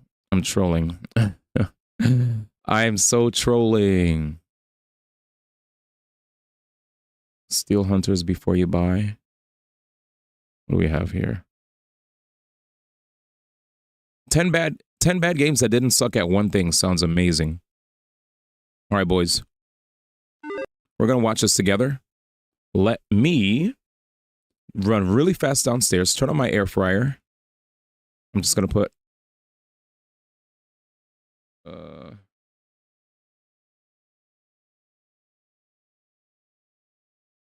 let's see.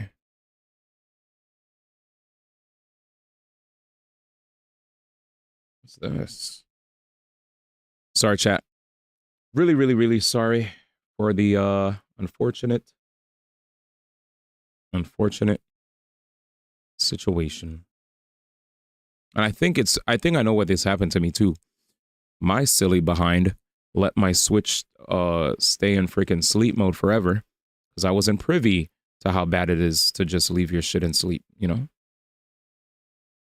But yeah. Dummies be dummying. I'm gonna put song, music. Let's switch it up. My PS5 is off.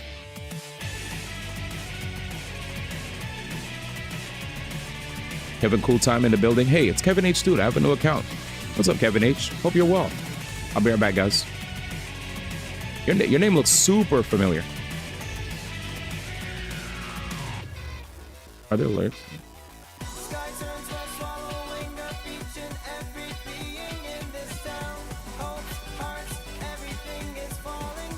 I don't know if this is like Astral Chain OP.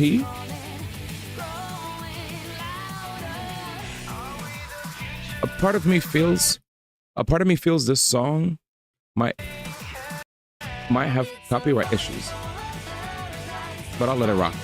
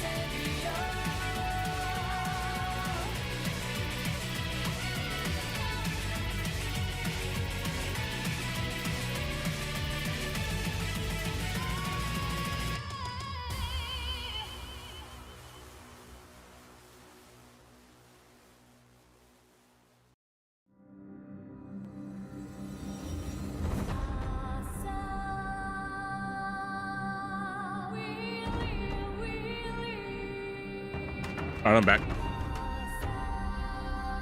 Let's do it. So, while we wait, thanks everybody for waiting. While we patiently wait for the Switch to cool off a little bit, we will check out this video from the wonderful people at Gamer Ranks. This is called 10 Bad Games That Didn't Suck at One Thing. All right, let's see what they have for us. Hey, sometimes even the worst games aren't all bad. 9 out of 10 parts of it might be terrible, but there's that one little chunk that might actually be interesting. Some of our least favorite video games have a few decent ideas that we can appreciate. So I know we might sound like we're doing crazy talk with this one, but hear us out. Here are 10 bad games with one good thing in it. Starting off at number 10, so one of the absolute worst things to come from late stage Konami, you probably know, it's Metal Gear Survive. It's a game that nobody asked for, nobody really wanted, and nobody... Wait. Are you really gonna say, damn, he has Metal Gear Survive on his list of 10 bad games that did one good thing right? I wonder if we're gonna see Shadow the Hedgehog. Shadow the Hedgehog, I think, should get its props, right, for... Like, I'm a big fan of the whole, you know, choosing different story paths, resulting in you getting like a different endings, whatever. Shadow did get black creatures, right? All right, brother. I'm a little mad because anytime I see Metal Gear Survive, a part of me, like as a person that has met, I've shaken Hideo Kojima's hand on 2 separate occasions. Definitely unfortunate that that you know, it just sucks, right? That we're never going to see him actually make a Metal Gear Solid game ever again. It pains me every time I see him. I'm like, damn, bro, that was your baby, bro, and you can't. They don't even. Damn, they just took custody, bro. Crazy. Now they did that wrong. The story makes no sense in Shadow. The only canon thing is the secret ending. Anyway, I'm done trolling. Nobody really expected. It took the leftovers of Metal Gear Solid 5 and kind of like puppeteered the corpse to make this weird survival game thing. That's a good way to say it. It felt kind of terrible. It felt like a cynical cash grab because these types of games were all the rage at that point. It barely had anything to do with Metal Gear. It was just in the title. It used the Fox engine, sure, but that's it. It had none of the charm or storytelling of the original games, but it does actually have a neat concept for a video game when you actually dive into it. Right, so the game drops you into a map full of dangerous zombie-like creatures and forces you to build defenses around your base before exploring deeper into the fog. These giant creatures reside in the dangerous depths of the map, and you'll slowly scout more areas as you collect materials and craft better weapons, better facilities, and better tools. The game forces you to play very carefully. Nice. Nice, careful gameplay, chat. Did anybody play Survive? You gotta be super cautious and essentially craft your way up from nothing, I sure did. Which is just a fun video game concept. Plus, using the Metal Gear Solid 5 engine and like the gameplay and the movement and shooting systems just makes it even stronger. Building a base and having to defend it against a constant threat while also exploring a map, you know, it is the kind of video gamey stuff we crave. I think at that point though, and especially with me personally as a diehard Metal Gear fan, like all the goodwill was lost, so you kind of couldn't help but look at this one without like a negative bias. And ultimately, trust us, like here at Game Ranks, a lot of us played probably too much of it. There are a couple of bullet points in there that are actually good ideas. It's just the final package, how it all came together, just kind of dissatisfying. It leaves a bad taste in your mouth. What was the good? Did I miss that part? Next over at number 9, The Medium. A game that some people call bad. Yes, I would call it kind of middle of the road. Definitely wasted potential. This was Bloober Team's game before they made the Silent Hill 2 remake, which is why I guess some people, you know, were pretty skeptical of that game. In The Medium, players mostly explore this abandoned hotel while simultaneously existing in both the real world and the afterlife. So the big gimmick allows you to see your character in both universes at the same time. Kind of like a normal gray, foggy world, and then like a dingy, grimy, monstrous world. So again, you're seeing your character in both places at the same time, and you're solving puzzles and actually sometimes avoiding danger that only exist in one world or the other. Playing a single player game in split screen with 2 different viewpoints is a neat idea, something we'd love to see done better in another game, because like I said, the medium was pretty flat. It ended up being kind of dull. The environments look great, and the afterlife is just really, really cool looking, but gameplay wise, it felt really sterile, really simple, and the story was messy. But again, at the core of it, like some of the sequences where the game really tried to push that whole 2-screen thing,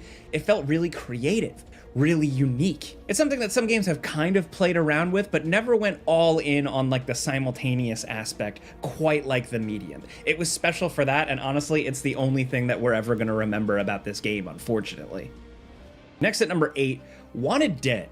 This game took a big swing. If you've never heard of this weird third-person shooter, you're in for a lot. This is a game that just assaults your senses and never lets go for a very brief runtime. You know, it's throwing news clips, anime cutscenes, weird cafeteria eating scenes, karaoke minigames, violence, and all at you just within an hour. It's kind of like a Suda 51 game if it was even more zany. And the gameplay is so solid, we're actually even struggling to call this one a bad game. This is like maybe so bad it's good.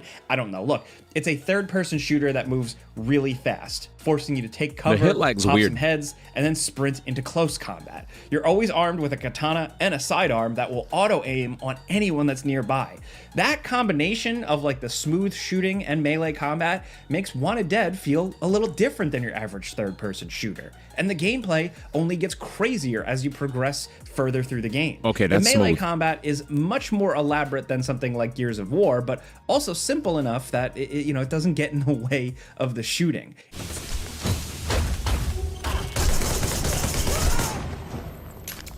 I never even heard about this game, dude. What time is it?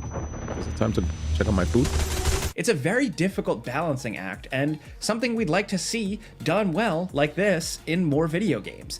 The biggest problem with Wanted Dead, and the reason it belongs on a list like this, because this has to be like one of the more blatantly unfinished games we've seen in a while. Literally everything in the game gets set up and then doesn't get resolved, and it really only adds more questions to the pile. Maybe that's just this game's style. Maybe the answers never really mattered. It's all about the karaoke mini games and the creativity and the shooting and the whatnot. Too bad even a lot of that stuff stops after the first 2 hours. Let's get a Wanted Dead that doesn't fall apart like a House of Cards in its second half, please. If they did a Wanted Dead 2, it could absolutely crush it.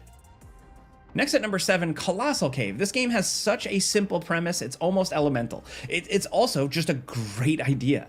Starting off in your little shack, you'll go explore the titular Colossal Cave in search of treasure. That's it. There's no backstory, there's no drama, there's no villains, there's no real heroes. You're just a person looking to collect lots of treasures in this infamously dangerous dungeon. It's so simple. Infamous makes me think of Soul. Soul, you missed it, by the way.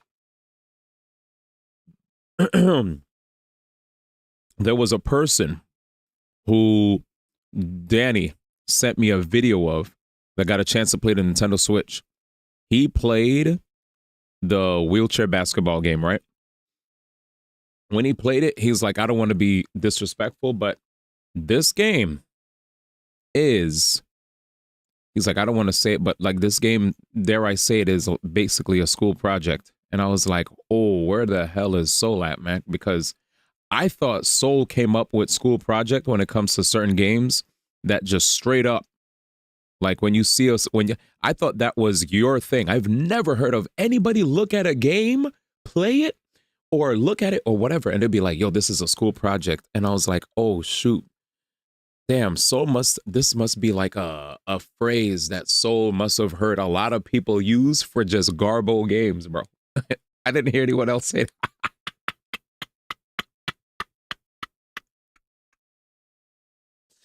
Yo, but it's probably more common if you didn't game the Zach class like me. Yeah, that's what it is. You're right. There it is. So, yeah, they were like, Drive Exit Drive looks like a, what's the name of the game again, Danny? Where you at? I never remember the name of the game. So everybody just calls it wheelchair basketball. No ableism. Just that's the only way. I don't know the real name. Drive X Dive or Dive X Drive, some nonsense. Drag X Drive, yeah, I'm never remembering that name. That game is so forgettable. Every single content creator that played it shat on it. They said it looks whack, it looks lonely, it doesn't have any, it just does not ooze with any personality. The game is just ass. And then like Games Cage, big Sonic enthusiasts. I think you know Games Cage. Everybody knows Games Cage. He's friends with the girl that says she's a model. She's a booty model for the Marvel Rivals girls. She said she modeled for like Invisible Woman and I don't remember what else. But anyway, regardless, yeah. I find it funny how D laughing shit at Games Cage's review because he felt so validated. Oh yeah, yeah. Because I was like Drive X Drive is so ass. But the thing is, you guys have seen me like rant about shit that's garbage, and sometimes I'm like, I legit sometimes think that my strong opinions when I really don't like something can discourage conversations. So I try to be a bit more chill with my delivery, less emotional, and really try to look at both sides before I yap. But she was memeing. Yeah, apparently she was not telling the truth. This entire time I thought she was telling the truth. You definitely believed her? All right, relax. But yeah, so he's Japan Time Podcast. Wait, does Games Cage do content with so wait, is he on Japan Time with like Shofu, Rogers Base, and all of them? He said it doesn't match. Yeah, I never knew it was jokes. All right. Oh, he's a Japan Time regular, so he knows all those guys. Crazy. I've never done Japan Time with him in the past. He must be new. Well, cool. Well, chat. Let me toss my fish into the air fryer. This should be like the last stretch of me warming up my dinner, and then we'll be good. All right. Artfully simple because Colossal Cave is one of the oldest commercial adventure games. Originally, it was a text adventure, so remaking the game in full 3D is also a pretty great idea. It's unfortunate that this spelunking adventure just turned out so rough. Colossal Cave is much more of a puzzle game than an actual dungeon crawler. While there are enemies to fight, enemies literally appear in random battles. Most of the time, you'll be looking for items and using those items to get past obstacles.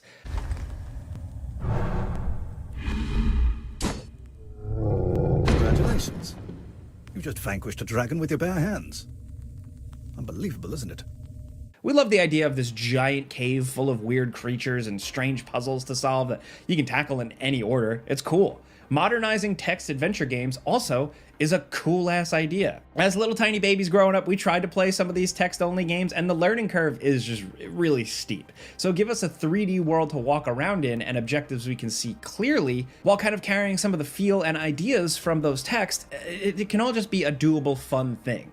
At least they should. You know, Colossal Cave follows the same moon logic that plagued early adventure games. Nothing in this cave makes sense, and none of the puzzles have been modernized at all. This is the type of game where you use every item on every object until something works. It gets tedious, and when you get something to work, oftentimes you have no idea why it even worked in the first place. Look, we love the idea, but the concept could use some work. A lot of work.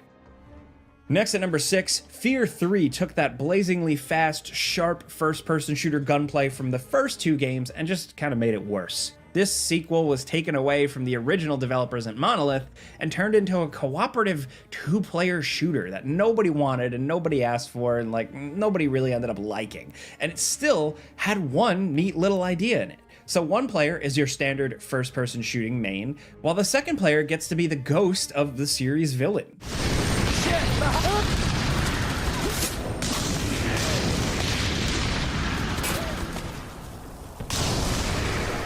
If you must save that woman, the fastest way is through the houses, not around them. This ghostly guy can float around, lobbing psychic energy, but his most impressive power is just the ability to hijack enemies and then play as them. That means the second player has a totally different set of abilities and uses, which is a neat little concept for a first-person shooter. It would have been a cool idea if the game used it at all to good effect. You can play the entire game in single player with one or the other character, and there's no point really where both characters need to work together to solve puzzles or use their unique skills together. There's no creativity to these ideas. It's just a good idea and then nothing else flexed around it. Despite being a cool guy or a ghost guy, it still ends up just being a bog standard shooter that takes the horror trappings of fear and just makes everything more generic. And the story doesn't matter as much. The guns feel bland. Look at the shotgun. And the co-op just unfortunately ended up sucking the life out of the game. But at the end of the day, again, the point of this video, one good thing in a bad game, here it's hijacking enemies to help your buddy. That's cool. Next at number 5, we're flying close to the sun here. Mass Effect Andromeda isn't a bad game in the way some other games on this list are bad. It's a somewhat competent title that just pales in comparison to its way better predecessors. It's a game that tried to modernize Mass Effect a little bit, but ended up putting the series on ice for even longer.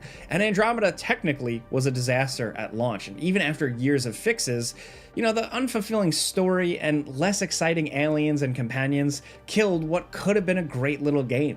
First off, putting Mass Effect in a new galaxy with new aliens is an interesting idea. We understand shedding the Mass Effect baggage, like maybe was what the series needed to move forward after the big, huge ending of Mass Effect 3, but it only made the series' biggest fans angry. And the updates to the gameplay feel totally natural, giving your team jetpacks to double jump around the much bigger environments. You could launch directly towards your enemies. It was cool. The concept of the combat system was a breath of fresh air for an RPG. A lot more freedom to move around and take out enemies a little more stylishly. It's a lot of fun when you get the hang of it and you got a lot of abilities, and we'd be surprised if future Mass Effect games glued our feet back on the floor. That's really it with Andromeda. It's like, what if it was Mass Effect 1, 2, and 3, but you could zip around on a cool jetpack? What if you were faster?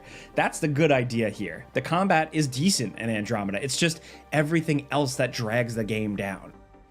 Next at number 4, genuinely one of the best ideas for a multiplayer game in years here. Meet Your Maker is another game that isn't strictly bad, it's more flawed, like heavily flawed. This is a clever little multiplayer game about building deadly obstacle courses and then challenging your friends to beat them.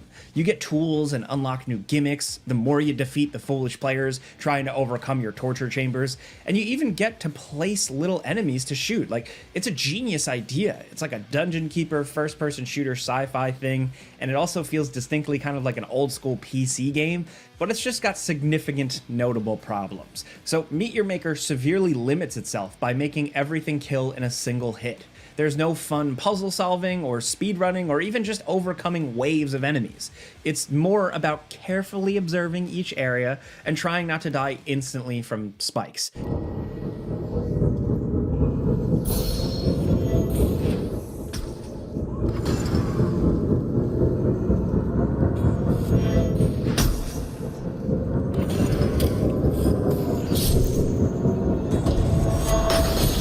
Every level only has one mode, Death Trap. And unlike other creative games like Trials that include tools to make your own levels, there's no incentive to make levels that are just fun or different or unique. It's all about just trying to destroy the other person. And I get the whole one-hit kill thing. From an idea concept, it is creative. We love plenty of games where things are short and sweet like that, but here it just didn't land. It didn't really let the idea breathe. Meet Your Maker honestly is a concept that's still worth building up. We want to dodge more than just like a lot of spikes or a couple of ugly enemies.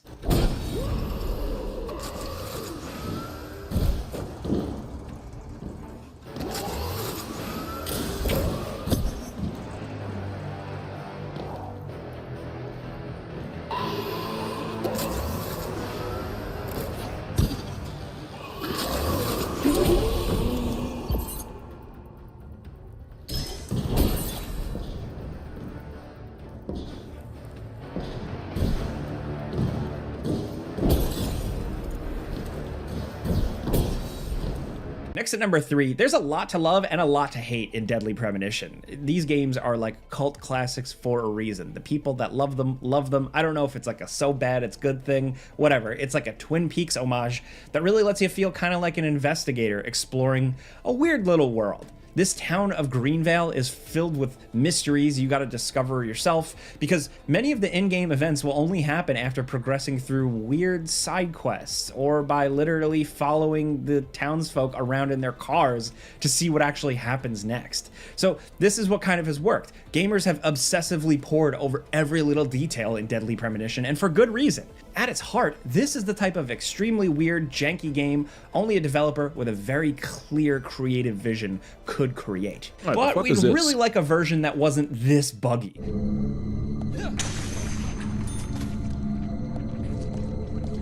What game is this? Star Wars?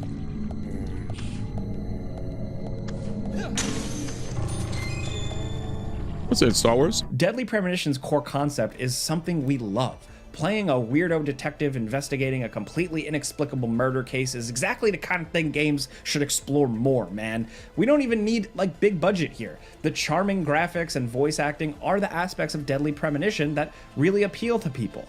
It's just that terrible combat, the bugs, the glitches, and the crashing. There were so many crashes in this game, and it's only gotten worse in the Director's Cut editions. Deadly Premonition, as a video game concept, should just be an easy slam dunk, but Deadly Premonition 2, a blessing in disguise, made us realize maybe it's a lot harder to make a good Deadly Premonition game than we thought, and maybe the first game is the best we're ever gonna get. Deadly Premonition 2 is quite a disaster. It's almost shocking it was released commercially on the Nintendo Switch in that state.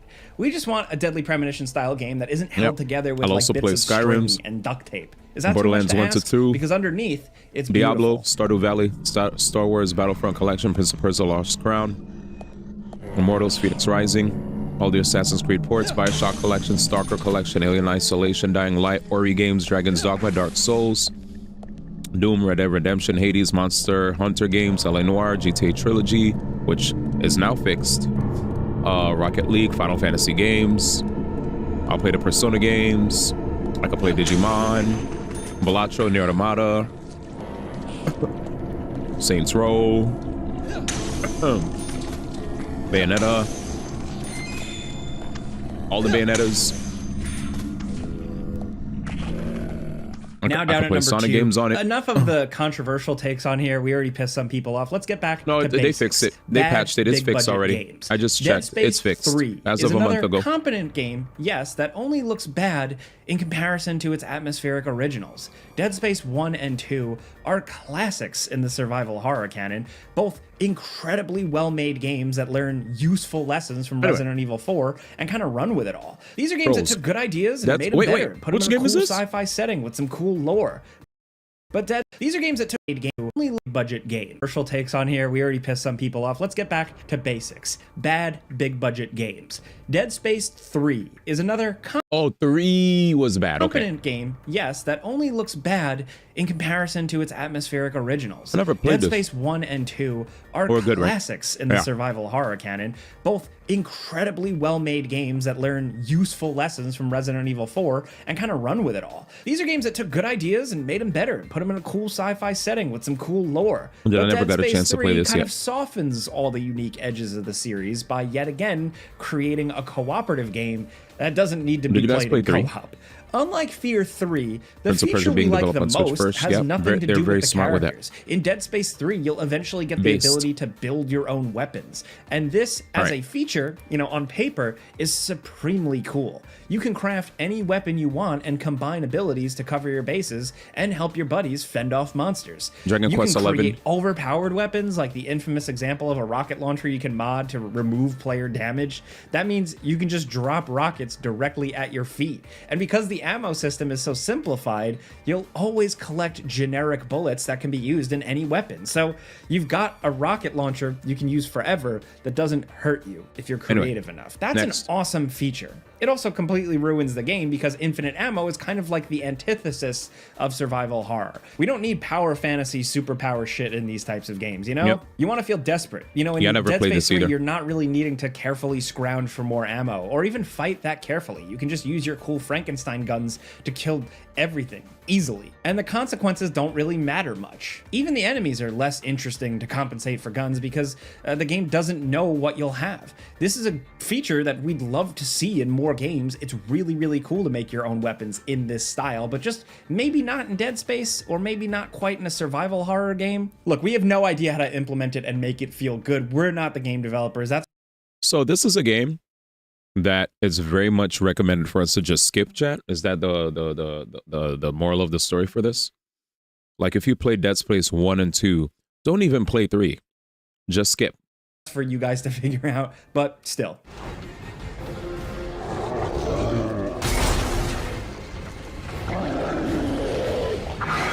In case everybody's wondering what's wrong with the delay, he said at that point finish the trilogy. My man said Devil May Cry it, man. He said just Devil May Cry it, man. Yeah, there's 3 games. No, I was just saying, like, if indie off chance. Extraction, what do you?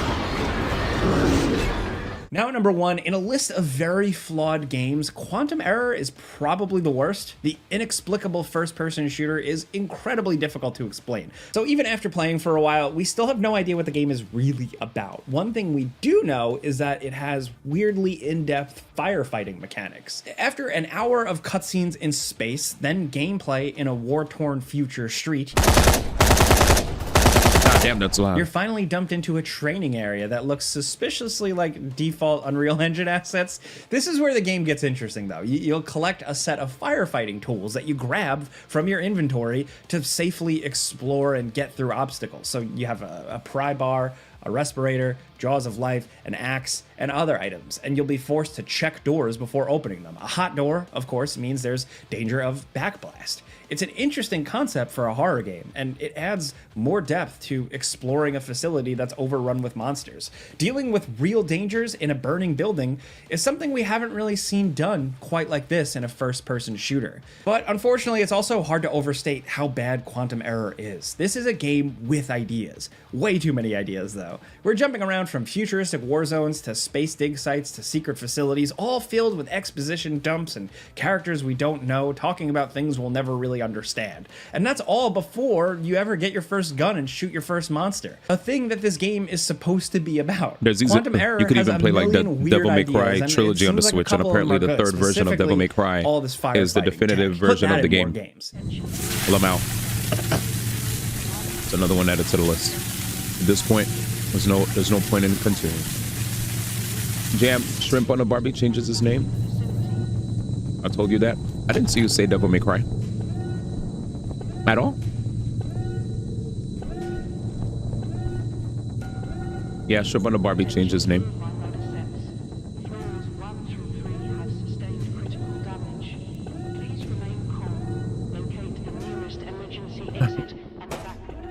But those are Fry door. 10 bad or forgettable games that have something good about them. Look, we also have to be totally honest here. We absolutely love some of the bad games on this list, so don't hate on us too hard. You said But, in if you've got a VC? favorite bad No game wonder I with a didn't great remember then. idea, let us know in the comments. We'd love to hear.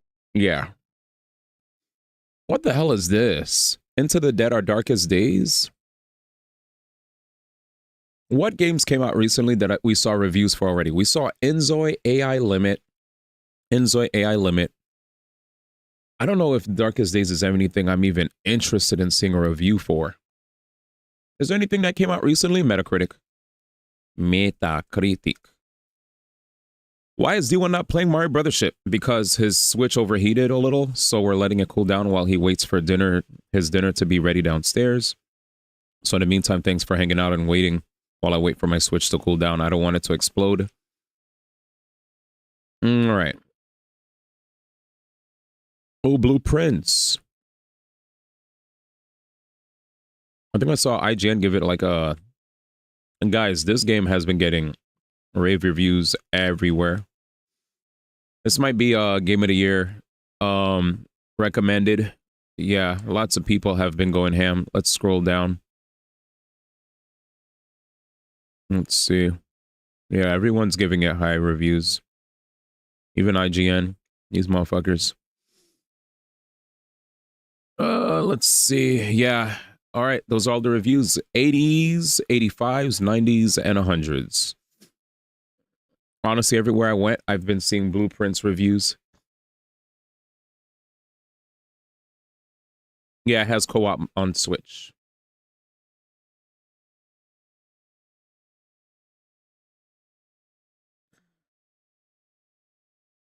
I think we saw the IGN one.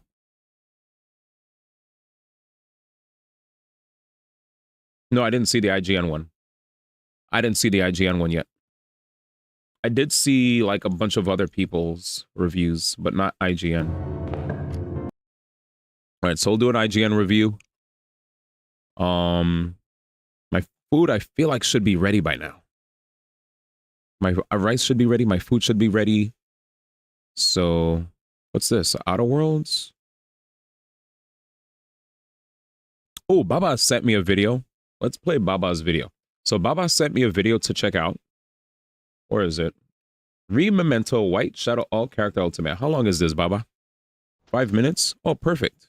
All right, so Baba sent me this video for some gacha game called Memento.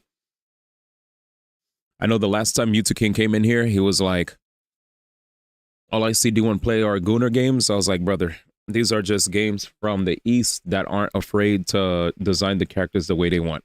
I know we're exposed to, you know, all these reviewers on the West that are afraid to do certain things or be labeled as Gooner, but shout out to Marvel Rivals for not being afraid to do what they want. With that said, chat, I'll be right back. Let me run downstairs, grab my food. Enjoy.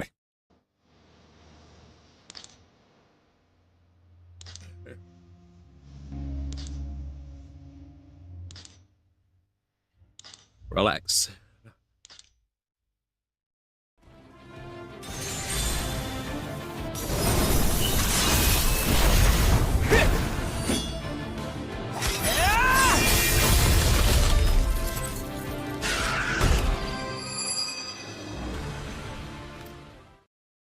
그냥 다 쓸어버릴까?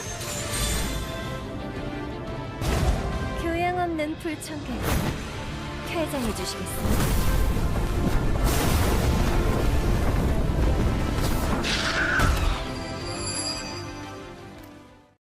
새 전략을 준비하지. 내가 있으니 너무 걱정하지 말도록. 우리 승리할 테니까. 오래 걸리진 않을 거야. 죄악을 알리는 섬관, 너희를 심판하리라.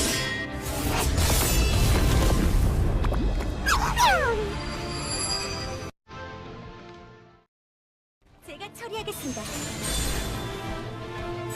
맞서 싸워요. 우리의 평화를 위해. 쟤도 배가 고플까? 기대해줘. 오늘의 케이크는 널 위한 거야. 뭘 그려볼까? 구두 완벽. 나는 모니카 원더스타.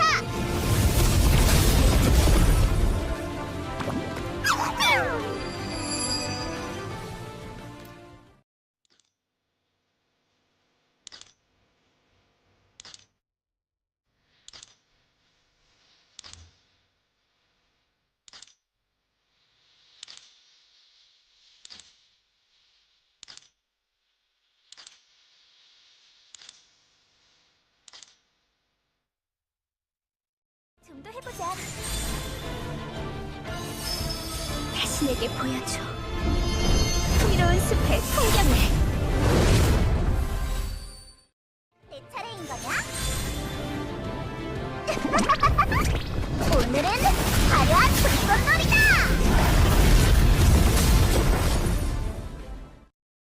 규정 위반자는 누구지? 너를 처단하는 것이 나의 사명이다! 몰랐어요. 안 돼, 안 돼.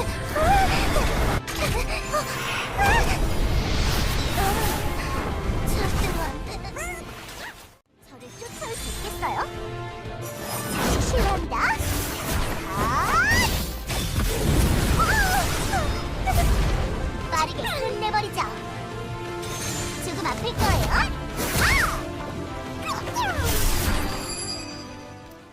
부작용도 괜찮아.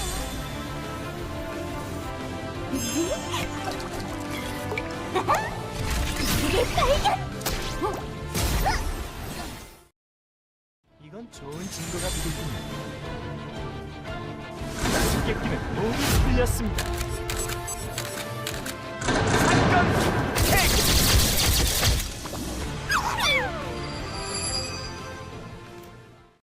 자, 내 실력을 봐라. 가게 두어라. 어차피 결과는 같을 테니까.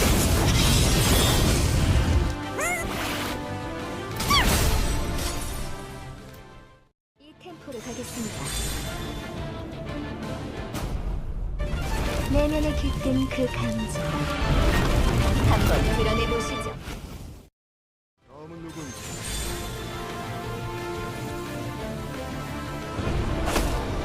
내가 소리 동불락의 요새다.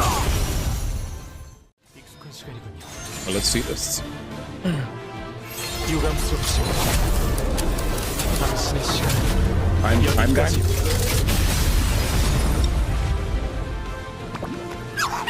We're back, boys. Dinner's acquired. 오랜만이야. It looks cool. 예절 교육 시간이야. 잘 받아둬. Bullet.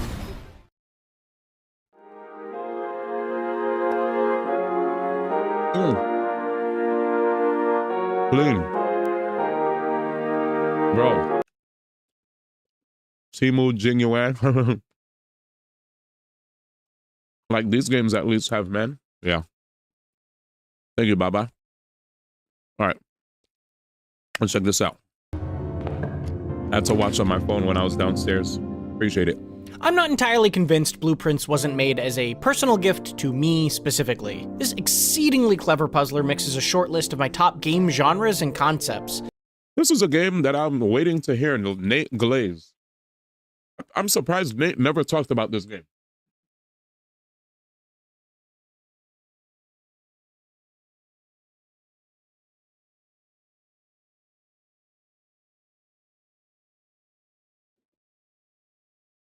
Chat, if you don't know who Nate is, he is the resident indie game lover.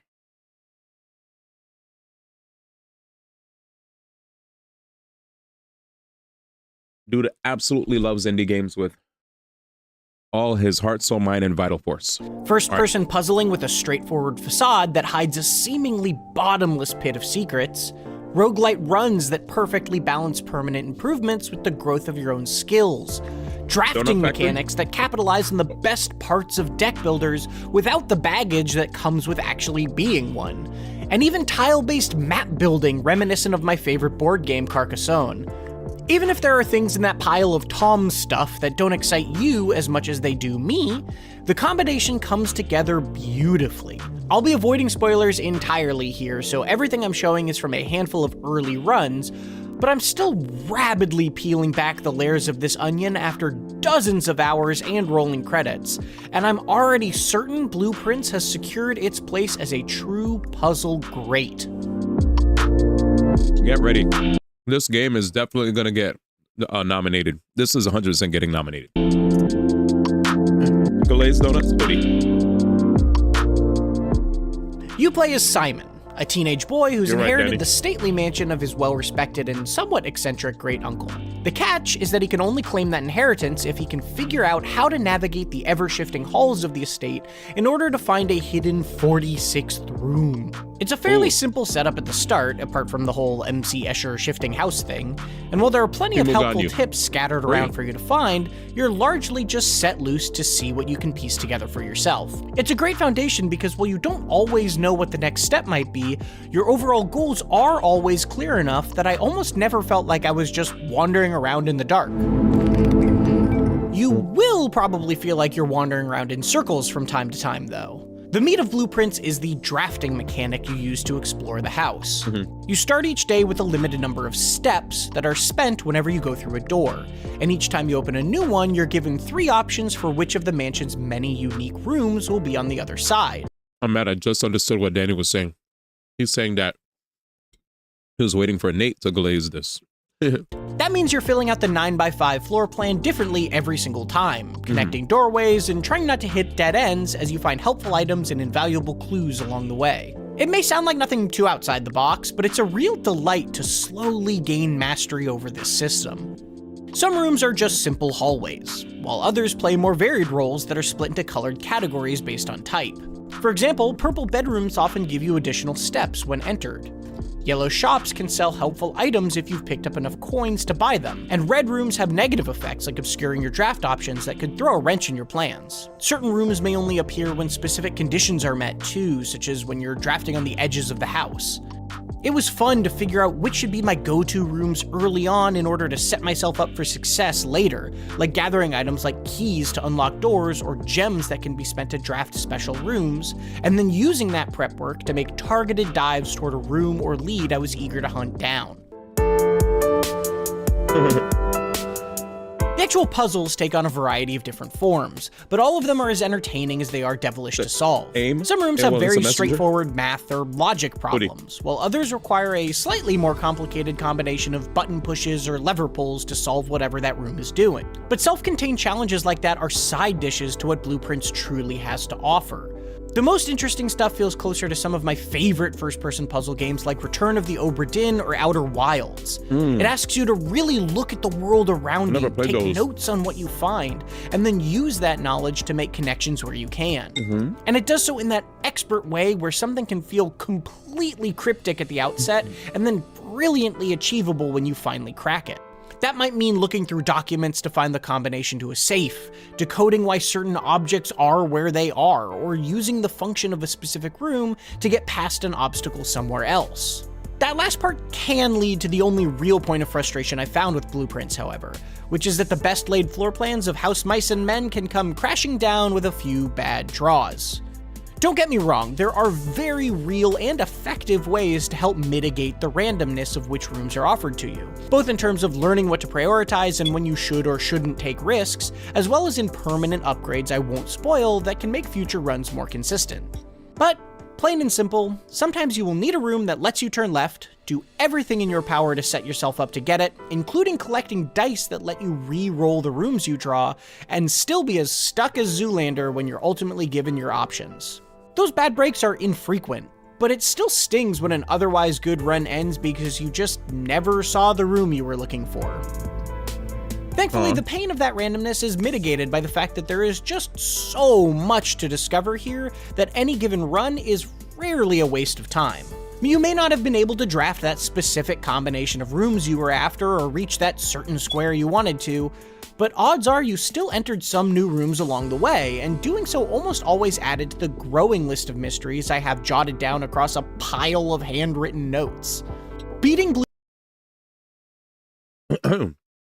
So if you guys are not aware, I don't know if he mentioned this, but other previous reviews for Blueprints that I've watched with you guys, I think last week, late last week, mid last week, mid to late last week, they all recommended that you should actually take notes when you're playing. Like have a notebook or a notepad, like have a sticky notes tab, something, notepad, do whatever you can so that while you're playing, you're keeping track of certain things that are really important. Apparently, it's like recommended for you to do that. Blueprints took me about 15 hours, and getting to that 46th room is absolutely a satisfying puzzle to solve on its own. But I also have far more goals now than I did when I first set out. There are safes to open, doors to unlock, books and letters to read, clues to decipher, and loads of lore to uncover. It's impressive how all of these optional puzzles are woven into and around the path of the main one. Some are hiding in plain sight from the first minute, just waiting for you to realize they're important, while others drop an unassuming string of crumbs in your way that lead down a deep and unexpected rabbit hole when followed. The randomness of the drafting mechanic combined with your own personal sense of curiosity also mean that any two people can follow very different paths. But this fractal abode doesn't frustrate by randomly withholding things either. Clues can often be found in multiple forms or places, so once again, you're always making progress toward something.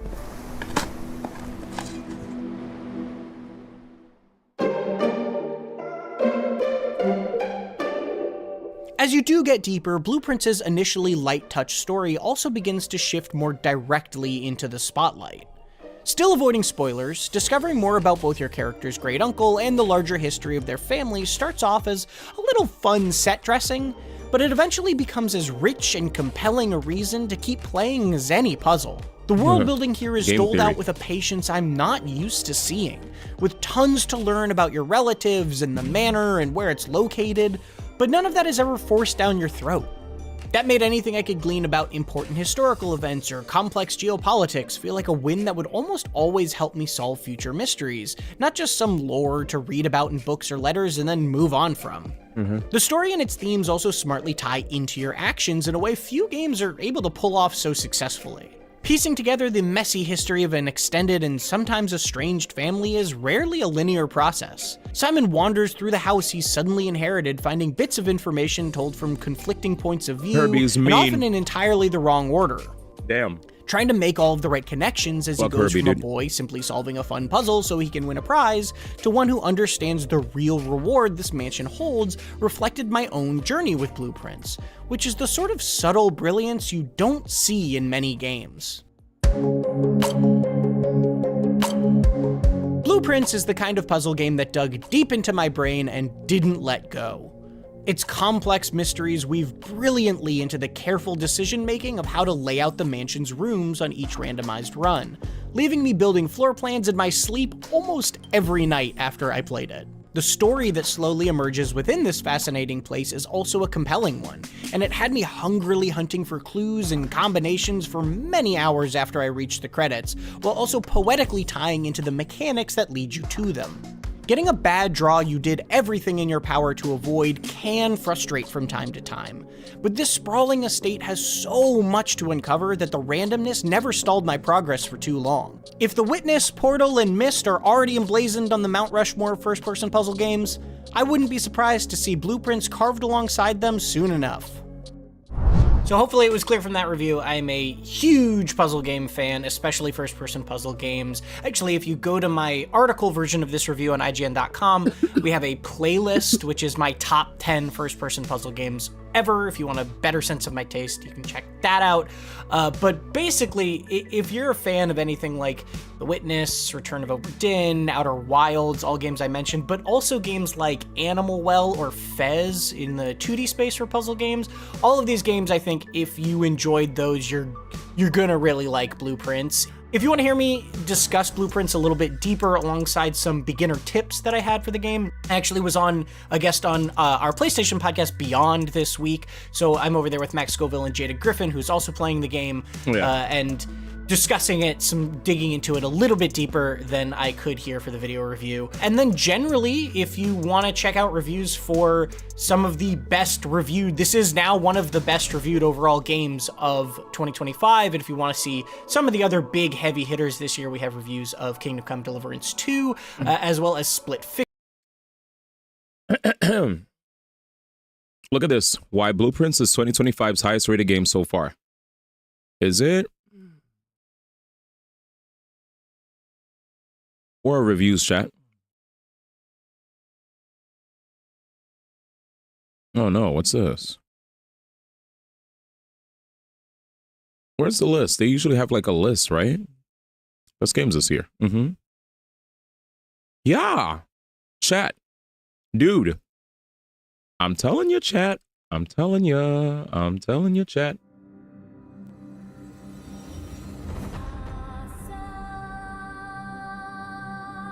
Oh, this song is godlike. All right, let me set this up. God damn, this song is godlike.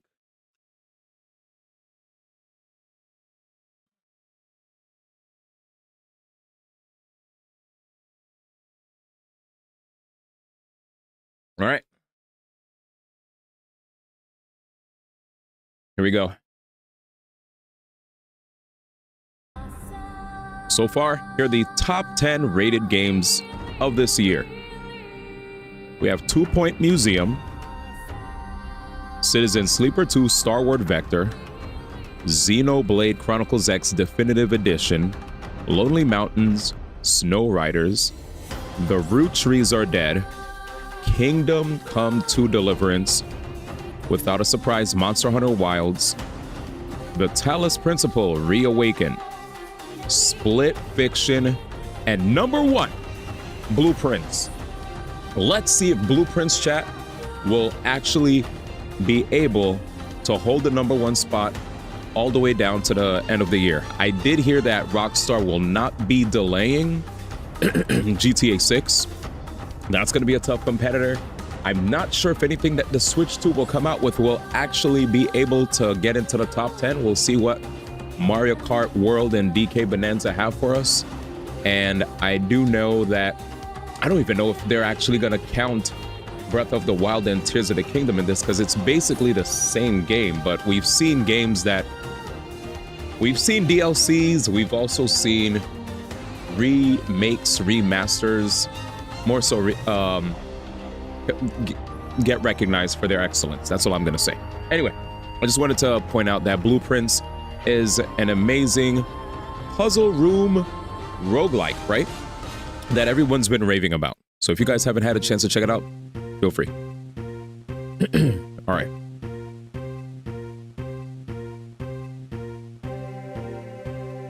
Sorry, chat. That was me.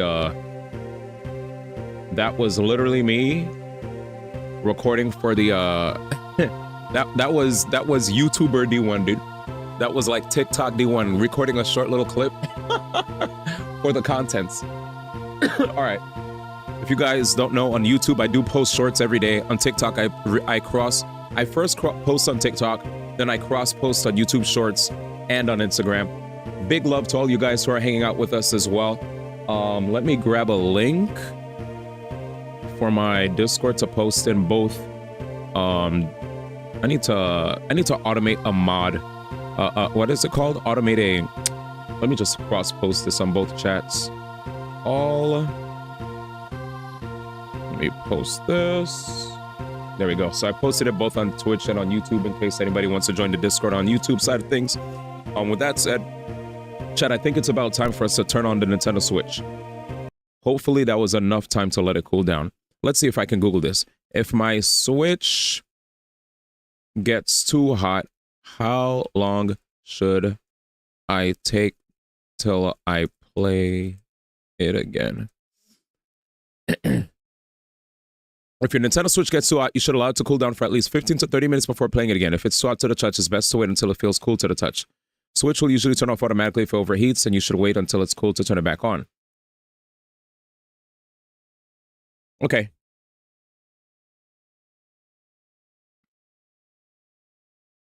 All right, I'm good.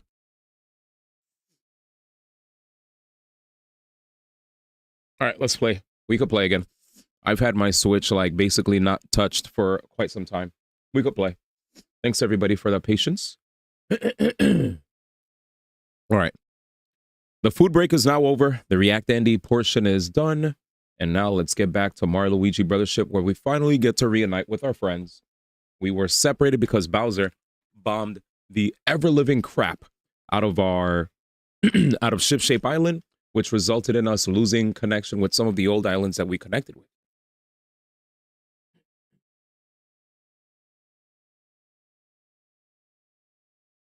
But yeah, I think after I'm done with Mario Luigi Brothership, I'm probably gonna have to sunset my Switch until we get a Switch too, because it is a fire hazard low key if my battery explodes. Like if it explodes, there's gonna be a spark. There'll be sparks that fly. There'll be some, there'll be heat trails coming out of it, and we might potentially have a, we might low key burn this house down. So in an effort to not have that happen, once we're done with Mario Luigi Brothership, I'm putting this bad boy to rest, and we're just gonna play games on my PS5 and on my laptop until the Switch 2 release. Only for safety precautions, we don't want to, I know we've been playing Smash Ultimate more and more recently on the stream after a pretty long hiatus of me playing Smash on stream, but just for safety measures, don't want to risk any fire. Time to give Digimon again. OD. My man with the people, white people sit emote. You connected off and in island, man. He said again, man. Don't worry, man. Well, save your bread, man. I could just port myself over from Switch 1 to Switch 2. That's the way I look at it, man. That way we'll be good. No. Don't. No, it's fine. Yeah, I could use that. I could use that to put toward the Switch 2 fund. That'd be better. You know what I'm saying? I could literally use that and just start a side Switch 2 fund, which would be better for me, man. All right, Luigi, thank goodness you're safe. That could be the first dono, man. See ya.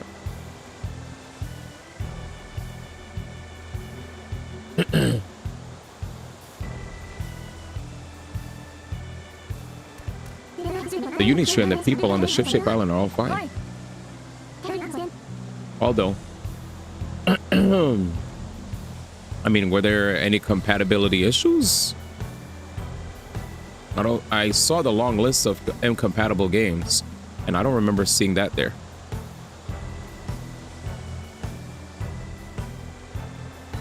So,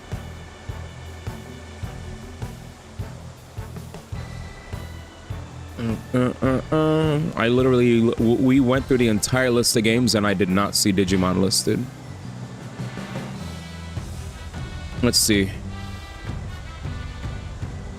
Digimon's not on the list.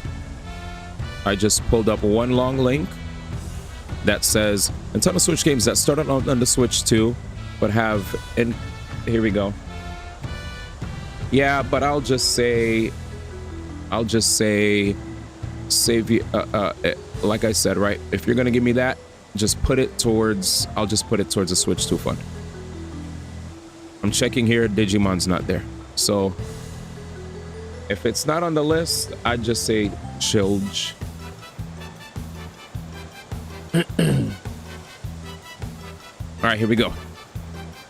Although, if it's not on the list, then we could still play it on the Switch 2. Have faith. Although, the blast knocked out a few of the plugs. Twisty Island and Heat Freeze Island are drifting again. I'm not dodging, I'm just saying I'll play it on the Switch 2. Twisty Island and Heat Freeze Island should be drifting somewhere in the sea. Oh, yeah! If anyone can get it done, it's you. Mario Luigi.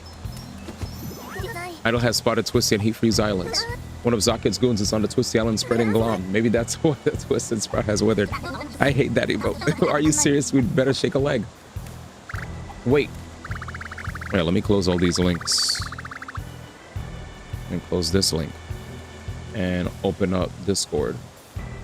I got DMs.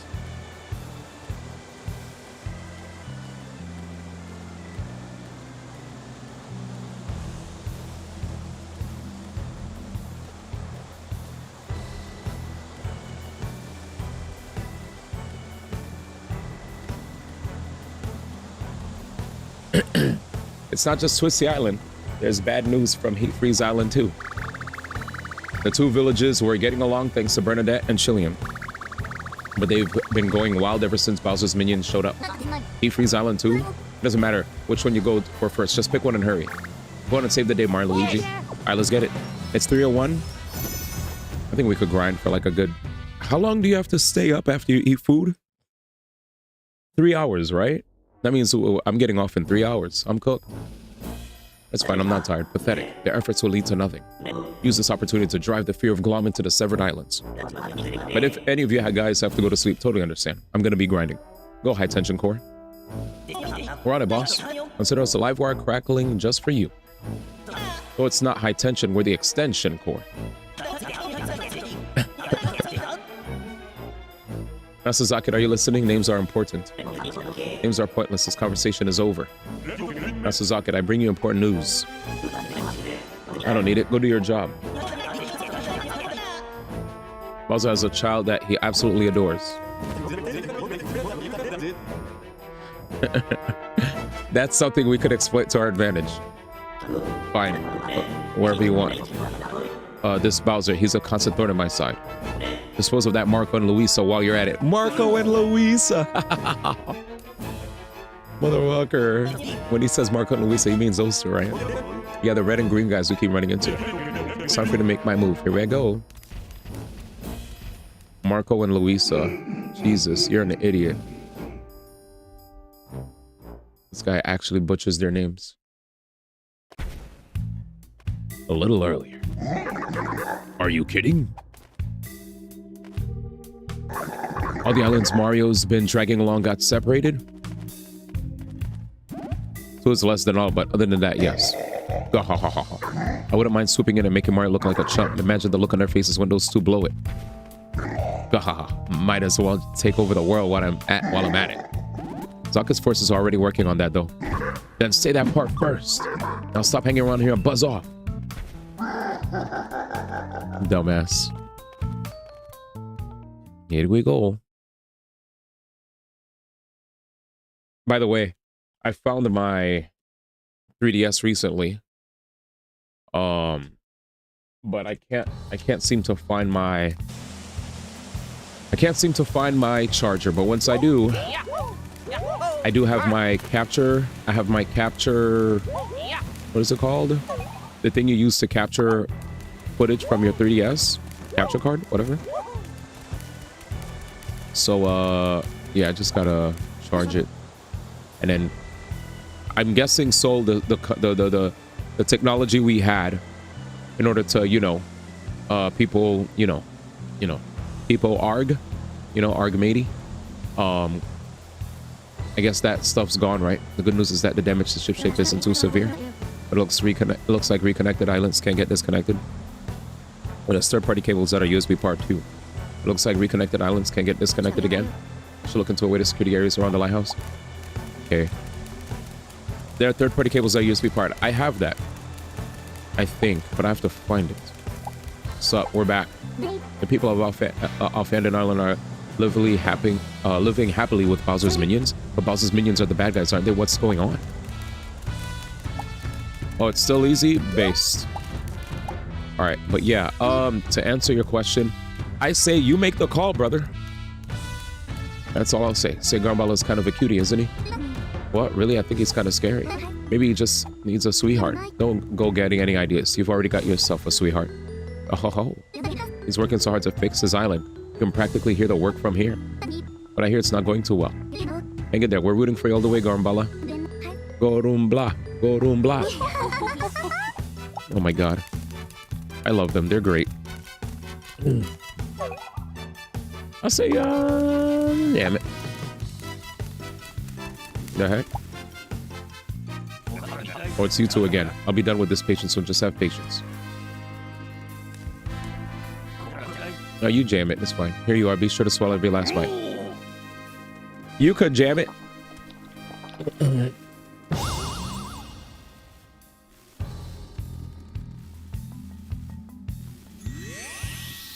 Because it's not the first time he experienced that. Whoa, ho, ho, my heart's not hot enough to burst. Who knew ant berries were so rich with flavor? Delicious, aren't they? Sweet, sour, and somehow bitter too. Well, I'll let you have whatever's left over. Actually, so funny, I've actually apparently I did meet homie from back then in New York City. But Luigi's hammer is weak. Celebrity hammer? Sure. Celebrity wear? Boots? Alright, I don't know. I don't know if I'm really down for the celebrity boots, low key.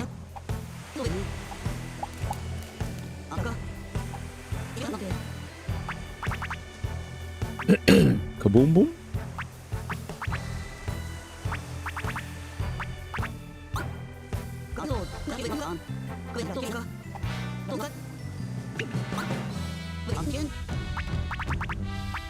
Oh man, I'm so full. Wow.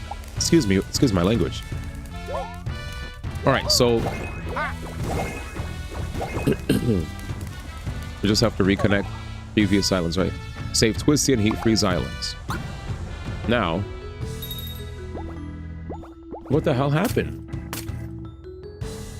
Okay, so we were making a lot of progress. Lush Green Sea. Oh, these are just the Oh, these are the isles? The islets? So all the places I'm looking for, I'm just gonna have to zoom around. Wait, actually, Jim. All right, whatever, just go here.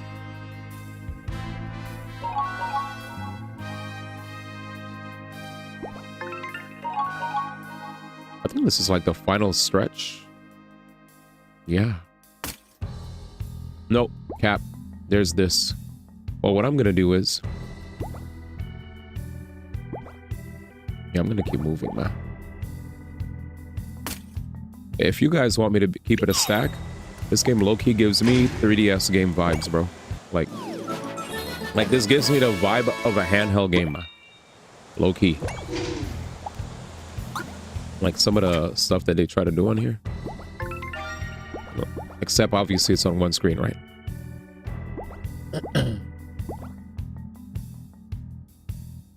Man's like ragey. 3DS.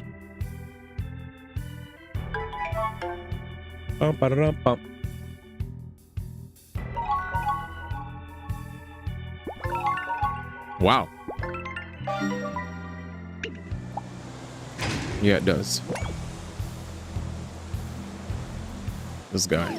Is this Nano Islet? Pepega. Here we go. If you take damage from one of them Glommed enemies, you might get Glommed yourself. Glomed. How do we get through here, chat? Bowser's thing is here. Well. The heck?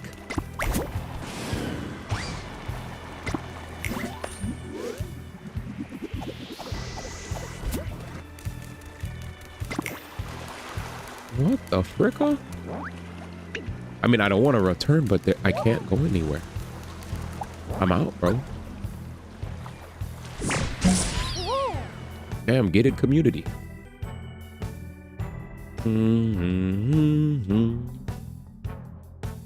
Pepega. And now we wait.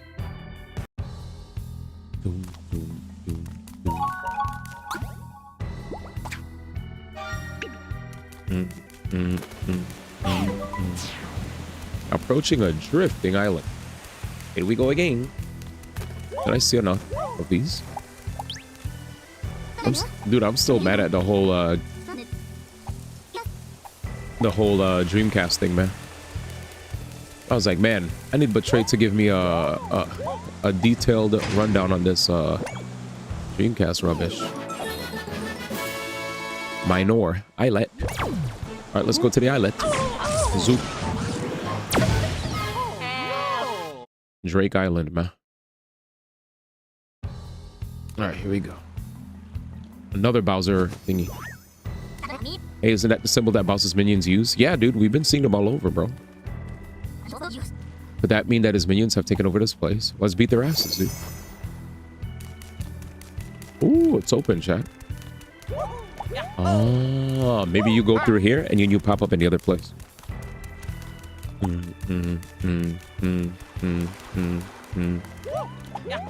Yeah. Oh. All right. Let's see. I bet this is behind the gate, right? Nah, no. See? Let's see if he stays asleep. Damn it. I should have sidewalked. Already?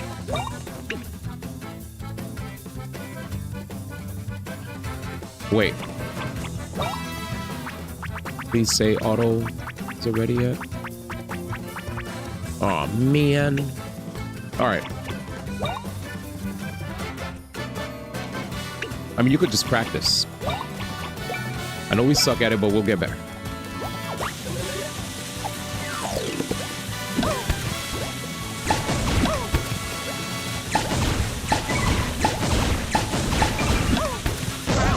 Damn it. I have to figure out the pattern. Once I get the pattern, I'll be good. Right now, sucks.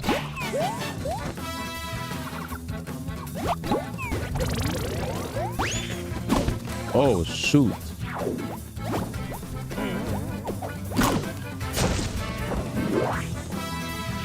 We're done for, chat. Yeah, we're done. We're done. We're done. We're done. Oh, we're done. We're actually done. We're done. Yeah, we're done.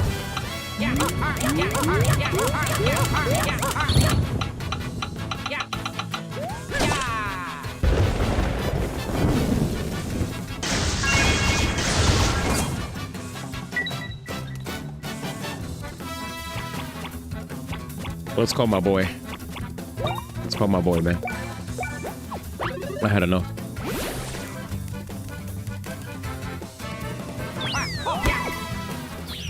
Oh, I'm 100% washed. I still can't do it, dude. I'm washed.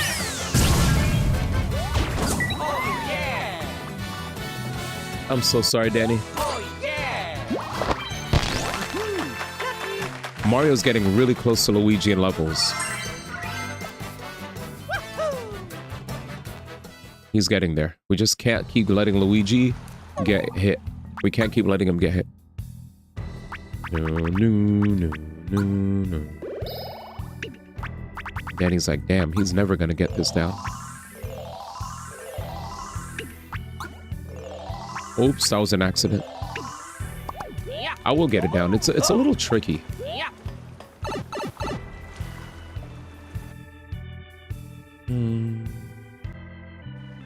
What Danny said, he's washed now, man. Wow.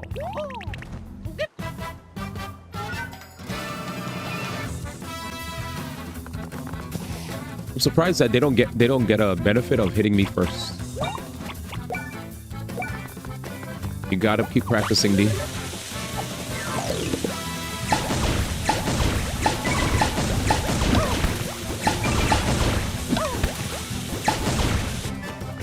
Damn. I'm trying. Damn. My goat is 100% washed. I can't.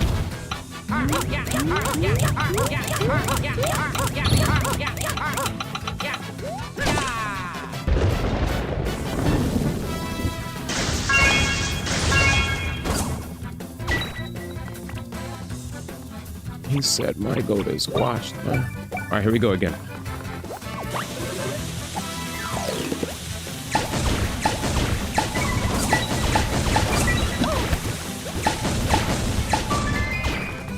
Almost. Oh yeah!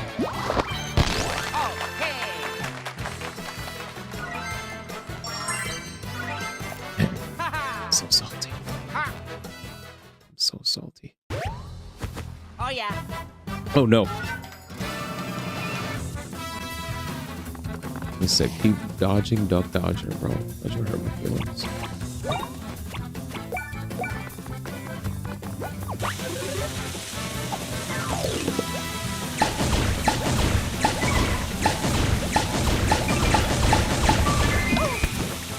Damn. There's like a pattern.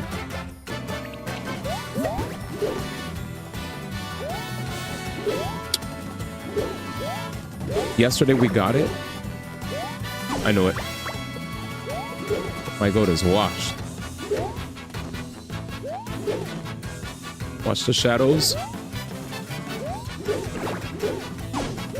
Oh my god. Wow. Which plug is recharged, my G? Good. All right, well, before we do anything crazy,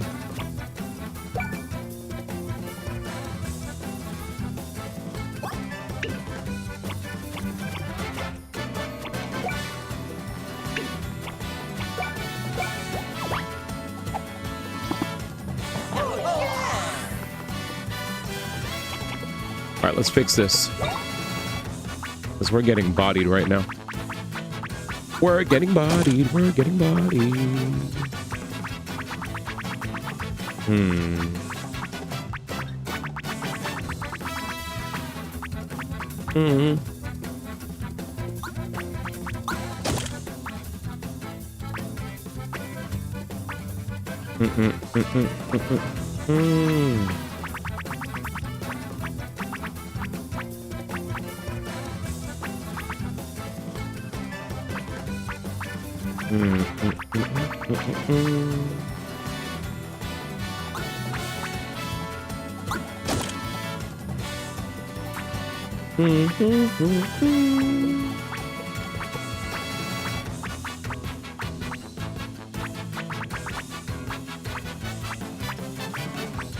Bros boost. Auto circle. All right, let's go to work.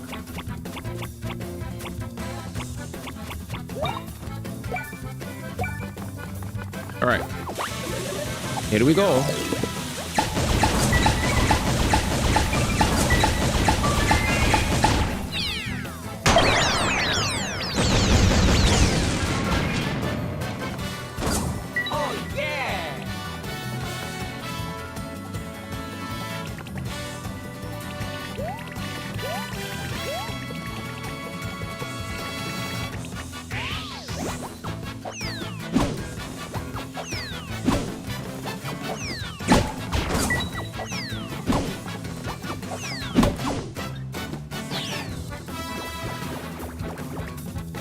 Leave it to me. Oh yeah. Leave it to me. Oh yeah.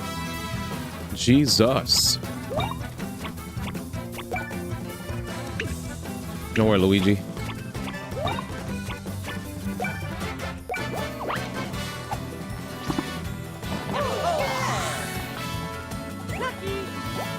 Lucky.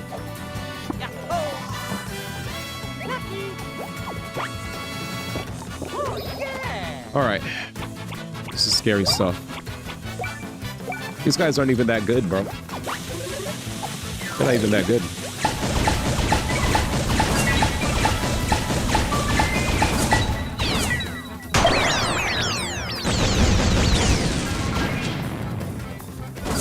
Oh yeah.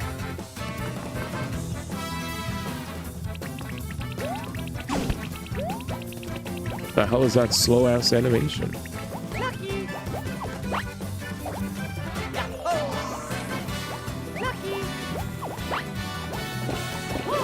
Like the auto plug. Oh, I'm busted right now, dude.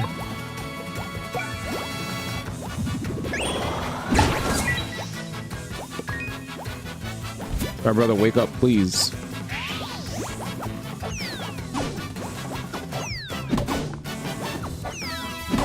Oh wait, he got up. Okay, there we go. Jesus. Oh no. Leave it to me. This is really bad, dude. I'm freaking out. Super nut. I mean, here's one thing. We're getting a lot of EXP, but damn. Oh, D.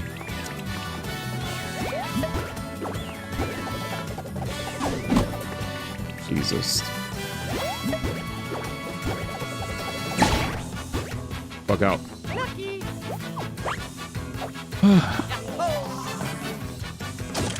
No.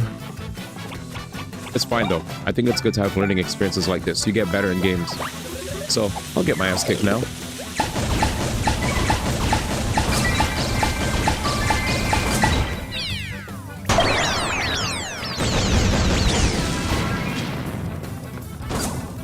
There's always one.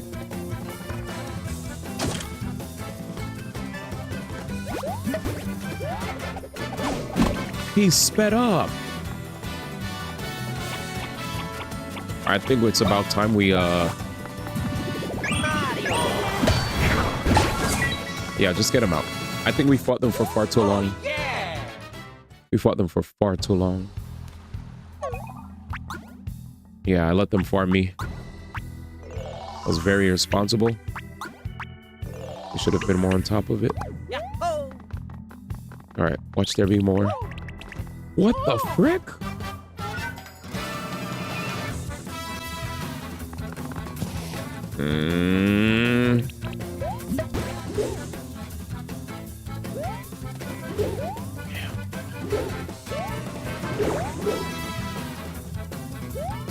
What the frick, dude?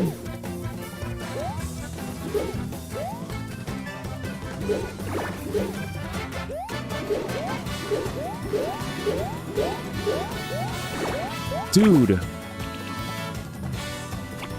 You always have to hit my boy Luigi, dude.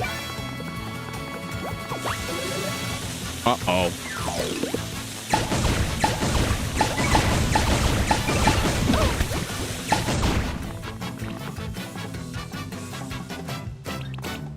I'm firmly convinced that...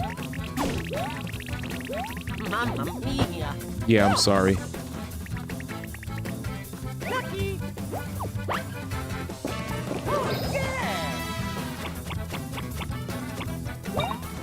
Luigi. Yeah, we gotta flee, bro. We're getting fucked up in this area. Not good. Not indicative of our ability.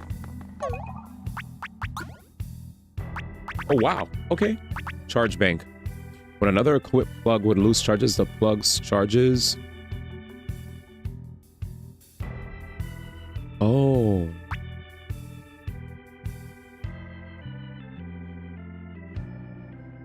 Wow. This could actually help.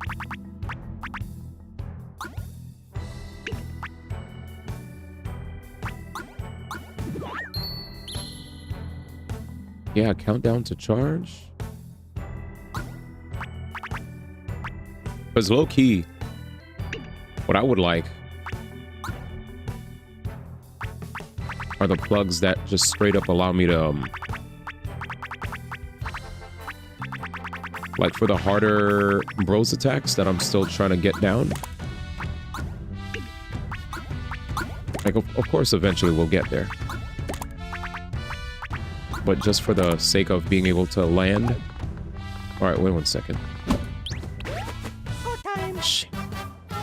Man, I'm just gonna focus. Countdown to kill was right there. Oh, it was there? Oh no, Danny's about to be like, I gots to go. Oh yeah.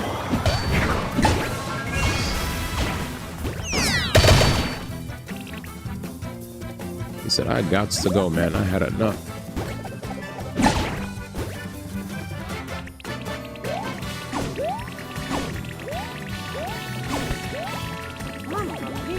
Jesus. That's what it does? Okay.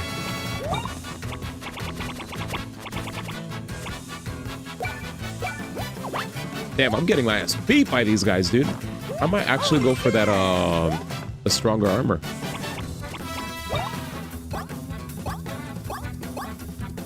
I guess these spinies are really kicking my ass.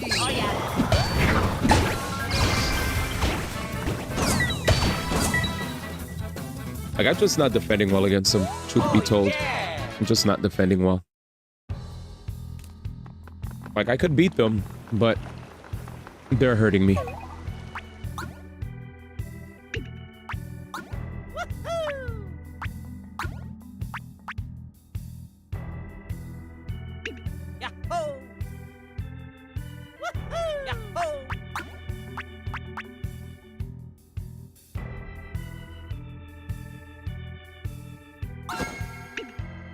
My goat loses some stash but gets a shit ton of defense.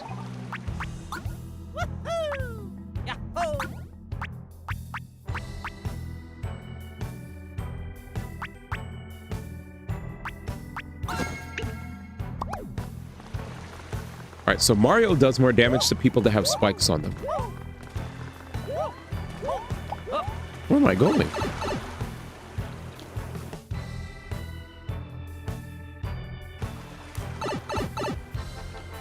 I feel like I'm going to Bowser's castle to fight his ass. Oh yeah.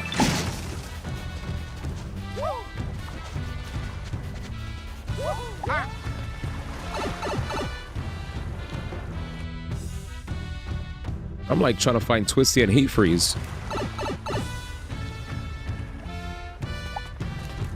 Oh shite, what's this?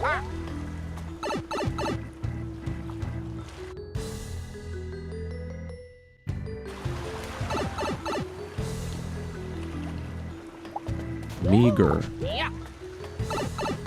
¿Qué hora es?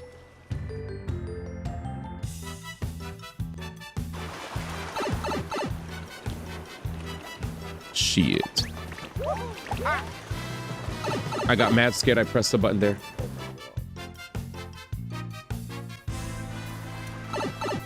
Go back. Go back, bro. Don't be a scaredy cat. Don't be a scaredy cat. Just go back. Ready? If he sees you, just attack. Damn!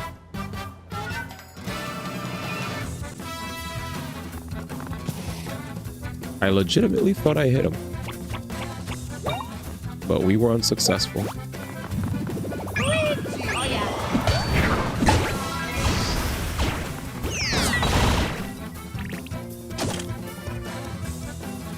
The heck? Not again.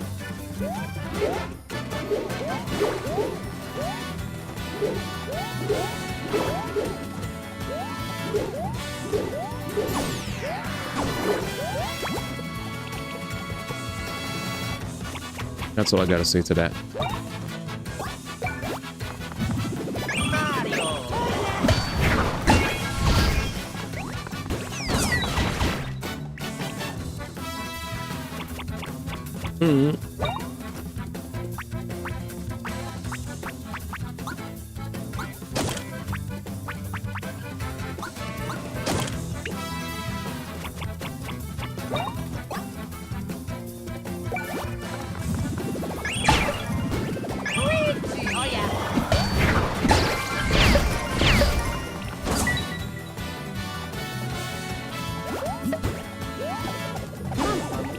Fuck.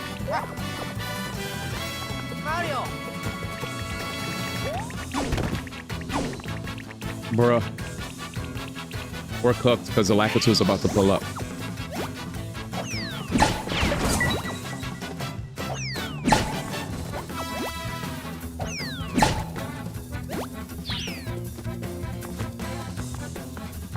Scheiße.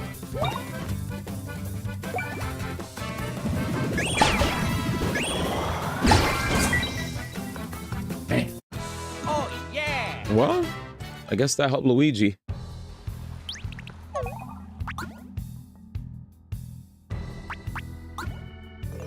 Because he was struggling when it came to keeping up. He said it whiffed.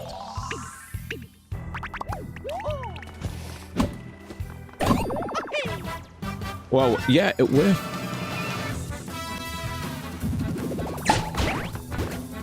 Absolutely, it whiffed.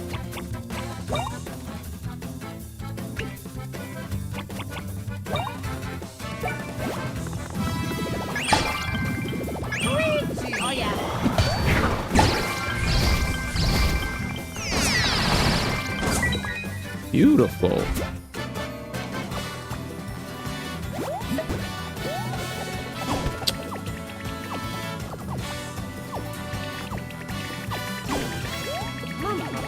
Well, that's what I'm saying, Mario. Fuck.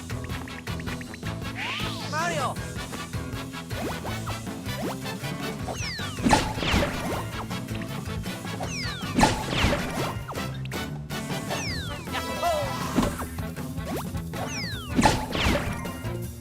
Why are they still alive?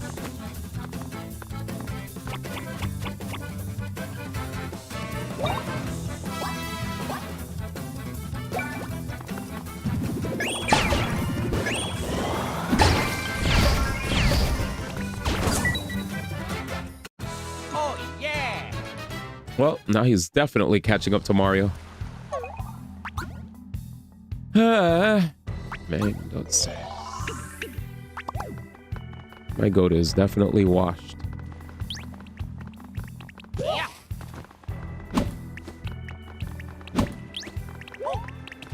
Oh. check status. All right.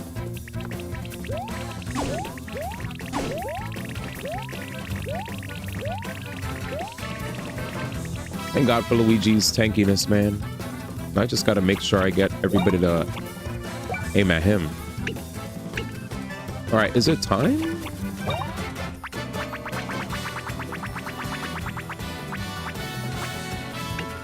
Not yet.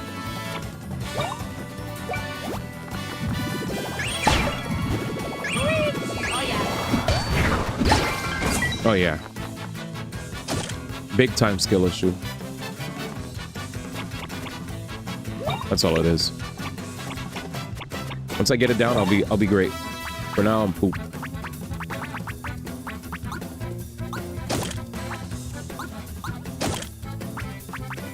It's okay.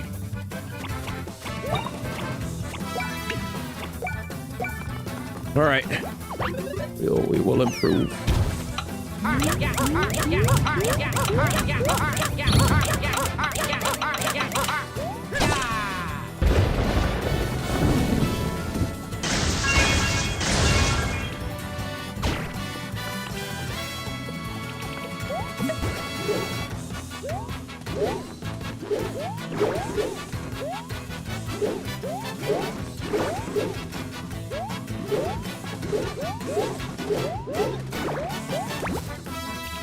You need to leave. All right. I need Yoshi here, man. Screw it. Yoshi, I need your help.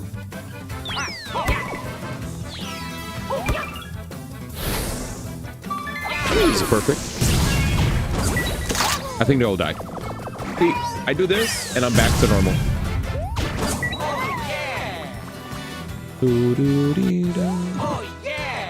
Oh no. Luigi has by far and away surpassed Mario. Jesus.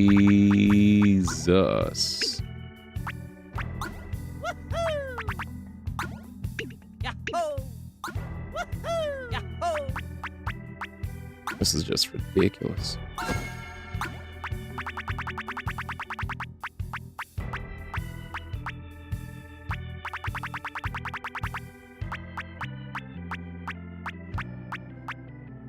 Or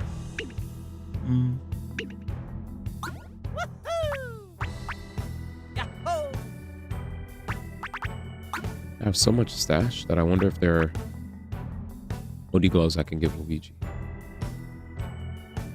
We'll see. For now, I think I'll work with this. All right, so Luigi now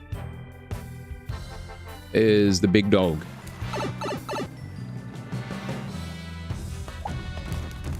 Here we go.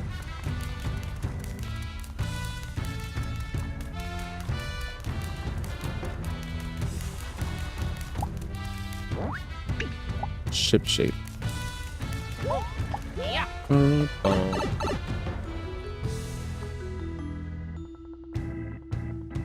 Save Twisty. Wow, this is like a puzzle.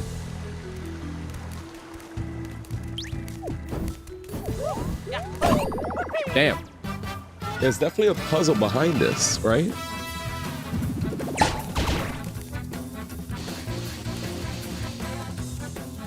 Yikes.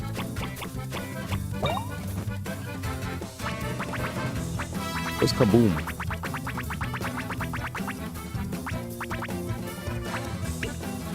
Nope, no Kaboom inside D.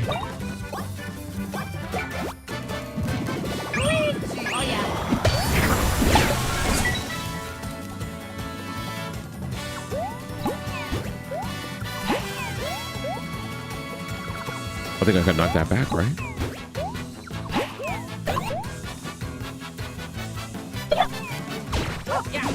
Oh, frick!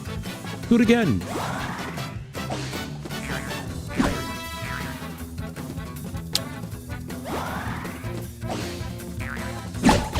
Fuck you. All right.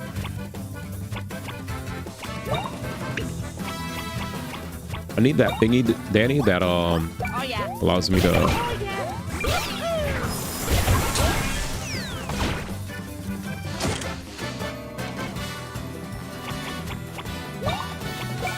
calling Yoshi. Yoshi, help!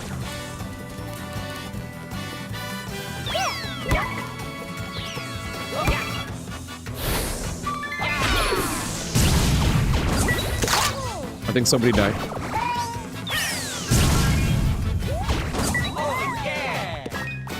No.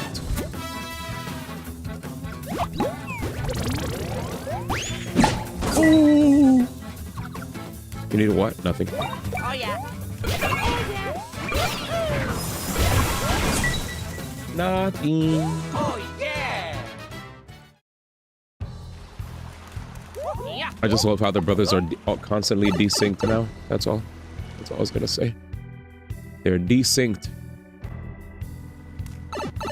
Spikes.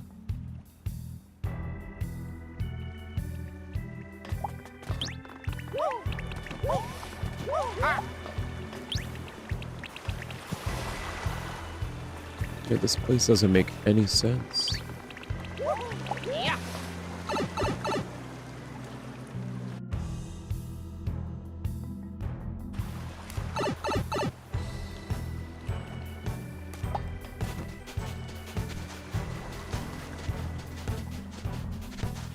Yeah.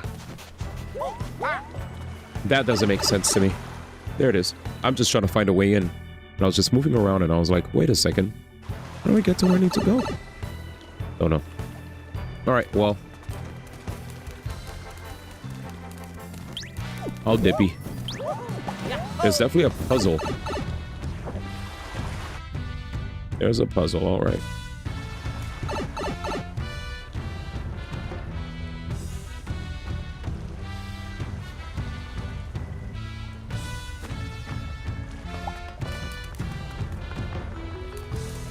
Get me out of here, please. Please get me out of here. This place sucks. Yeah, Daddy. I thought I could figure it out running through this area. Nah, I'll probably come back later. You hate fam. Family?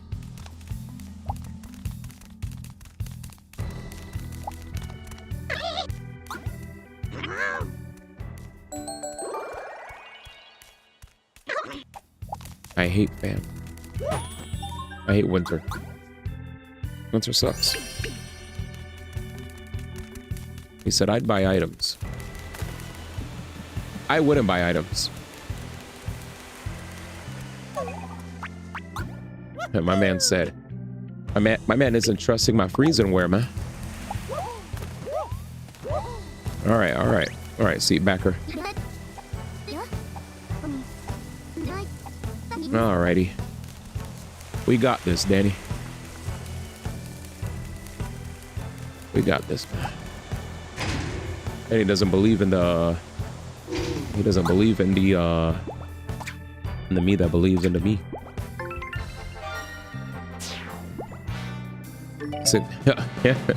He said 600 sec, man. Oh, man. He's just giving a friendly suggestion. But you definitely had me dying. Well, he said 600, man. We were just here. I get it. Mario's been taking far too much damage. And in the medallions, they sell for good money. Especially the ones that I haven't sold. But, I mean, I'm not broke, though. I'm the guy that likes to be safe than sorry. Alright, man. How about you take your safe than sorry somewhere else, man? Alright, what's up? Validation gloves? I'm just kidding, by the way. What do you need?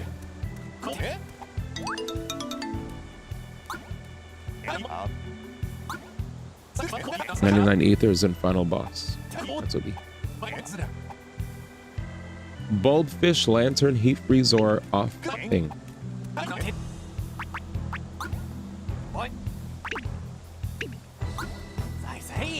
Zai Sai.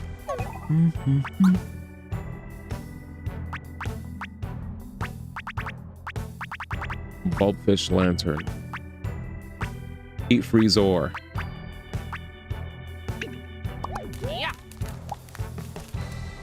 man.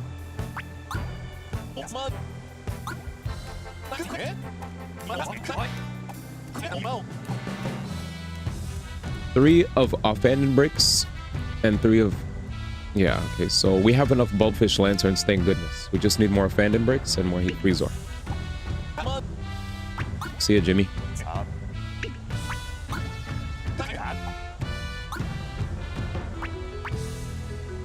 Groove boots. Defense gloves. BP gloves. Pow gloves. Stash gloves. Risk reward. The moment I looked at the buffs and then I realized that if I die, I'm done.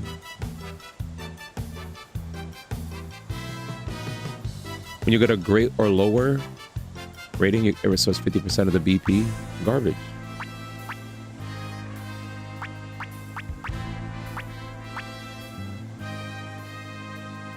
Increase the speeds your battle plugs recover.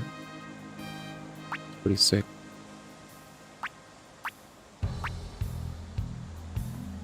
All right. All right, let's sell some stuff.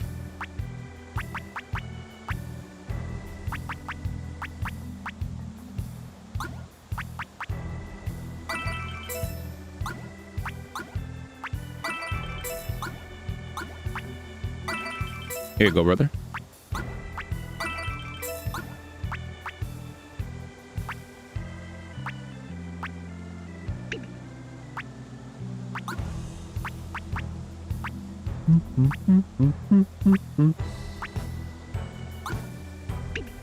I'll probably sell it.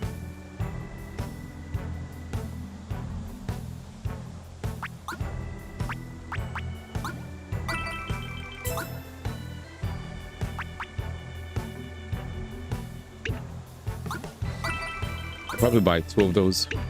Yeah, the desert pool, right? Where's that again? Good call. Seats, backs. By the way, kidding. Thank you for reminding me. Somebody did want a quick charge brooch. All right, here we go. Sweet. Betrayed Prince said, do you know if Danny's still here? Holy, he's not reading the chat. That's OD.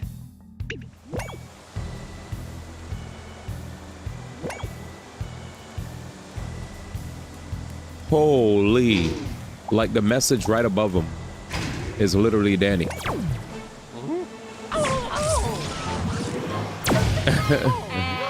Daddy, he must have just clicked in or something. Because you're right above, your message is right above his. So when he said, is Danny such and such?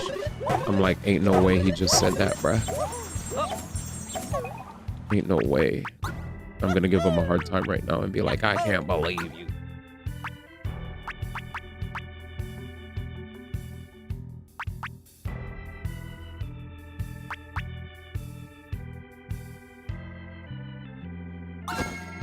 Nice. But yeah, Danny's here. I'm surprised you're awake, brother. How you doing up so late, brother? I just joined on my phone. I got on my PC. I call racism. Racism? The old faithful. Can't beat it, can't live with it, can't live without it. Crazy.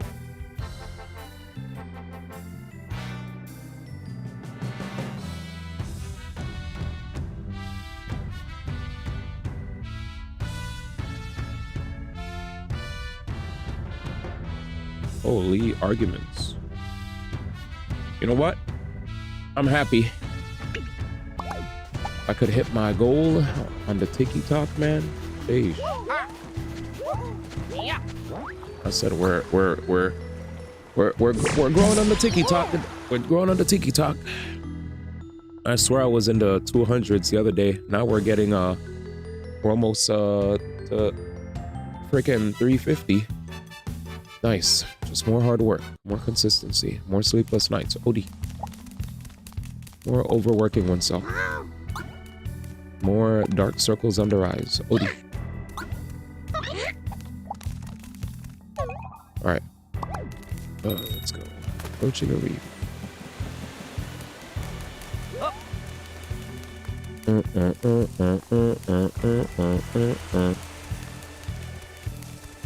Did I hear arguments? You'll never beat my dark circles free. Yeah, I've actually been losing my dark circles, thanks. Perfect sword. How's it going, D? Oh, we'll do our best, you know? I feel like... Whoops. I feel like the best thing I could say is we're doing our best. You know, we've been job searching. But while we're job searching, we're still doing content in the meantime. Hoping to at least land a job to get like insurance and stuff, because having a job helps you with the health stuff, and not having the insurance stuff can be sucky. I need to like visit a dentist soon, you know. I feel like it's been a while, so that shit's giving me hecka anxiety. But life aside, I'm gaming. Yeah, I'm alive. I'm alive. But I hope you're well. We've been playing, I've been gaming just like non-stop, honestly. We've been playing, as far as the video game side of things, I think I've been excited on the video game side of things, right? As far as games are concerned, that I'm thankful for. Like, I'm thankful that there's so many dope games that I can enjoy. We played a plethora of bangers recently. Oh, packet. So like we got to play, you know, like starting since last year, we've been playing nothing but like really fun RPGs. You know, there's a pipe on the other island. I went on the other fence. It's fine. You're gazing back at the sea, thinking on your life. Not that you're on the outs with your wife and you're a shoot off. Oh, I'm sorry. Ultra. We've been here, but yeah. I think like fall to winter, I played like Final Fantasy X, Final Fantasy X, Path of Radiance for Fire Emblem. We played Cyberpunk. We played, what else? Well, now we're playing Brothership. Before that, what did we play before that? I think we played Sonic X Shadow Generations. That was really fun. We played Silent Hill 2 Remake. That was really fun. Balatro, that was really fun. Metaphor, that was really fun. God. Yeah, we just been gaming. It's been just been gaming. Gaming. And then I'm looking forward to playing Atelier Yumiya, Berserker Kazan, Xenoblade Chronicles X Definitive Edition, Squad 1, Schedule 1. I can't believe I forgot the name of the game. Insane. That's actually hilarious that I forgot the name of the game. That's fucking funny, dude. Squad 1, dude. What the fuck is a Squad 1, dude? I don't know what a Squad 1 is, dude. Squad 1, dude. Dude, what the fuck is a Squad 1, dude? I don't even know, man. But, yeah, dude, Squad 1, I guess. I guess Squad 1, man. Cold Square, Secret QTE, this guy. I can't complain. Same here. Good time to be excited for games. Yep, good time to be excited for games. A little spooky for people who are out of a job because, you know, there's a lot of scary news that comes out every now and then that makes you feel like, hey, if you're one of the people that doesn't have a job, you might have to deal with, you know, changes to how the government does things to help out people that are in between gigs. Because the way they set things up could help people, you know, stay afloat and not feel like life is over. You know what I'm saying? Haha. Anyway, yeah, man. But yeah, we'll see what happens. In the meantime, I game every day. I stream every day. I've been playing Marvel Rivals. You know, it's been gaming. I kind of just play every day because, full transparency, I do have a lot of anxiety, but when I turn on game, I kind of forget about shit that really makes me feel like I'm on the outs, you know? It's kind of full transparency there. When I make content, when I edit, and when I stream, I forget about all my anxiety. The moment I'm not doing that, I'm like, oh shit, back to reality. Oh shit, and it sucks. But yeah, that's about it. But I hope you've been all right. All right. I've had like a bunch of amazing interviews that like just fell through after multiple interviews, which is like the most stressful thing. It's like, oh shit, I have this interview and then this interview. This is it, guys. We're finally in there. Oh, guess what, guys? Never mind. They picked somebody else after wasting my time for like a month or two. Oh man, sorry man, you'll get them. Yep, I'll get them, sure. You know, that's all you could say, right? Yeah, I agree. I'll get them next time. But yeah. But video games. Hup, abs like a slab, yeah. Other than that, I've been cooking. I've been cooking food. I don't eat out anymore, so that's kind of been helping my mental health. Next up, I need to clean my room. I have a bunch of clothing everywhere. But because my brain's a mess, I have like this nasty, it's not nasty, because they're all just plastic bottles, empty plastic water bottles, so there's no smell or anything. But I have a bunch of empty plastic water bottles that just amassed. It's like a landfill. Like, because whenever I stream, I drink water and I just toss the water bottles into this like little nook, this little like area, and it's getting a little big. Thankfully, there's no food in my room, so I never have to worry about bugs. It's just plastic bottles. I just need to get a plastic bag. I keep telling myself when I go downstairs to get food, bring a plastic bag upstairs, so you could put all the, you know, plastic bags and bottles in one plastic bag and toss them outside. And I just keep forgetting. But yeah. That's frustrating, but you'll get there. I will. No worries. Anyway, sorry for being transparent. Sweating like a king, feeling good. But I feel fit though. I'm wearing I realize because I've been eating nothing but either fish, brown rice, and veggies, or chicken, brown rice, and veggies every single day, and I haven't been eating out for months, I legitimately can, like, my body feels great. Like, I'm still slim because I haven't been working out. I haven't been really doing the push-ups like I used to, or lifting weights from my room. But I should start doing that because I'm literally... like I feel my chest is pushing out now. My chest is like it's like I could feel it. Like I feel my chest pushing against my shirt, and I'm like, what the frick? Do I need a brassiere? Well, but you know, it's not like you know, it's not like a boba's, but more so just chest getting bigger. So yeah, at least we're healthy, right? We're cooking, and our body is responding kindly. So I think that's kind of how I even out the anxiety thing. Cooking food, eating healthy, taking care of oneself. I mean, anxiety comes from just like, you know, like I feel like if I were just able to, yeah, it's all about like just being able to, yeah, just live more comfortably. I'd have like less anxiety. I mean, I literally just watched like this, what's his name? I remember I was watching this YouTube video of this guy who visited LA with this other lady. This guy, he's like pretty old. I can't remember his name, but he went on this tour, this oligarchy tour or something with this other lady. I think she's from New York, and the other guy, I think he's like a senator or something. But anyway, I think the lady's name was like AOC, and the other guy's name was Sanders, Bernie Sanders, something like that.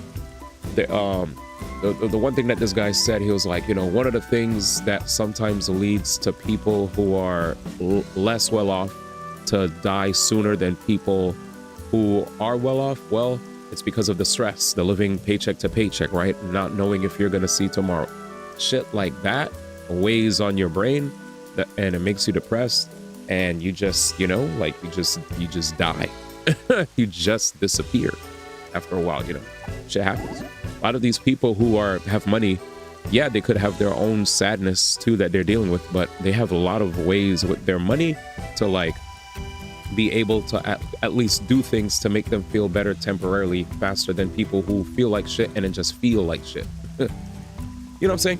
Like they're like, you know, I had to deal with Hacks. I don't know if you know who Hacks was, but he was like a pro Smash Melee player who I've known Like before he hit 13 years of age. A lot of us in New York knew him when he was a little kid.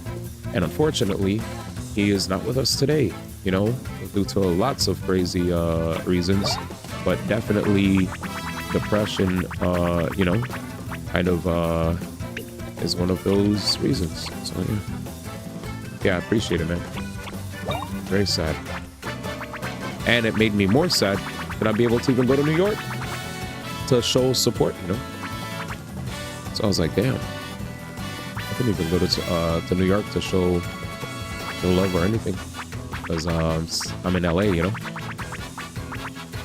But apparently, one of my friends were like, "Oh, if you told me, we could have like try to see if we could like set something up." And I was like, and that's the other thing. Sometimes when you're going through it, you never know if you could even ask people for help. You know what I'm saying? It's crazy. Fuck this guy, dude.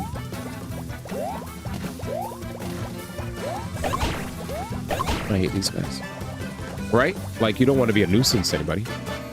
And everybody goes, "Oh, you're not a nuisance." And it's like, yeah, but you don't know how we feel. We feel like we're nuisance. So we'll just tough out all the tough stuff until, I don't know, we can't tough it out anymore. The end. But yeah. Let's see.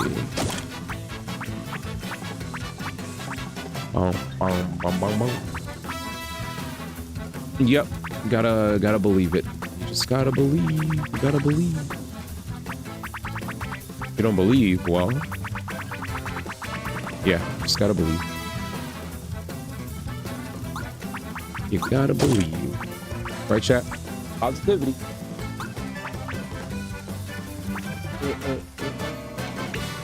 All right, here we go. Anyway, I'm done yapping. Thanks for listening to my talk of the Teds. Yay. All right, let's do it. But yeah, how about you, man? What have you been playing?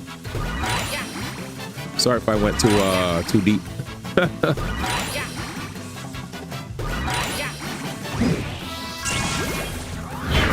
Damn, 950. Danny, we're almost there. Danny, I've hit 1,000. I'm excited. Dude, how do you feel about the Switch 2? Positive, on a positive note.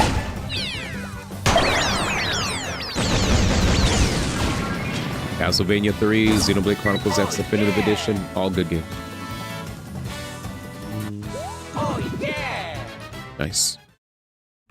Xenoblade X Definitive Edition.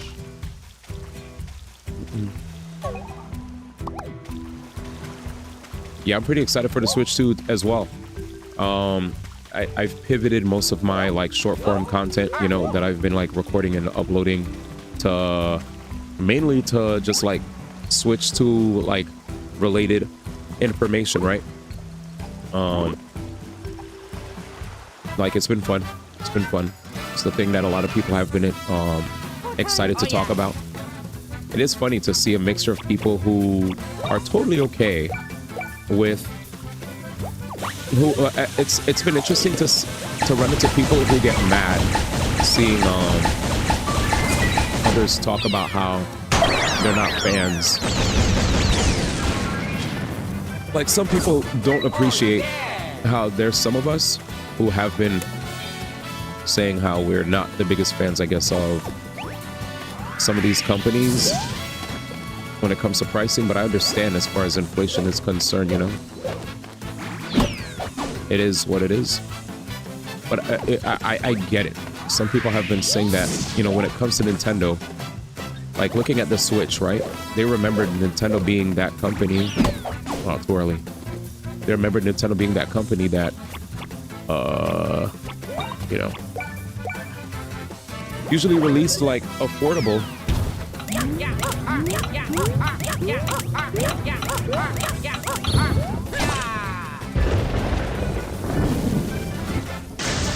A lot of people remember Nintendo for being that company that was more on the affordable side of things, right? And I get that. But, I mean, while I totally understand those feelings, like, we're not getting any younger. And inflation is a real thing, sadly.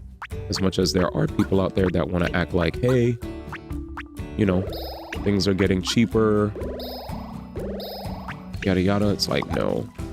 Things are definitely getting more expensive as the years go by. Nice, almost there. Yeah, the price point is going to be an issue for some, but you just have to keep things in perspective. Yeah. The hacky, you can defeat us, that is. Pokey Jam. What's happening here? Just got to keep things in perspective, like, you know. I'm not gonna, but here's the thing, right? You say that to somebody, and they'll be like, "You're a Nintendo bootlicker."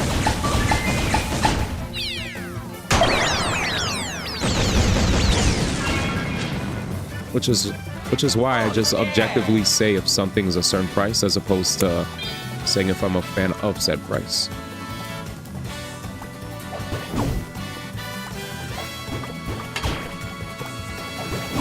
Jesus.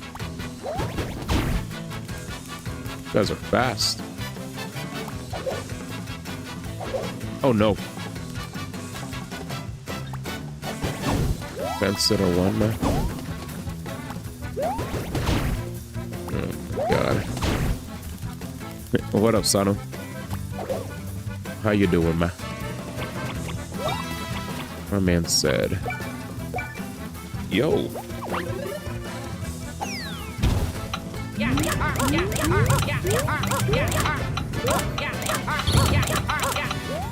Almost messed up. Yeah, gotta ignore brain dead comment.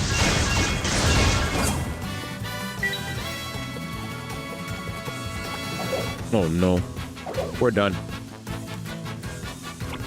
We're done. Okay, here we're gonna try. It's hard though.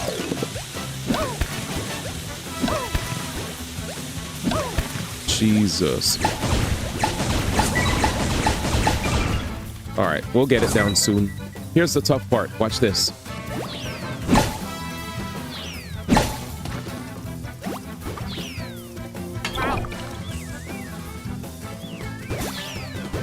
You know, I lost my characters to this before, chat. I've lost my characters to this. Like, we finished a fight and the fireball still landed. Like, what's their deal? Speed beam? Power beam? Defense beam? Bros beam. Oh, we did it. Thanks, man. Let's see, bros beam. Power beam. Defense beam. Speed beam. All right, we did it. But we beat him. And what's up with this guy? What's up? Don't worry, I'm not gonna attack you or whatever. I've been watching you guys from here. Impressive skills. We gotta train harder, huh? You hear that? This guy said we gotta train harder. That's crazy. But we did it. But yeah. We did it. We did it. We did it. We did it. Let's go back home. We have to go to Twisty and Heat Freeze. Alrighty. Bum bum bum bum. Bum bum bum bum bum bum. Hi, Toady. Yeah, I need to rest up, bro. I need to rest up. See you next time. All right, bye bye. Where do I go?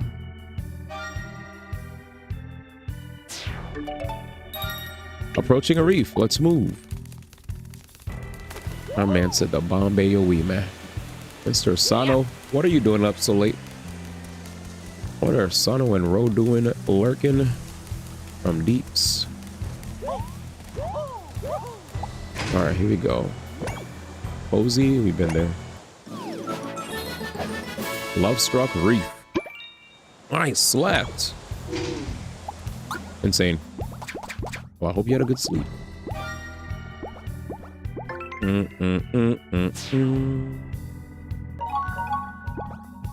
Brother, what's going on? So you see this? You gotta go around. And same here. Alright, let's go here. It says Cozy Island? Yeah, we've been there.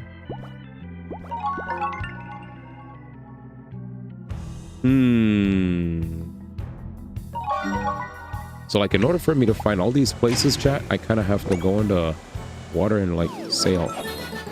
Twisty's back. Perfect. All right. Finally. This eats up some of my game time too, moving around on the ocean. Freaking oh, what's this? Let's see.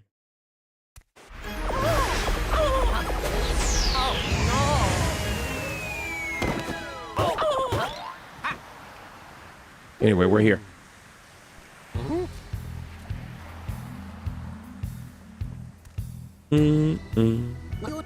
Oh.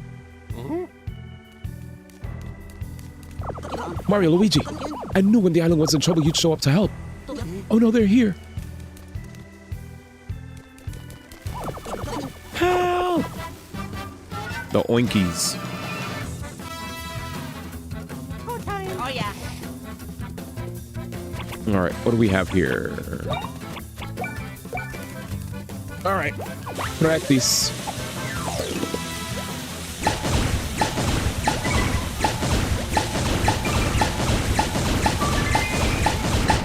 Finally. Jesus. Nice. Oh yeah. We did it, boys. So like, funny enough, chat, that's pretty hard. Ooh. Damn, Mario got. Oh shit.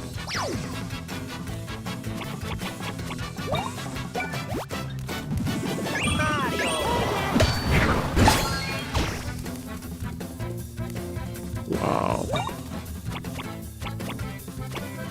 They went ham. Gaming one, dude. Merci, merci. Merci beaucoup. Clap, clap, clap, clap, clap. That brought me joy, man. We did game that time, didn't we?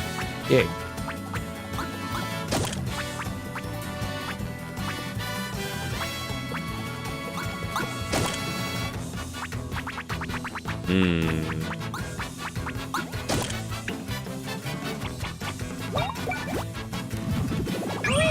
Oh yeah.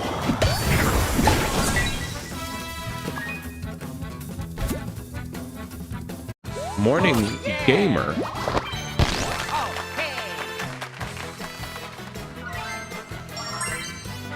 Well, we'll see, man. I you know, I always root for whatever the brother goes for, man. He said about changing my sleep, thinking about changing my sleep schedule instead of staying up late past midnight after working. Just simmer down, sleep, wake up early, be a morning gamer. Think it works better for my work schedule I play with.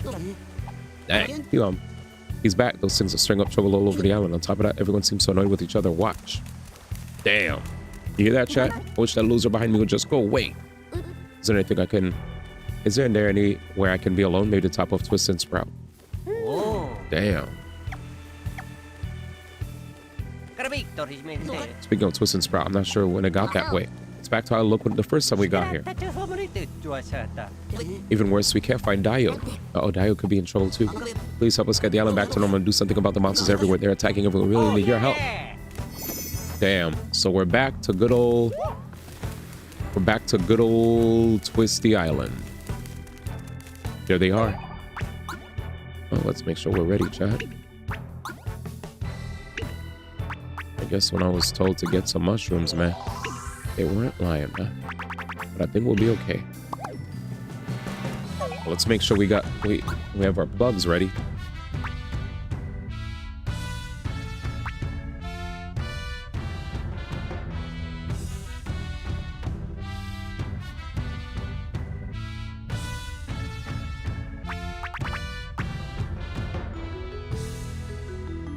I want charge bank, so I'm not gonna go crazy yet.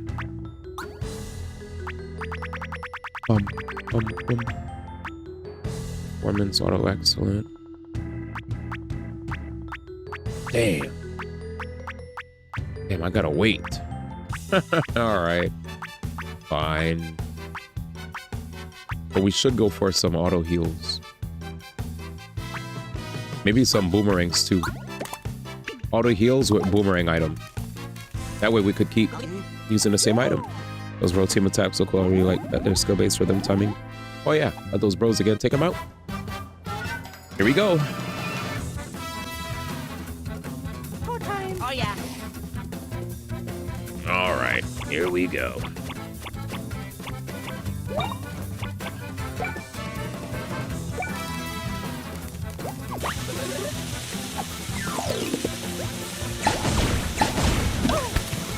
Damn.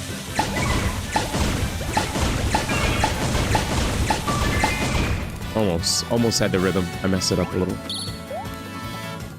Here we go. Damn. Faked out. Plug recharge? Which one is it? Which one? Which? Returns? Fine. Yeah, the battle system's really fun. It's really fun.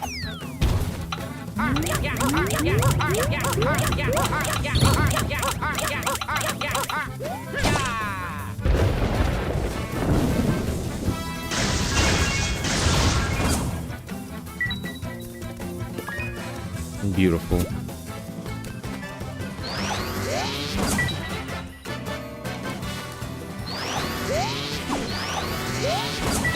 There we go.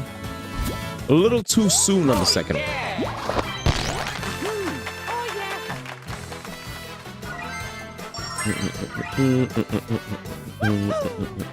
Once we hit that star on the far right, I get to add another boon to the bros. Damn. All right. You good, brother? I thought I was done for. I really owe you. Mm-hmm. What's up? Sounds like we heard right about Zakit's goons running around. You see any? Take them out. I know. Frick, this place is closed up. I'm relieved you two showed up. Really got me out of deep trouble. Those creeps zapped the folks here with that glom stuff, and then the people changed a lot. Gotta say, it's all really scary. What the frick do we do here on this map? Oh, let's hit the right. I guess we'll talk to these guys. The feeling of being close to someone that makes me kind of ill. Hope he disappears soon. I hate that he's here. Crazy, chat.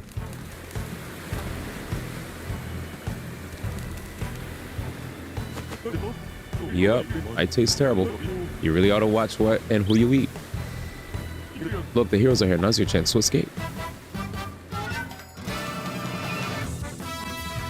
Crazy. Oh yeah. Let's step on these fools. What's available?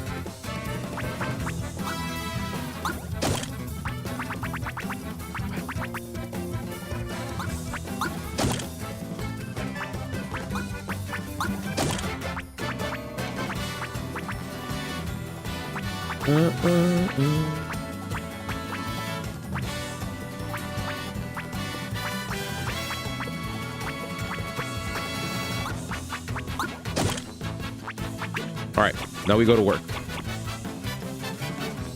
Am I missing something? Oh man. Anyway, here we go.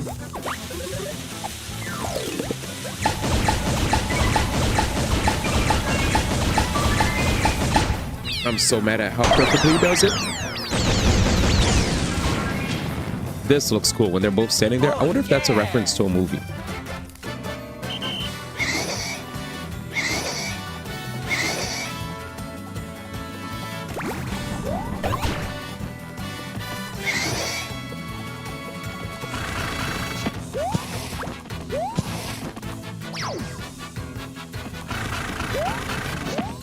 Oh, I'm still on cooldown.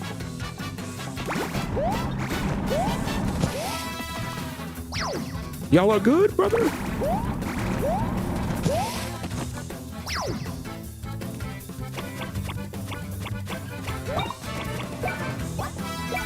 Oh, he was dead. Correct. He was dead.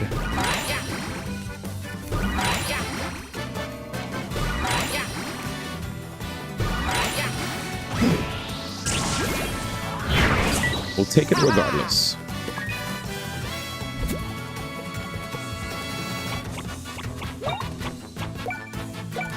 I don't know if they'll die. But yeah, the Bros team attacks look fantastic. Skill base, all that jazz.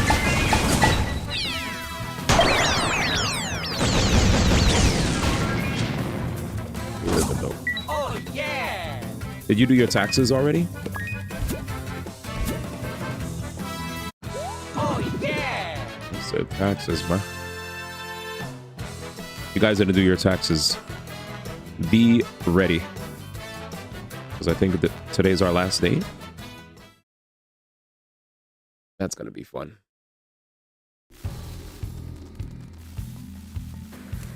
You did your taxes forever ago? Smart man. Always wait till the day before. Dedge. I was trying to run, but they attacked me anyway, so consider it. I'm a fool. Nayo, do you mean the group master? He's usually on stage, but I think I saw him heading to the forest earlier.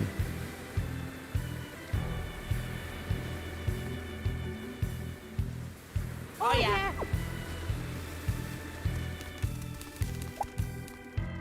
Dad went roaring off to Spiralia's shop. His apprentice tried to stop him, but he said he needed to go now more than ever. I'm a little worried about the guy. Those monsters in the forest are getting mean. Not only did monsters run amok with people are acting strange too. I've had enough. Too scary for me. I should have stayed on Rumble. Yeah, you should have. You're an idiot. What's this? 10. Hello? Oh, I hit A instead of like X and Y.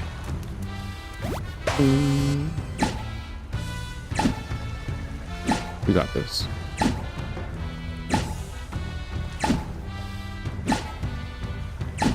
Our record was 100. We already got beyond the number that we need. But I guess we'll see how far we can go.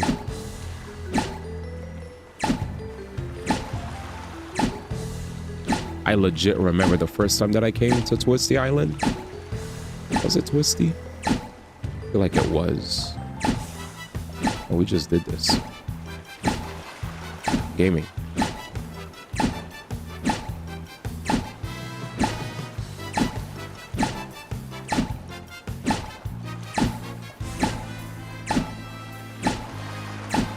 The only thing that sucks is while doing this, sometimes I feel like the frame rate like hiccups a little. So when it does that, I'm like, oh no. Low-key chat, I'm trying to like lose.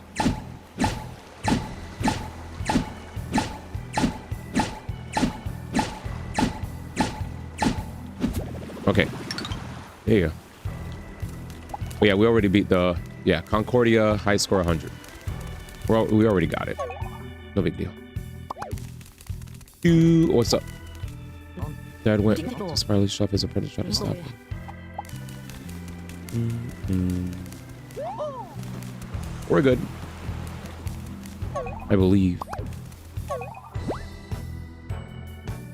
Oh, perfect. Well, I'm happy that they have this here.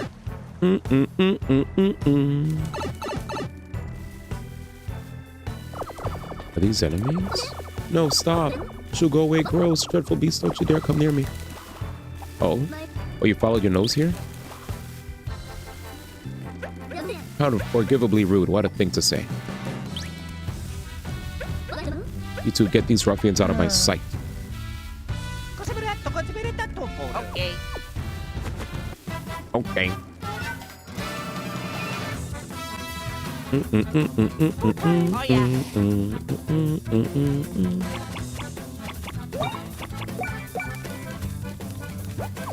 Yep.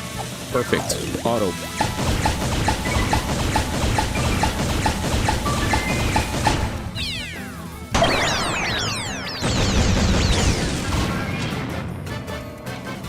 Freaking room feels like a freezer. Man. Here we go.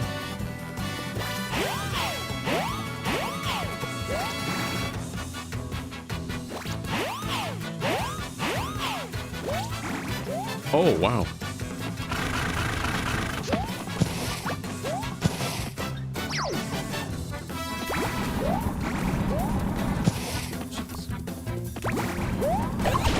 Finally.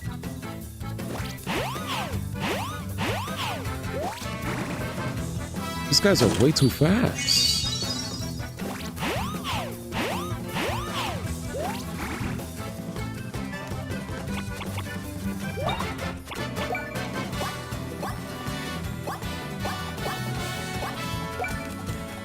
Okay.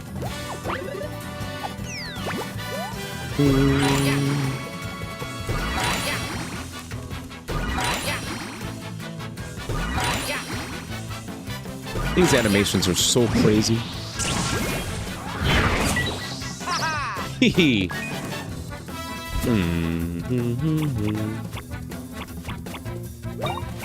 More bomb derby.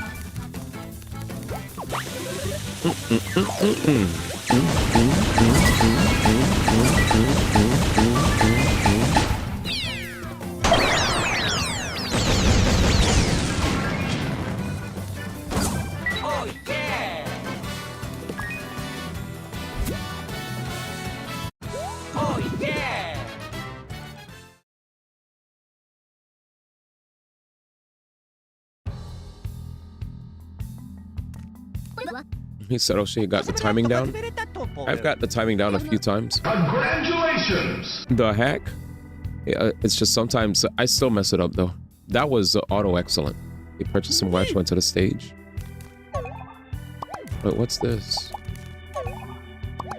Let's go to the stage. He said, congratulations, man. What are you doing up so late, brother? Oh, yeah. I appreciate a brother being here, of course. I'm just surprised. I was like, wait a minute. But Trade is here past Forma. He has to have a day off tomorrow. Did you do your taxes?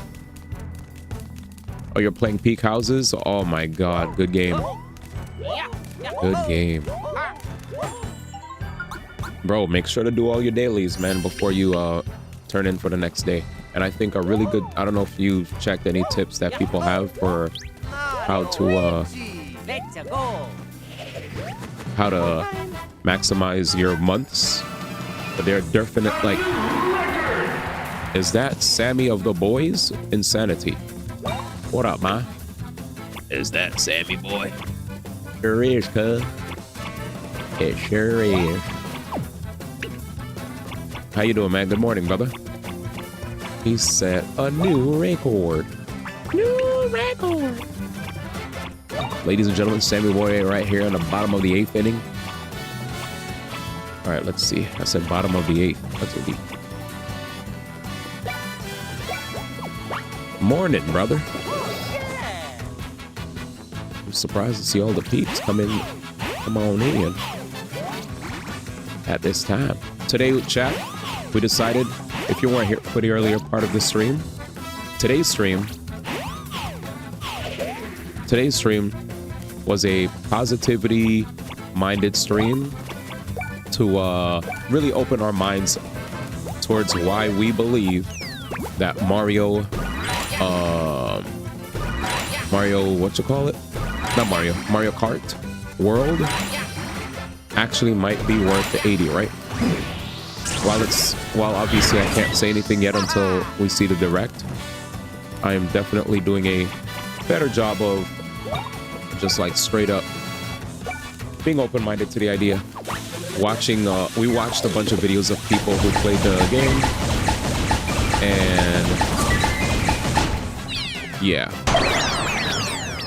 they've given us a whole bunch of feedback on their time playing the game, blah blah blah. And it seems like, you know, everybody's giving it, you know, I'm not expecting anybody to give any negative feedback towards Mario Kart, that's for sure, right? But I just wanted to hear some people give like actual realistic like feedback on some like, hey, we know Mario Kart's cool, but like what really makes you feel like this sets it apart, or if it feels like it's actually worth the price that it's going for, you know? Oh dang it, I looked down for a second. But yeah, it seems like, all right, let's see if we could do this again.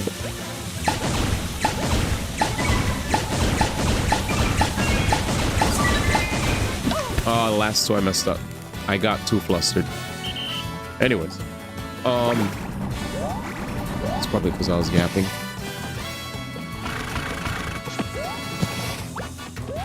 Yeah, I was yapping. I had it too. I literally had it. So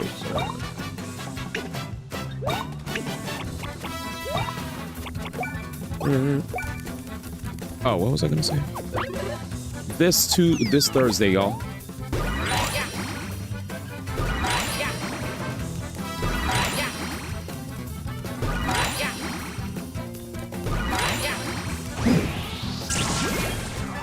Seems to be the one I could easily do. So yeah, Mario Kart's. Let's practice this again just for the sake of practicing.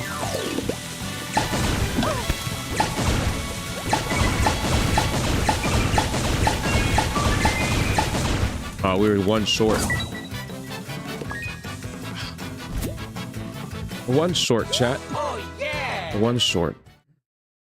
Apocalyptic Shadow tonight with your brand new Casterus. Hey. Apocalyptic Shadow, huh? He said, get ready, brother. It's gonna be a time of all time. What's this? 10 more with Bonderby, 12 with Jump.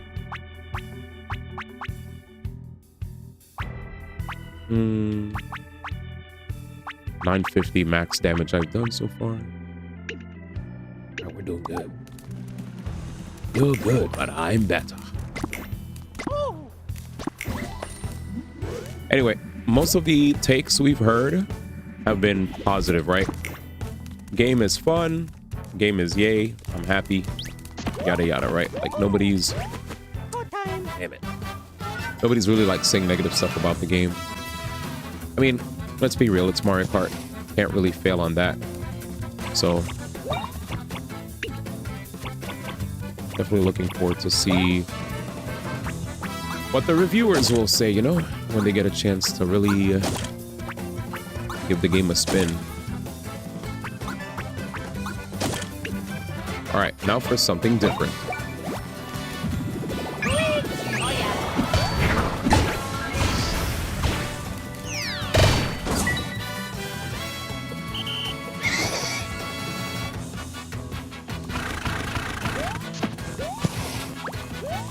Finally. Finally. Finally. Jesus, chat, we're cooking now, man. Oh yeah. Oh yeah.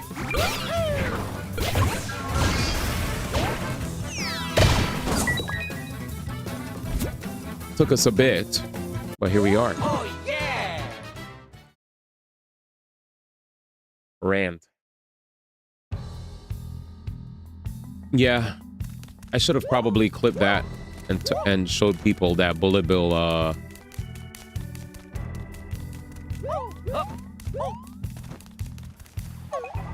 that Bullet Bill doesn't knock people over. That's a good point. Should I show that? TikTok, Mario Kart, Bullet Bill doesn't knock you over footage. Yeah. You are a Bullet Bill bully. What? I can't wait to play with you then. Who, me? The heck? I just think it's fun to knock people over with Bullet Bill. I don't even like, funny enough, whenever I use Bullet Bill, I've never like on purpose, like people were telling me how you could like aim Bullet Bill at the enemy. I was like, really?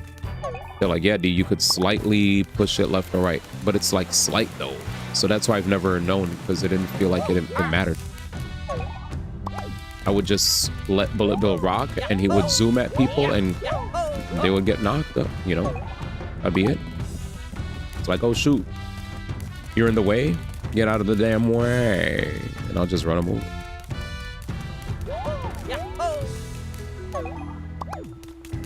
So yeah, I loved running over people with Bullet Bill. It seems like all the footage of people getting hit by Bullet Bill is yeah, it's just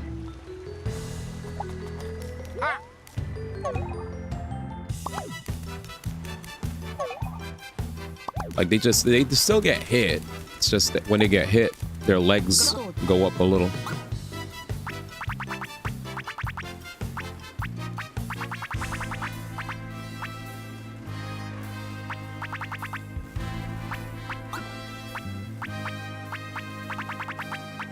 I think it's fine though. I'm not freaking out.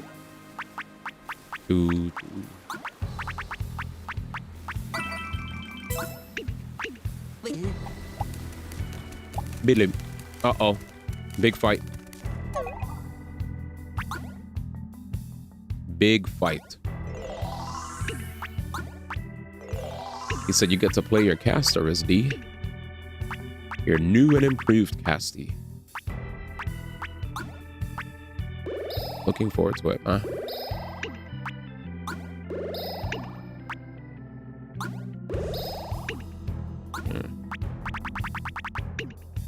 But yeah, Thursday morning. Not enough needs more so when I dance. Everyone's eyes need to be on me. No, Groove Master, look behind you. You're in trouble for real. Pay attention for just 1 second. Oh, you're just in time. The Groove Master's feeling inspired. Can you do something about these guys while he works?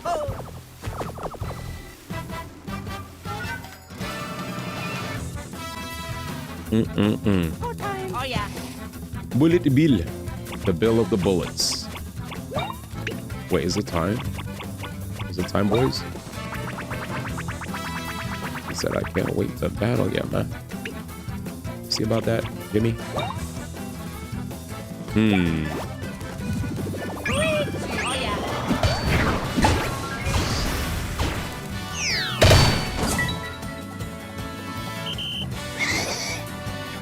They're mad. Like, you hit me. Too early.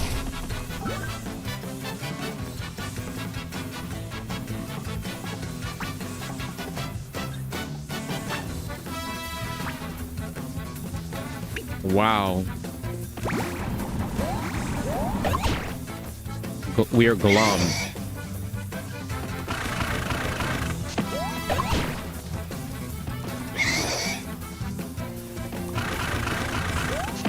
Too fast. Too fast. Damn. Yeah, these guys are quick. Yeah, these guys are freaking quick.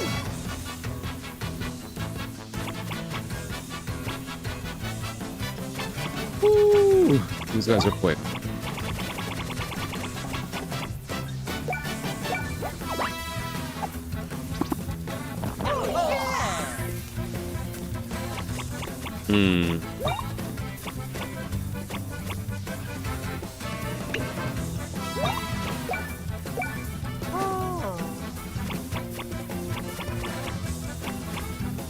Damn. He did say we can't use bros attacks. We have one ant berry. All right. He's back. I should have made him use the ant berry.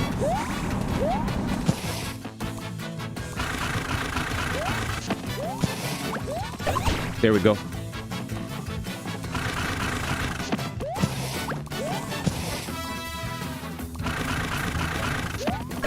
Yes.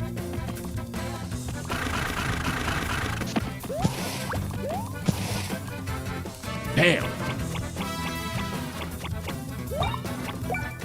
Yo, they're ham.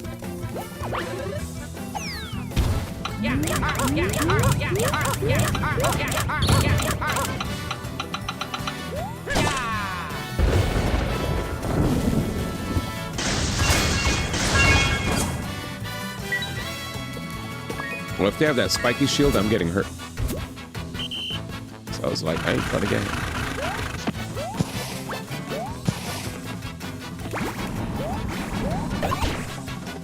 It's a shield and a spiky one at that. Let's put some battle plugs in.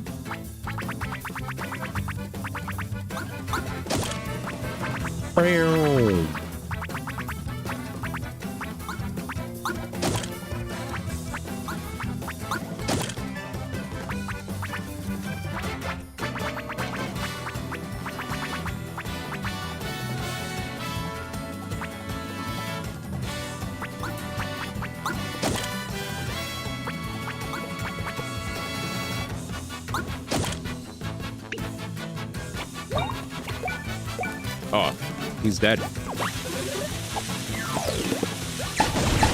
Does it damage you? I think so, because it has spikes on it, so that's why I tried to hit it. Usually when I see anything that resembles a spike on top of the enemy and I jumped on them, it's always hurt. So I was like, let me stop taking chances, especially against these gyms.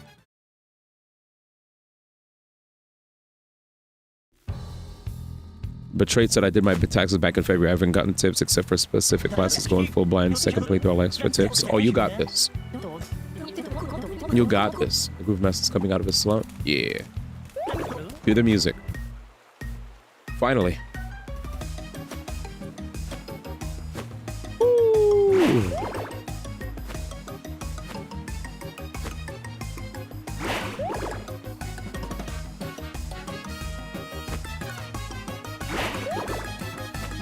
This is nice. Yeah. Yeah. At last, the Grodacious groove is done. Mario Luigi, get down here on the floor. Oh, yeah, we're gonna dance. Here we go.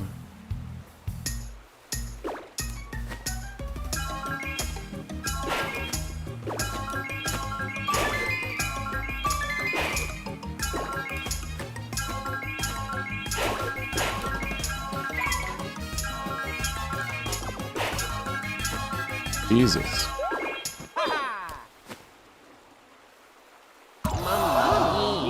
Damn, that sound sounded like the Smash Bros. You heard that sound? That's like Smash Bros 64, bro. Where the crowd yells mad loud.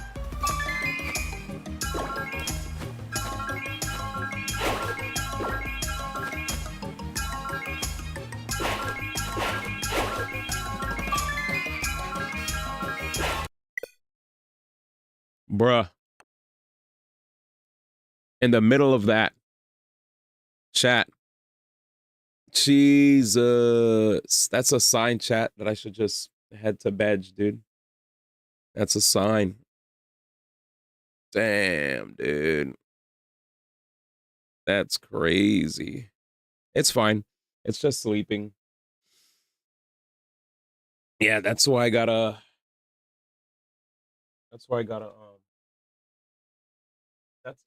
and that's why our brother needs a Switch too. And this is why he needs a Switch too, man. Because he actually his shit is on the outs. Like I think after this, after I beat this game, this might have to be the last time I play my Switch, man. Why? Well, I have a bunch of games on PS5 and on PS5 and PC that I need to beat before the Switch 2 comes out. So not even fiending for another Switch. Like this is like the last 2 weeks, you know? I mean, last 2 months, right? You have April. Once April's done, it's May. And once May's done, we're in June season. So we're definitely going to work our tails off to figure out how we can secure that. But in the meantime, how long has it had that problem? It started overheating more recently because the battery inflated. It's basically like it got really big, you know? It's like the back is cracked. I've had a cracked back for a while, but it was okay. But for like many years, and then as time went on, the crack just got like bigger and the back started, you know, poking out. But anyway, it's fine. I think we did a lot of progress. And I'm probably getting sleepy. Like I could tell when I'm getting sleepy if yeah, exactly, Sano. Yeah, so if the battery is getting larger, I ain't trying to, you know, I ain't trying to do anything stupid. So when it says it's like getting hot, I'll just leave it alone. You know what I'm saying? Just leave it alone. Yep, don't worry. I will be. We'll leave it be. We'll leave it be till tomorrow. But I do my best to try to not try to limit. Let's see. We've been at it for like 10 hours. Yeah. Anyway, chat, thank you for hanging. I'm going to send you guys to another stream. For the YouTube peeps, thanks for hanging. I'm going to catch you guys tomorrow.